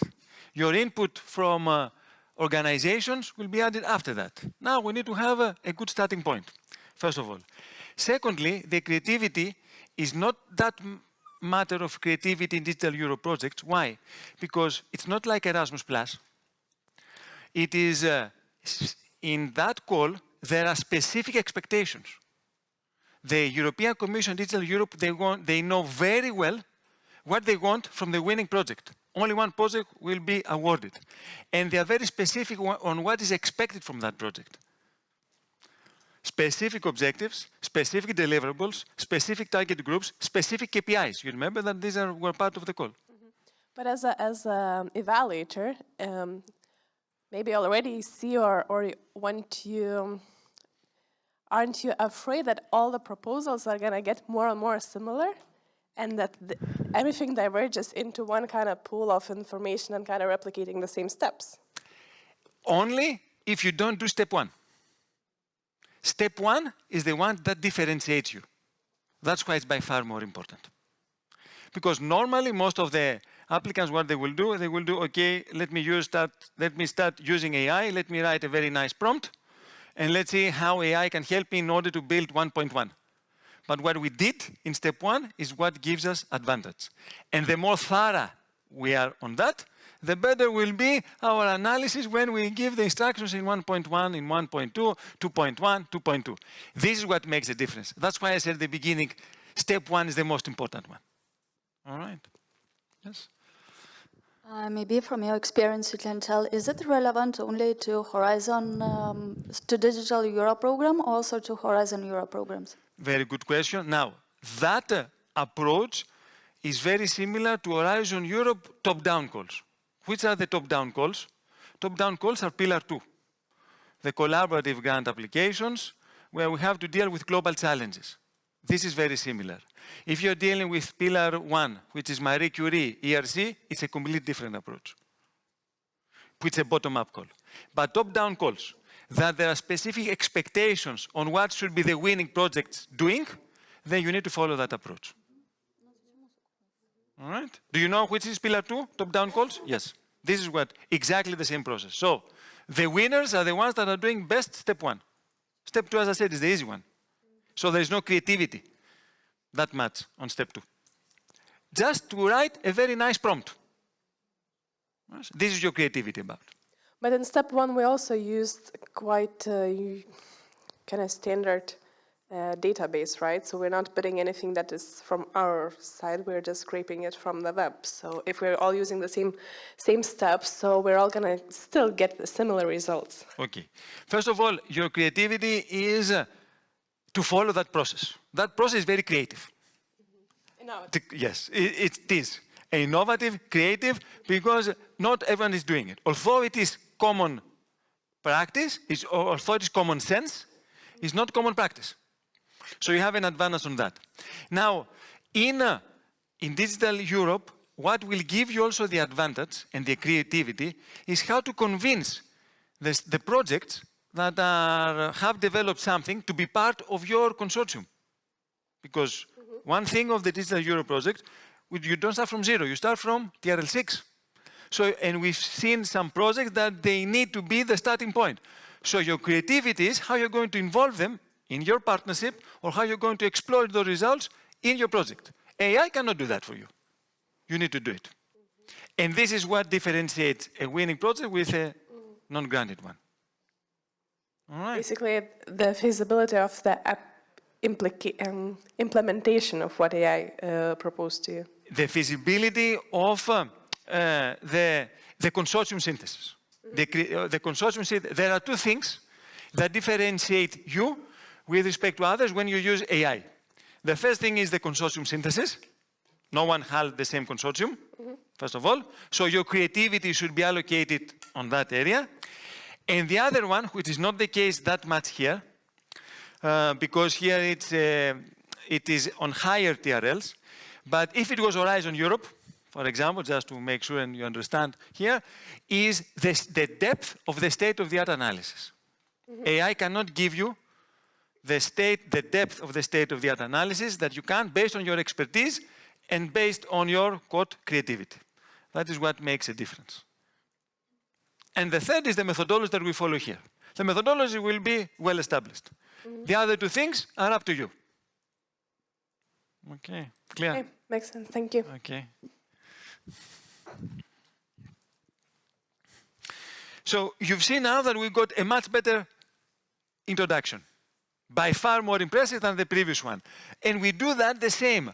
I mean, if we don't like something, for example, alignment with a call, okay. What we don't like is maybe we like some KPIs. Yes, we don't have KPIs for the objectives, correct? And we do them also here. So I would like to I would like this, and I would like AskGPT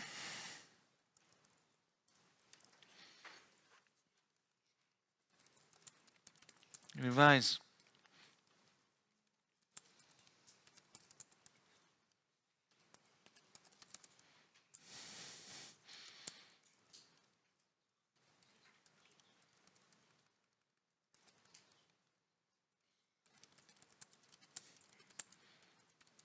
some KPIs related to the call topic description.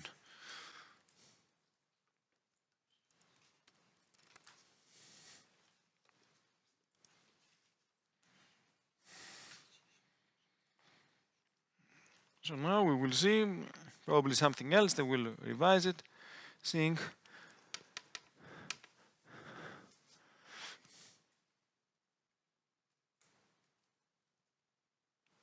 Okay, now he added KPIs, you see?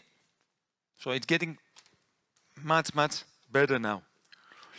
Also with some innovative ideas, creative ideas. For example, organizing a physical event per competition plus a final EU award event in Brussels.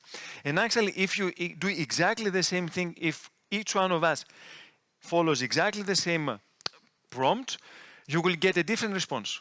Why? Depending on the dialogue that you have already with ChatGPT. For example, you might not get this final EU award event in Brussels, but this is something that I normally suggest in my own proposals. So they know that, so that's why they are suggesting it. So they know also what you write, what you don't like, and maybe some part of that creativity is on what kind of practices you follow in the past, and you have used AI for that. So let's see now. Okay, that is okay, nice, but I don't want these activity KPIs with the pathways follow opportunity described in the proposal concept. Okay, but I don't want that to be part of my proposal. So maybe I would like to say,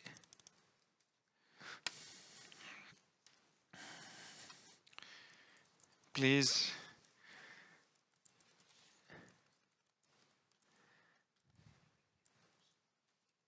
delete, I don't know whether it will delete all of them or just that one, delete all those sentences that refer to proposal concept.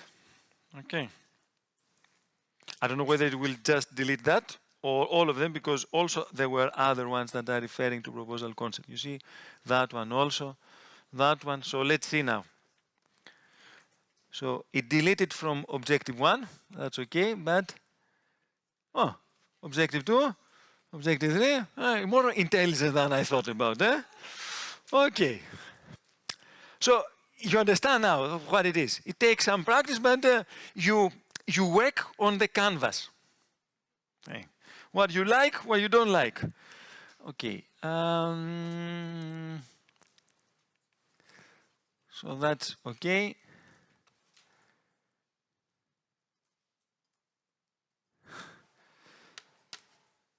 So I'm going to save that in my document.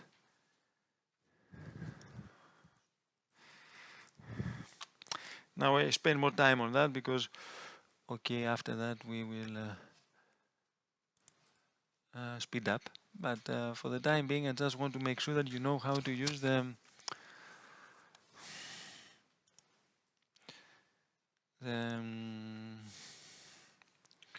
canvas and the rest. So, okay, so we have that, we save it, and then go to the next prompt.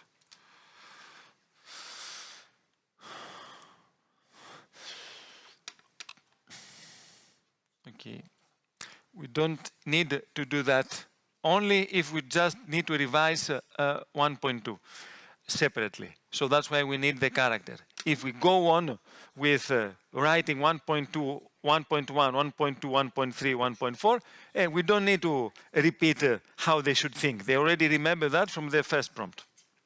So I'm going to delete that. I'm not going to ignore that. But if you're asked to revise 1.2, specifically if you're contributing to a project as a partner, then you need to include also the first sentence. Is that clear? Yes? Okay, so we have that. Control C. And I'm going again to the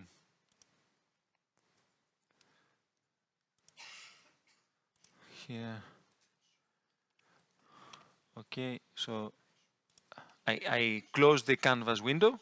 I'm outside it, and I'm going to the second prompt. Here. Again, I'm going to use from the uploaded files in the folder. Sony's analysis, skills gadget. Okay, at least relevant United policies. We're going to link to an example. Okay, I'm not going to upload them. Hopefully, it will understand it. And let's see.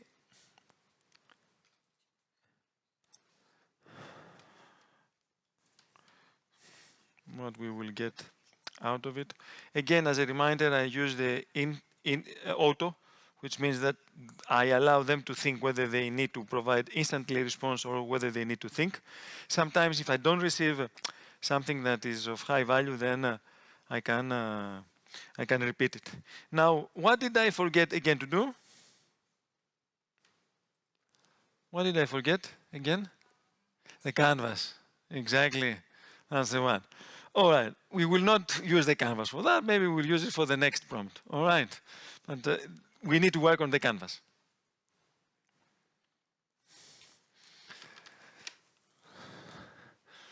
Objectives.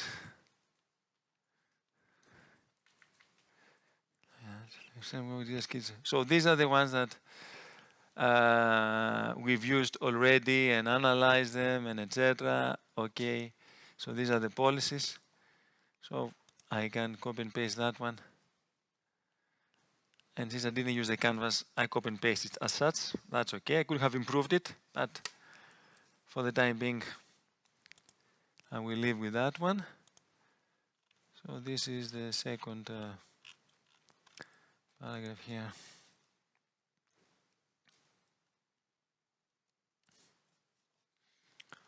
And let me save it also, just in case.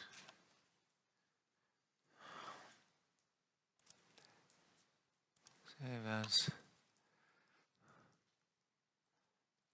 browse, download. We have here proposal.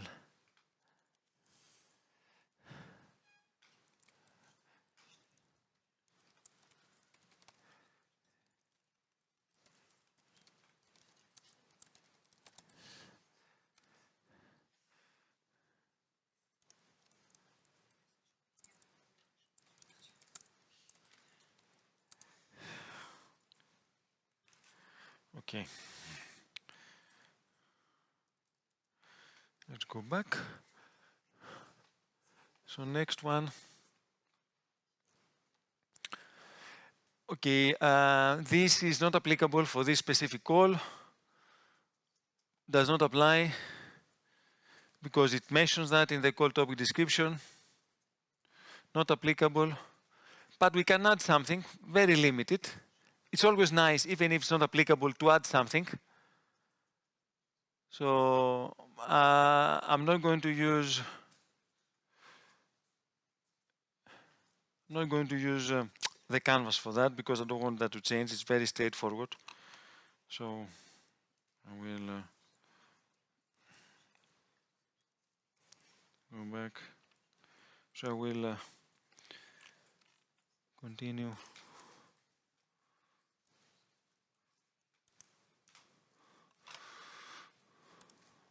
Right, that one.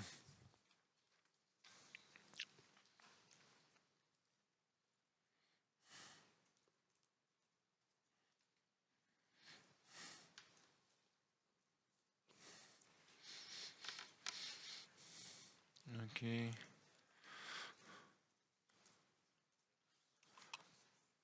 So copy and paste it. As I say, you don't need canvas for that. That's straightforward.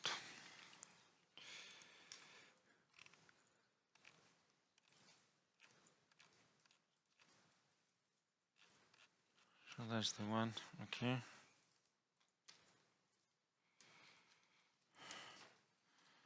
Next one is the next section on 1.4.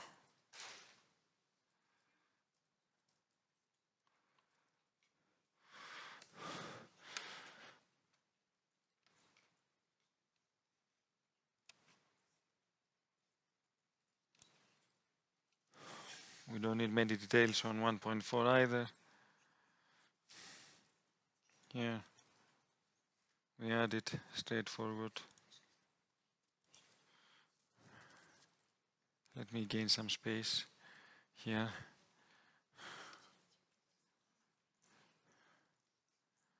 Keep it factual, okay.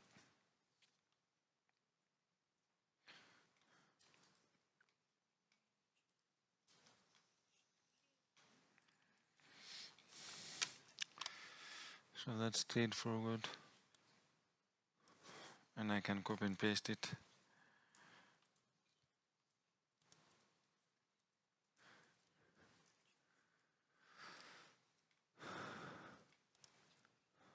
as 1.4.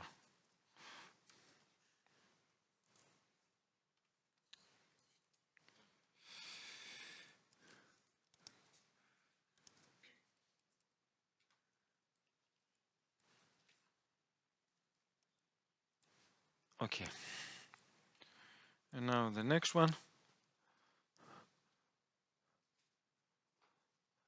is the implementation. Now, of course, if I have more time, I can go through 1.1 and 1.2, try to revise it, play a little bit around with the canvas window, but if we have time, we can work it later. Let's work now on the implementation. That has 3 sections. So this is your starting point, where you start now your project, the maturity, the current maturity. This is your methodology, and this is your capacity to deliver what you promised with the given resources at the given time. So let's have a look first on the first one, which is 2.1. Explain, okay. I will use for that the canvas element. Again, I go here, more canvas, and I'm going to use it. And see what we get.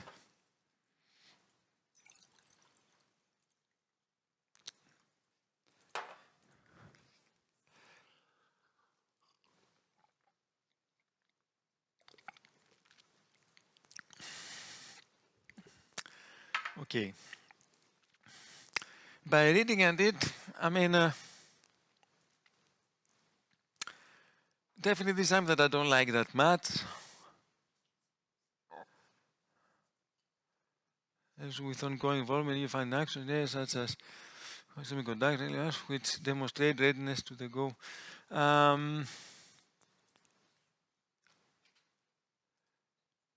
So we see here, okay, it's nice as a general one, but I think it needs improvement. At least the first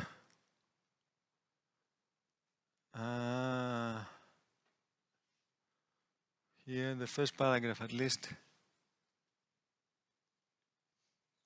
So let me use edit again.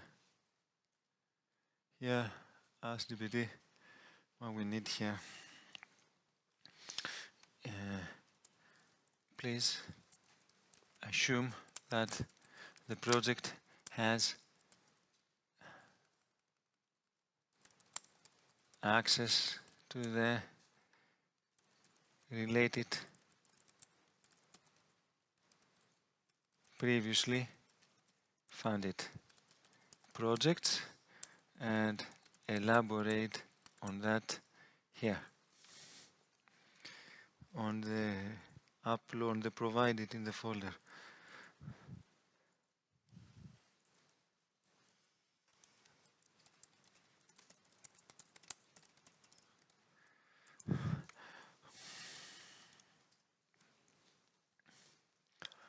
So let's see how that changes.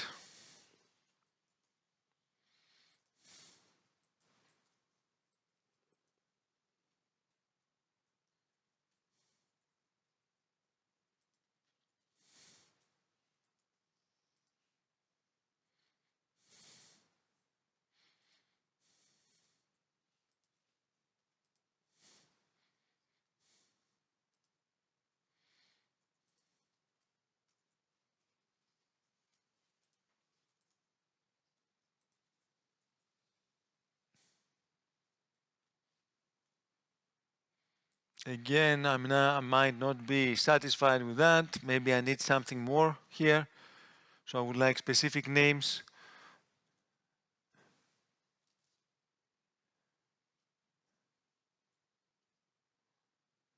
So here,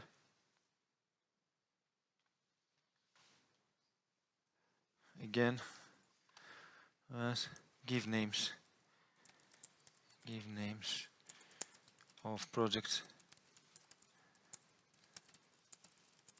added from the uploaded list.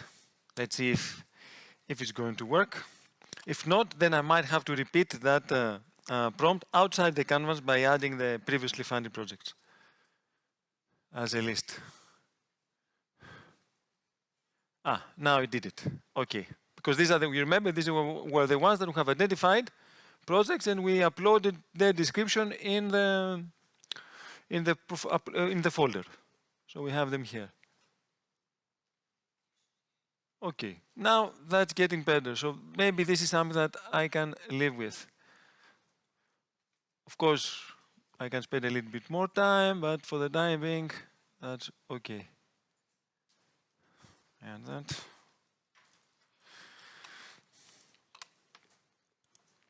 And I remind you that what we can is we can, in the canvas, we can have longer text, shorter text. So if we go back here, and you will see here in the canvas, we can play around and say, first of all, give me more text. So not one page, something longer. I click it, and it will revise and will provide more text. So you will see in a while, it was just one page or so it could have more on that.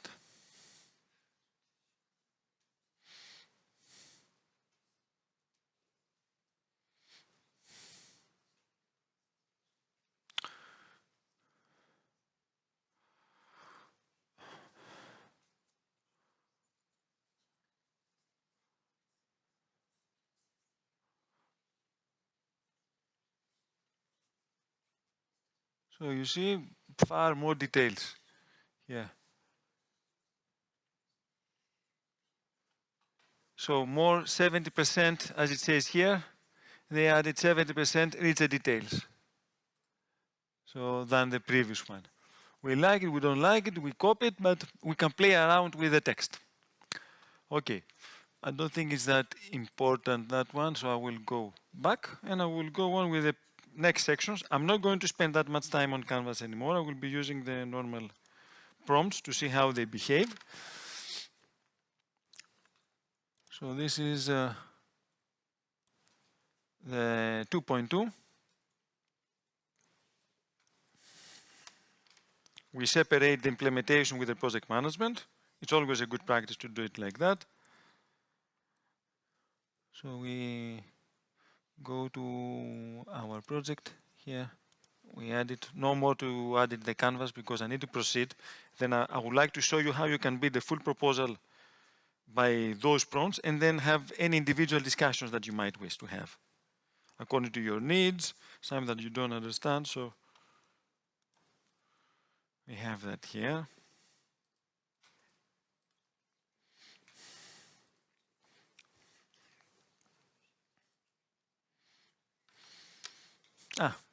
Although I didn't, maybe it was in canvas mode again. Okay, that's why. Okay.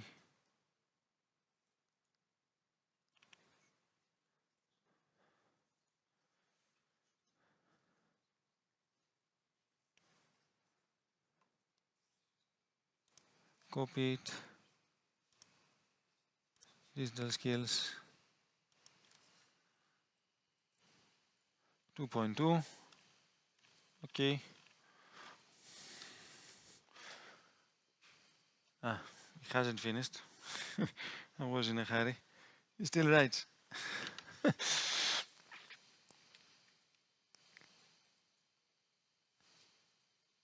So now it finished.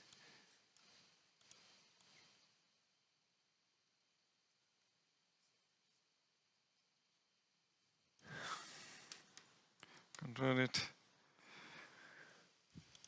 here.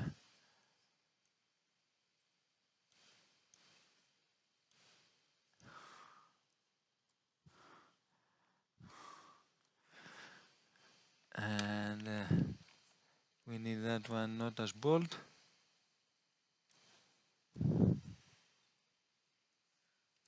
Okay, so we have section 2.2 ready also.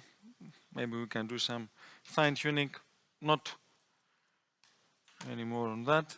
And we go to the next one, which is 2.3. But what is useful and I think interesting is that what you get, we don't need to upload any more the information. It has already been considered from the saved and uploaded files, which is very useful, that approach. So we don't need to attach something. Go to the next one.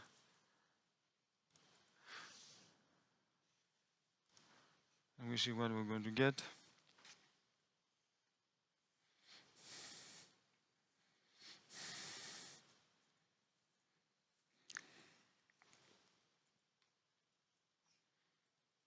Although, you see, I didn't ask, I don't know whether you noticed that. Did I ask to use Canvas? No. But it gives me in a Canvas mode. So they're thinking, they see, probably you need a Canvas mode, even if I didn't ask you to do so. So you see, it gives me the Canvas mode here. So I can copy it, or I can modify it. I can play a little bit around with the text.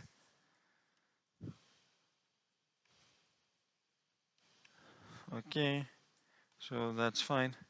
So we can edit it. No need for the time being. I'm just copying it. And I'm going to the Word document here and uploading that section also. I don't know whether you've noticed it, but the feedback that we get is quite good. I mean, okay, it needs fine-tuning, but it is quite good. I mean, it is working. It is a good starting point. 2.3 capacity to carry out the proposed work. Next one. Next prompt. It is from impact. So in impact, we have 3 sections, 3.1, 3.2, 3.3. Now, I don't think that 3.3 is applicable for that call, but we have 3.1 and 3.2. So let's see the first 3.1, expect outcomes.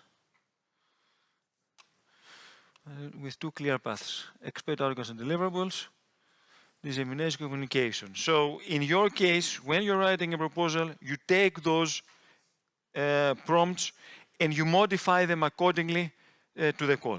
Because, okay, these are prompts adopted for the digital skills competition, but probably you will be using it for other calls also. So you can take that as an example and modify it accordingly. So we go back to here, we write it again. Let's see what we get.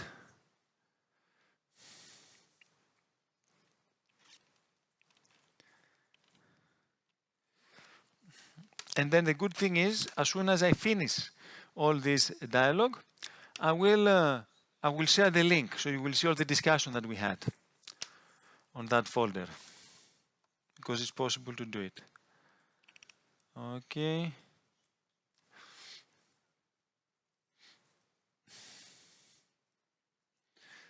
Government, so... Okay, what I don't like, and if I had time I would have changed it, I don't like that kind of statements. The project deliverables fully correspond to those listed in the call. Okay, that is implied. We need to prove that. We don't need to claim it. And so we might need to revise that and ask them to revise that in the canvas. So that kind of phrases are not the best ones. Also, we keep on saying the project. But what we need a name. So we need to baptize it. So we need to have a name as early as possible for that. Anyway, for the time being now, I mean, it's more than okay. We go and we go to the Word document here, and we add the next one. Let me see if it is in bold. Okay, so that is 3.1. expect outcomes and deliverables. And then we proceed with the next prompt.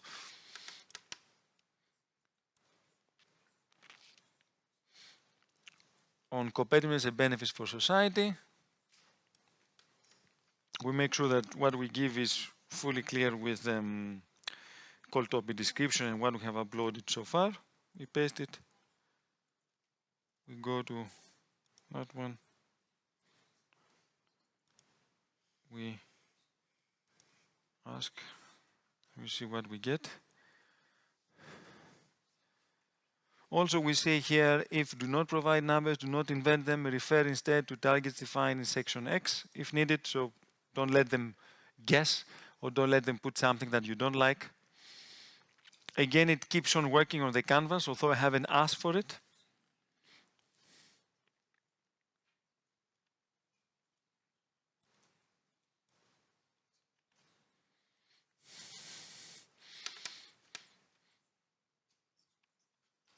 Okay. So copy it.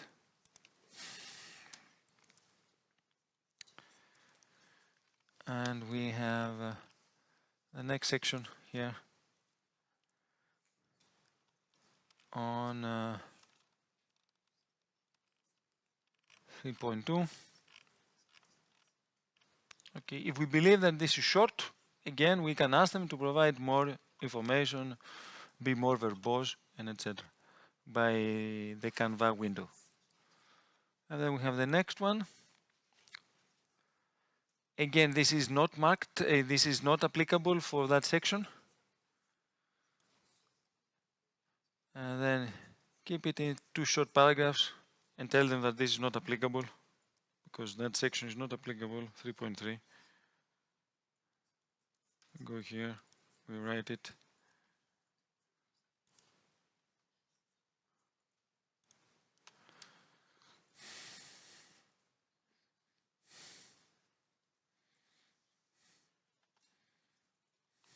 And I'm wondering whether it's going to be in a canvas format or not.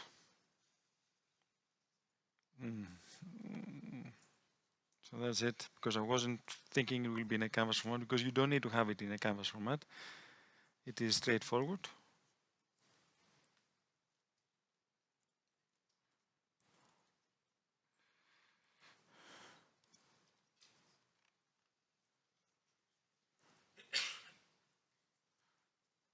.3, and then let's see. Work plan, and we are finishing. Okay, work plan, package activities 4.1, and then 4.2, different description. So mainly the 4.1. Let me write it on that. So we go here. Let's see how it will look like.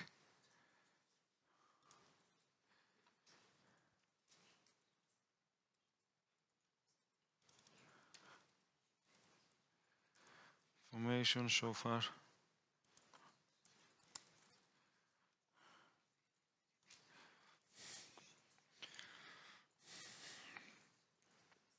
Because we don't want to have a repetition of 2.2 section under implementation where we talked about the methodology. Okay. So it gives an overview. Interesting. Sometimes if we see that we need more information, and even if we use the canvas and we tell them to increase the length of the text, then if we need more info, what are we going to do? We change ChatGPT 5.1 into the thinking model. So if we want further elaborations, further arguments, we go to the thinking model by default. So this is the one representing section 4.2. Okay, so we have that here, we copy that. We go to our document and we're almost done. Here, 4.1, work plan overview. Okay. And then let's see, I'm really curious to see whether we will have, for each work package here, whether we will get something. It's too challenging as it is. Maybe we need to change into the thinking model. But let's see how it will work. And that's the last one, actually. And I will put here, it's for each work package, produce whatever, so we can include them in our section.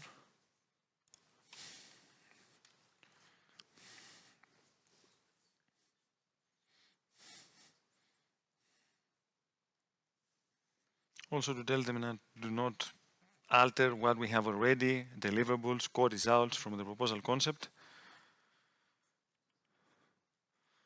Okay, I mean, for the time being, it has per work package, so that's interesting, work package 1.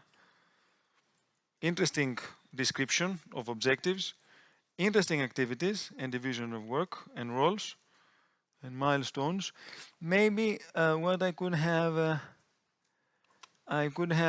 tasks that we don't have tasks, or maybe I could have elaborated that into tasks if it goes in a canvas mode. Also that one, I would have asked them to work that in tasks.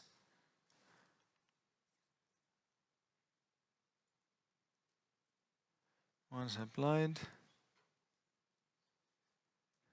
Okay. Okay. It needs refining, of course, for the deliverables, for the milestones, but it's a good starting point. It's not, but it's not final yet. So we copy that one. Programs 1, and let's go into the here. And we have that one here. Okay.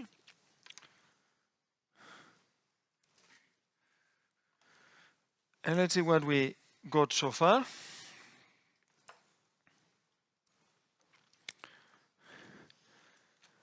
Okay, so we got one proposal that is a very good starting point with objectives. Yes. Of course, you've seen that where we used the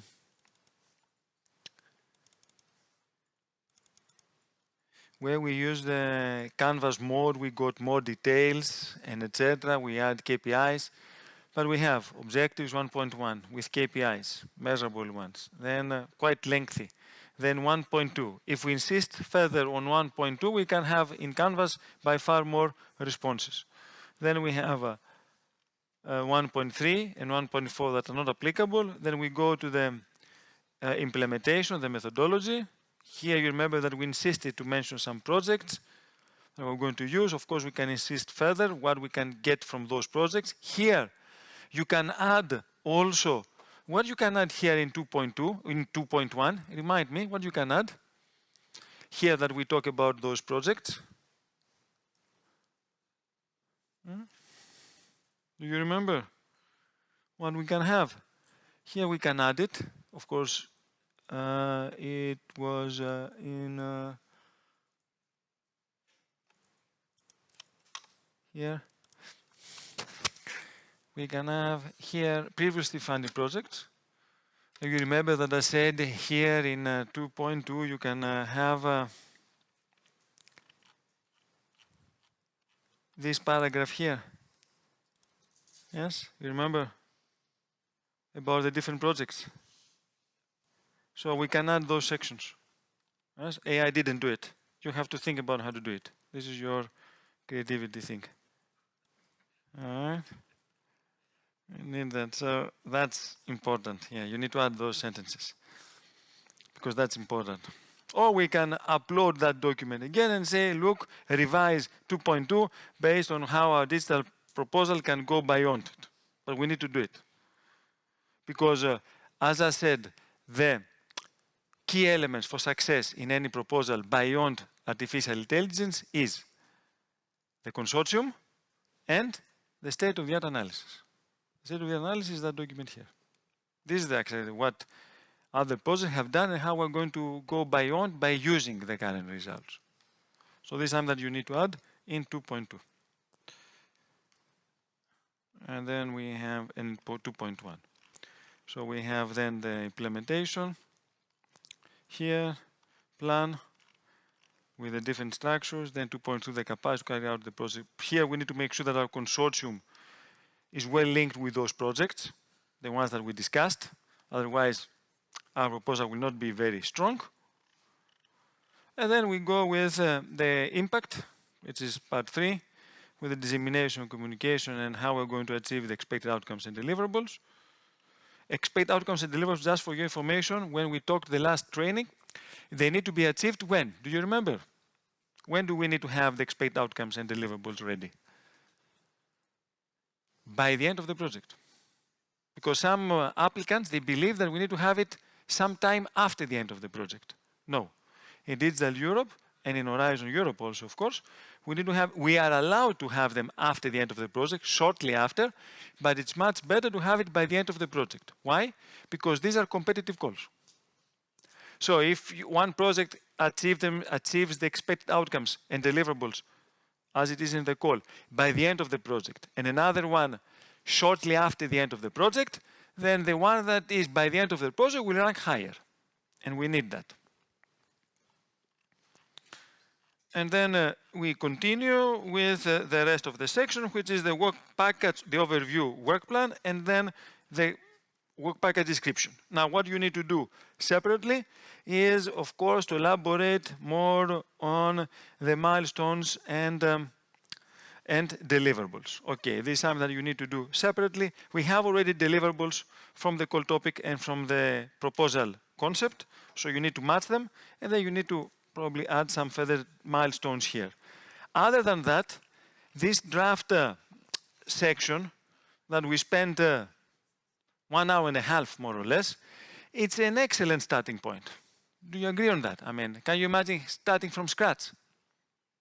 And it goes very methodologically.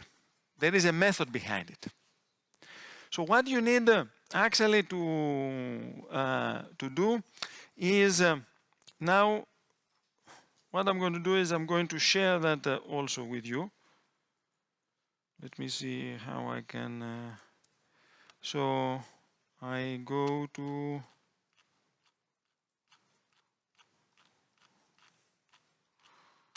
I'm going to share that element because this is how we wrote the proposal with the given prompts and etc. And I'm going to add it in the draft bar proposal. Copy link. Copy it, and I'm going to include it in the slides. So I'm going to include it here.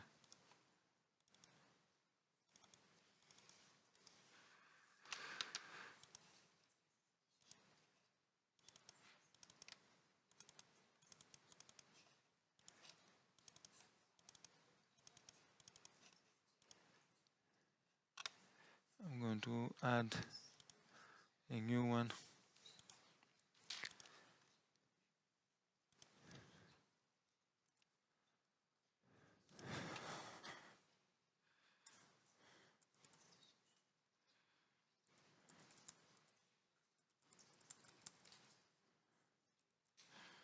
To see the building of the proposal.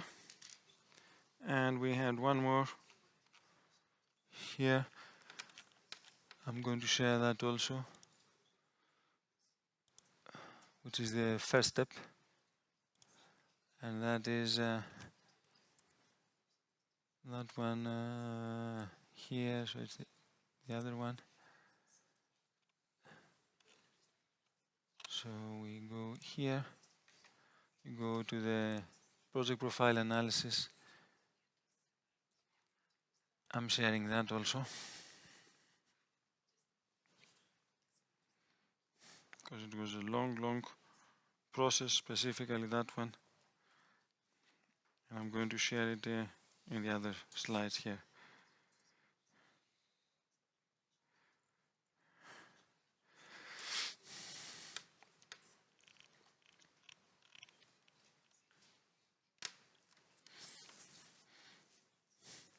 Any questions while we wait for sharing that file? Any questions that you might have? You should be able to, the application or the prompts? We were waiting for it. I mean, you should be able to access it, yes. Yes, yes. Formally, as it is with ChatGPT, when you share that, you should be able to see it. Now, sometimes ChatGPT has glitches, might not allow you, etc. But normally you can. Okay. Any other questions while we're waiting for it to be added? Yes? Sorry, I cannot hear. Maybe. When you are judging the projects, and when you evaluate them, and you see that it is written with AI, are there negative thoughts or negative anything associated with that? Okay. First of all, let me check something with application template, because that's a good question. So this is normally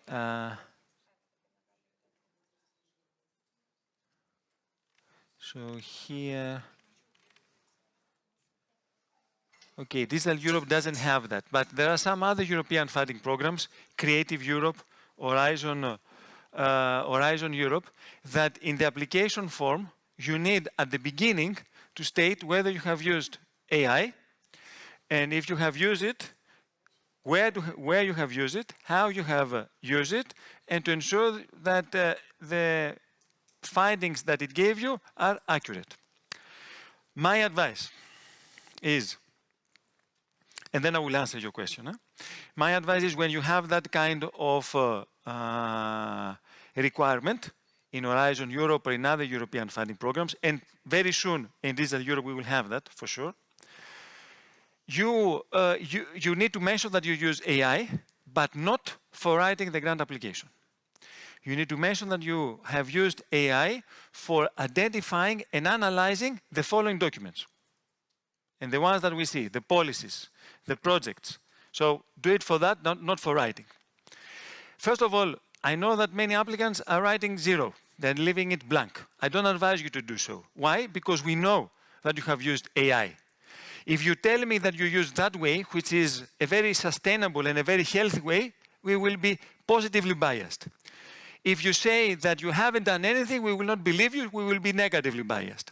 Now, if you say in that section that you have used it also for writing some of the grant application sections, we will again be negatively biased, because we don't like to see that. So the only way to positively bias us is for explaining that you use it only for the identification, for the analysis of those documents. Now, when we check the evaluation, when we evaluate the proposals and we check the text, this is one of the reasons that I've told you to use the ban list, is that one. Because those words are the ones that are extensively used by AI. So when we, as evaluators, see that, or in some cases we see emojis or icons, then we understand that this is, because it happens, we see that this is an AI. That's why I said to the AI, don't give me any icons in the customization. Now, if at the very end we do all that, and we as evaluators have a suspicion that that proposal was written by AI, we are not supposed to judge it negatively. However, we are humans, which means that we might be subconsciously biased negatively. So your role is actually to make sure that you don't give any, you don't imply or you don't give any hints that that was written by AI. All right. Okay, yes? So in this case, as you told us about five projects that collected the equal number of points, yes. Would it be a case that the one which is clearly written by humans and other ones are by AI, you would be somehow more inclined to prioritize this project? No, not really, because this prioritization takes place, I mean, which proposal will rank first? When we have 5 projects with the same mark, then we have a panel meeting. In the panel meeting is where the panel chair with evaluators discuss all the proposals and which one should rank higher with the other. We are not supposed to give as arguments that that proposal was written by AI, so it has to be penalized. We're not allowed to because we don't know. We suspect, but we cannot evaluate based on suspicions. But how does this bias that you've just described, how does it take place or is mirrored in the evaluation? It takes place in the individual evaluation, because the evaluation takes place in 3 stages. First of all, we have the individual evaluation, where each evaluator evaluates the proposal individually, and when I evaluate the proposal, I don't know who else evaluates the proposal. Yeah. And that's the first stage. This is where that happens. But my question is like, that means that when you're answering the specific criteria, for example, does the project proposal aligns with the objectives, then in these kind of questions, your bias might take. Yes, you might don't like the proposal because you think that that was written by AI. However, then we have 2 more stages. Then we have the consensus evaluation, because we have 3 different evaluations with 3 different marks and 3 different comments for the same criterion. So we need to have a consent. What is a consent? An agreement. That's why we meet, and this is for the first time that we see who else has evaluated that proposal. In that proposal, we have to agree whether that proposal is good or what should be the comments, and then based on the comments, we need to give a mark. Again, in that consensus meeting, we are not supposed to claim any arguments that that was written by AI. Maybe someone believes that that was written AI strongly. He or she is not supposed to say it in order to influence the other 2. And then we have the 3rd stage evaluation, which is the panel evaluation with all the evaluators and with the head of unit. Again, you are not supposed to say something there. So what happens negatively, bias, is only in the individual, that you don't give any account to anyone, only at the first stage. So kind of like the subjective feeling that might overspill into the objective evaluation. That's why we have the consensus and the panel, in order to avoid that kind of biases. And that's why I think it's not the best evaluation system, but it's an effective evaluation system, the one that they use in European Commission. Thank you. That's really interesting to hear how it's from the evaluator's perspective. Okay. Can I ask what you do when you get, for example, 200 proposals and only 1 project is eligible for funding? So. Okay, it's very rarely to happen to have 200 proposals submitted, only 1, because when applicants see that only 1 proposal will get funded, they're very discouraged. They're not going for that. So I don't think that we will have, we never had 200 proposals in 1. We might have 10 proposals and 1 get funded. 15, maximum 20. Yes? Still, we need to go through and evaluate all those X proposals, 20, 10, 15, according to the evaluation criteria. What we are not supposed to do is we are not supposed to assume. What does that mean? That means that if they deal with an excellent technology or an excellent pilot, and we like that kind of pilot, or we like that kind of technology, we are not supposed to judge it positively unless they justify that in the proposal text. So, for example, if we have in the consortium Apple, or Google, or OpenAI, yes? If they don't tell us what will be the role of the OpenAI, what they will do exactly, and why they are able to do that task, we are not supposed to assume, of course, they're OpenAI, they can do anything. We are supposed to judge based on what we read, not based on what we know according to their profile. All right.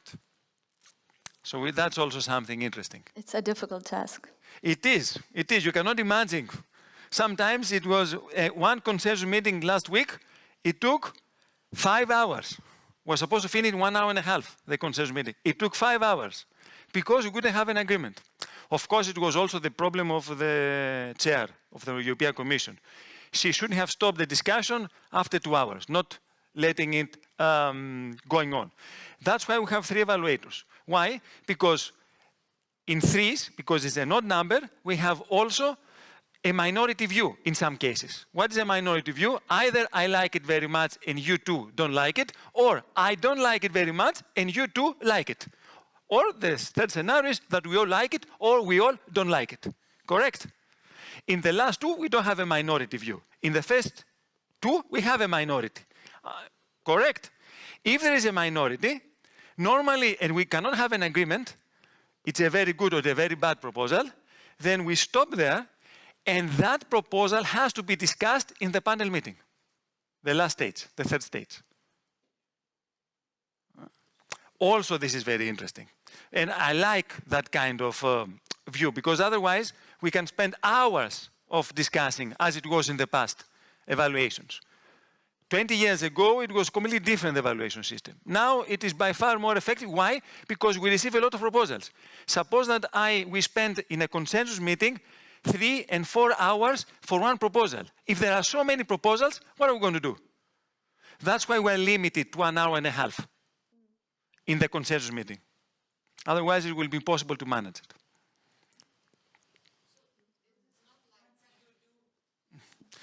Yes? It doesn't work, this one, so probably we don't have it. So do I understand correctly? So it's not that the marks are given like calculating the average of 3 evaluators? In Digital Europe, no. In Horizon Europe, no. In Erasmus Plus, yes. In Erasmus Plus, decentralized actions, not centralized. It depends on the program, but in Digital Europe, no. Yes? You need to have a consensus.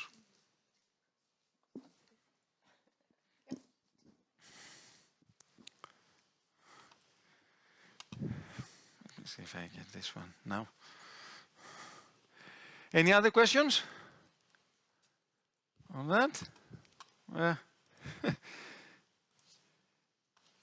Believe it or not, we are done, eh? It was a big, big task, so congratulations to all of you now, eh? Because it was a big, big task for you. Now, of course, you became familiar with the recipe. What is still pending is to apply the recipe, because knowledge is not power. Applied knowledge is power. All right, so please make sure what we learn here, now that you have the momentum, to start applying it. Not necessarily, even if you're not planning Digital Europe, you can apply in any other call of yours. Horizon Europe, Creative Europe, Erasmus Plus, Life Plus. It's the same process. It's the same process. All right, any questions before we officially close that? Yes? I don't think so. We have 4 already. There are the recorded versions also. We have recorded all of them, yes? I think all our sessions were recorded. Yes, I think all of them were recorded, so you can have that. Okay. Sorry? Yeah, sure, they are online, and if you need, I can send the links, and you'll be to see them. So just, I'll share that. So I think that's all for now. That's all for today. We had a tough day, an interesting one. I hope so that it was useful for you, was it? Yes. So this means we reach our goal. I wish you that the knowledge you gain today, you'll be able to apply in the near future, and just in some time we'll admire the results. And I say again, special thank you to Nikolaos. You're we welcome. had a really it's my pleasure. Intensive day, and yes. you managed it. Thank you. Thank you.